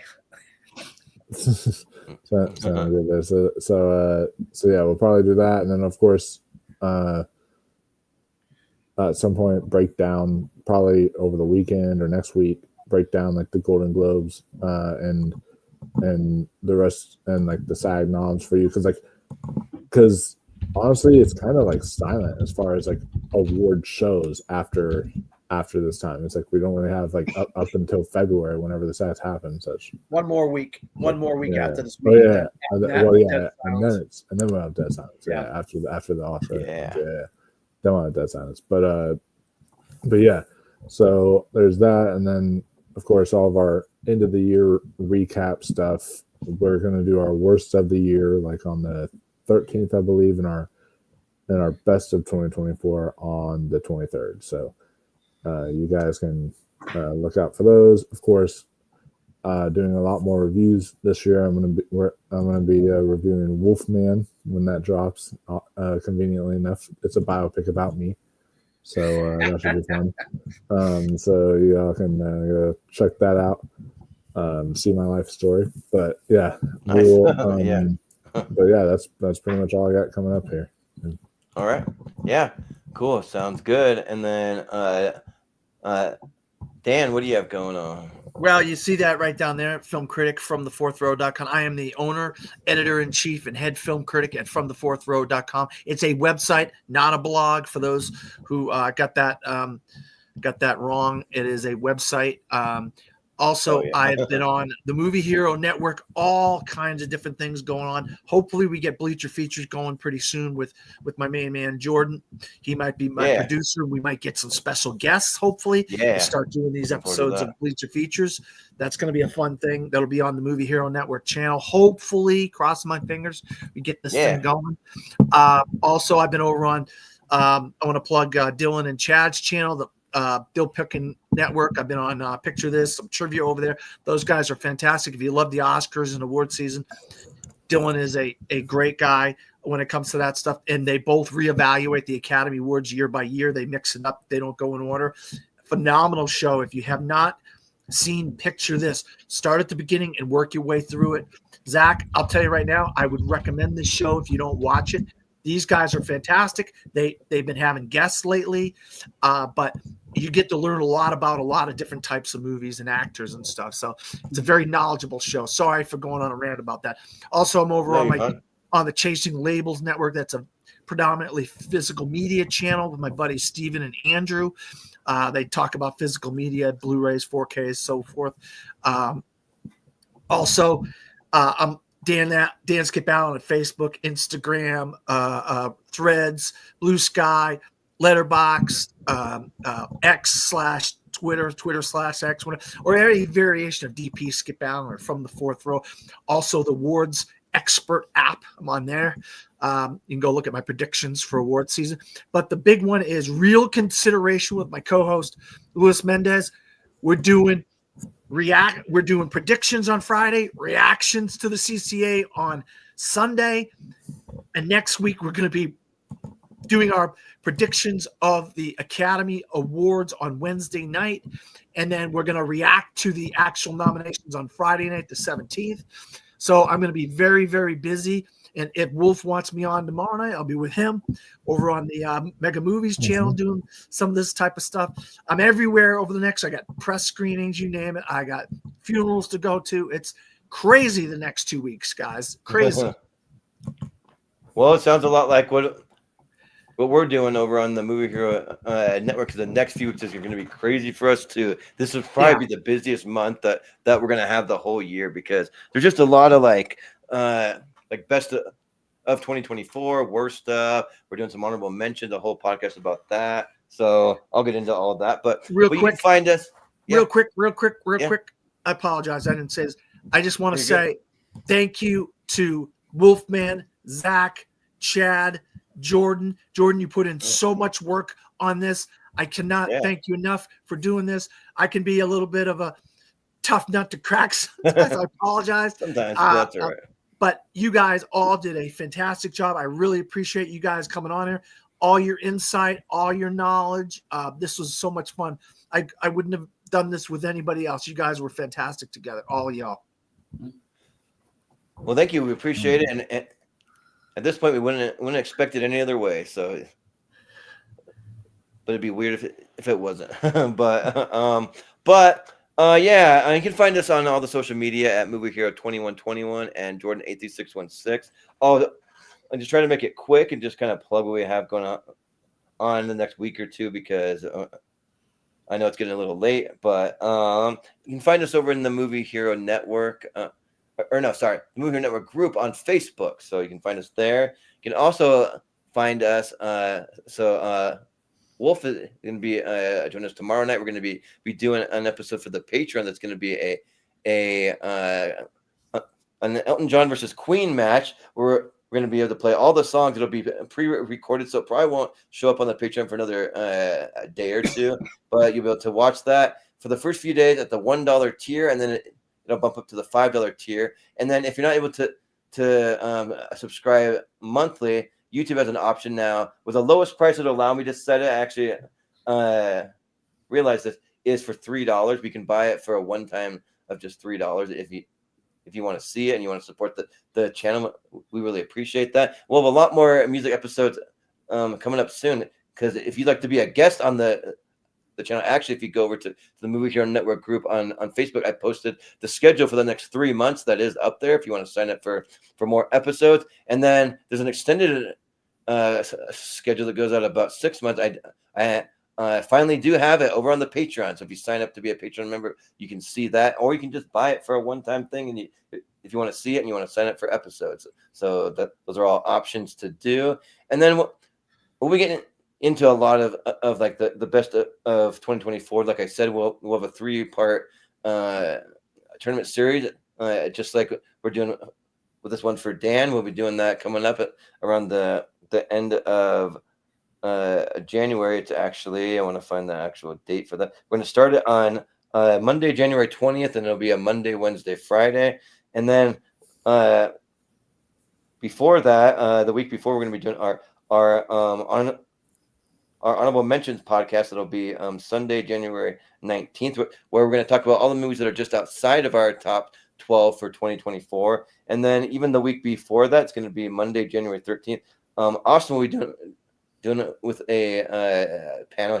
We're doing an episode of a podcast league now with the worst movies of 2024. I'm not going to be on it because I usually try not to see quite so many bad movies. I only got so much time, so I'm going to focus on the good movies instead. But Wait, which day is that? That'll be Monday, January 13th. When it's going to be. So yeah, we got that, and then we also have, of course, going on all the rest of the week. Part 2 of Dan's 128 will be Wednesday. That with a championship half bracket on Friday, and then we do have a little bit of TV going on, which will be Tuesday, January 14th. Will be our best TV shows of the 90s. So we're going to be talking some 90s TV. We're going through every decade for TV. We also have our father-child match. It'll be the Reitmans versus the Coppolas.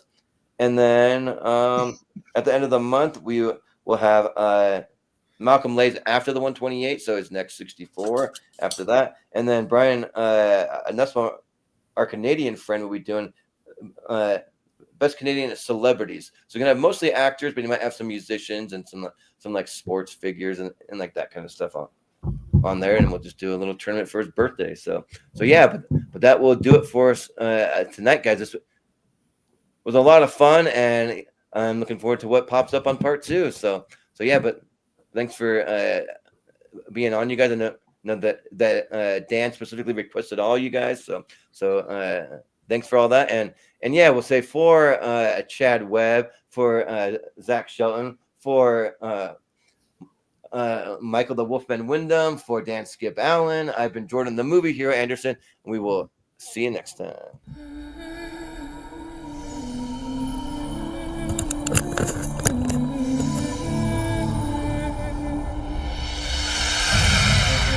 Welcome to Who Wants to Be a Millionaire?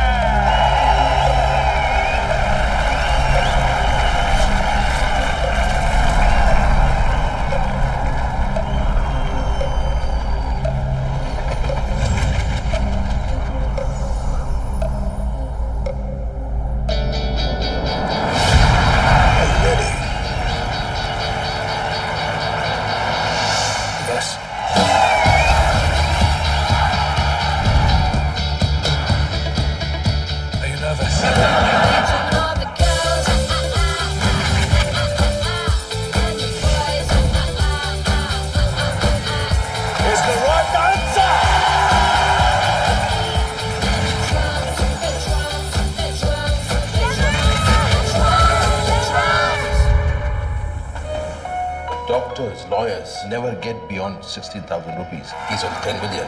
What can our slumdog possibly know? He went on the show because I thought she'd be watching. She's my destiny.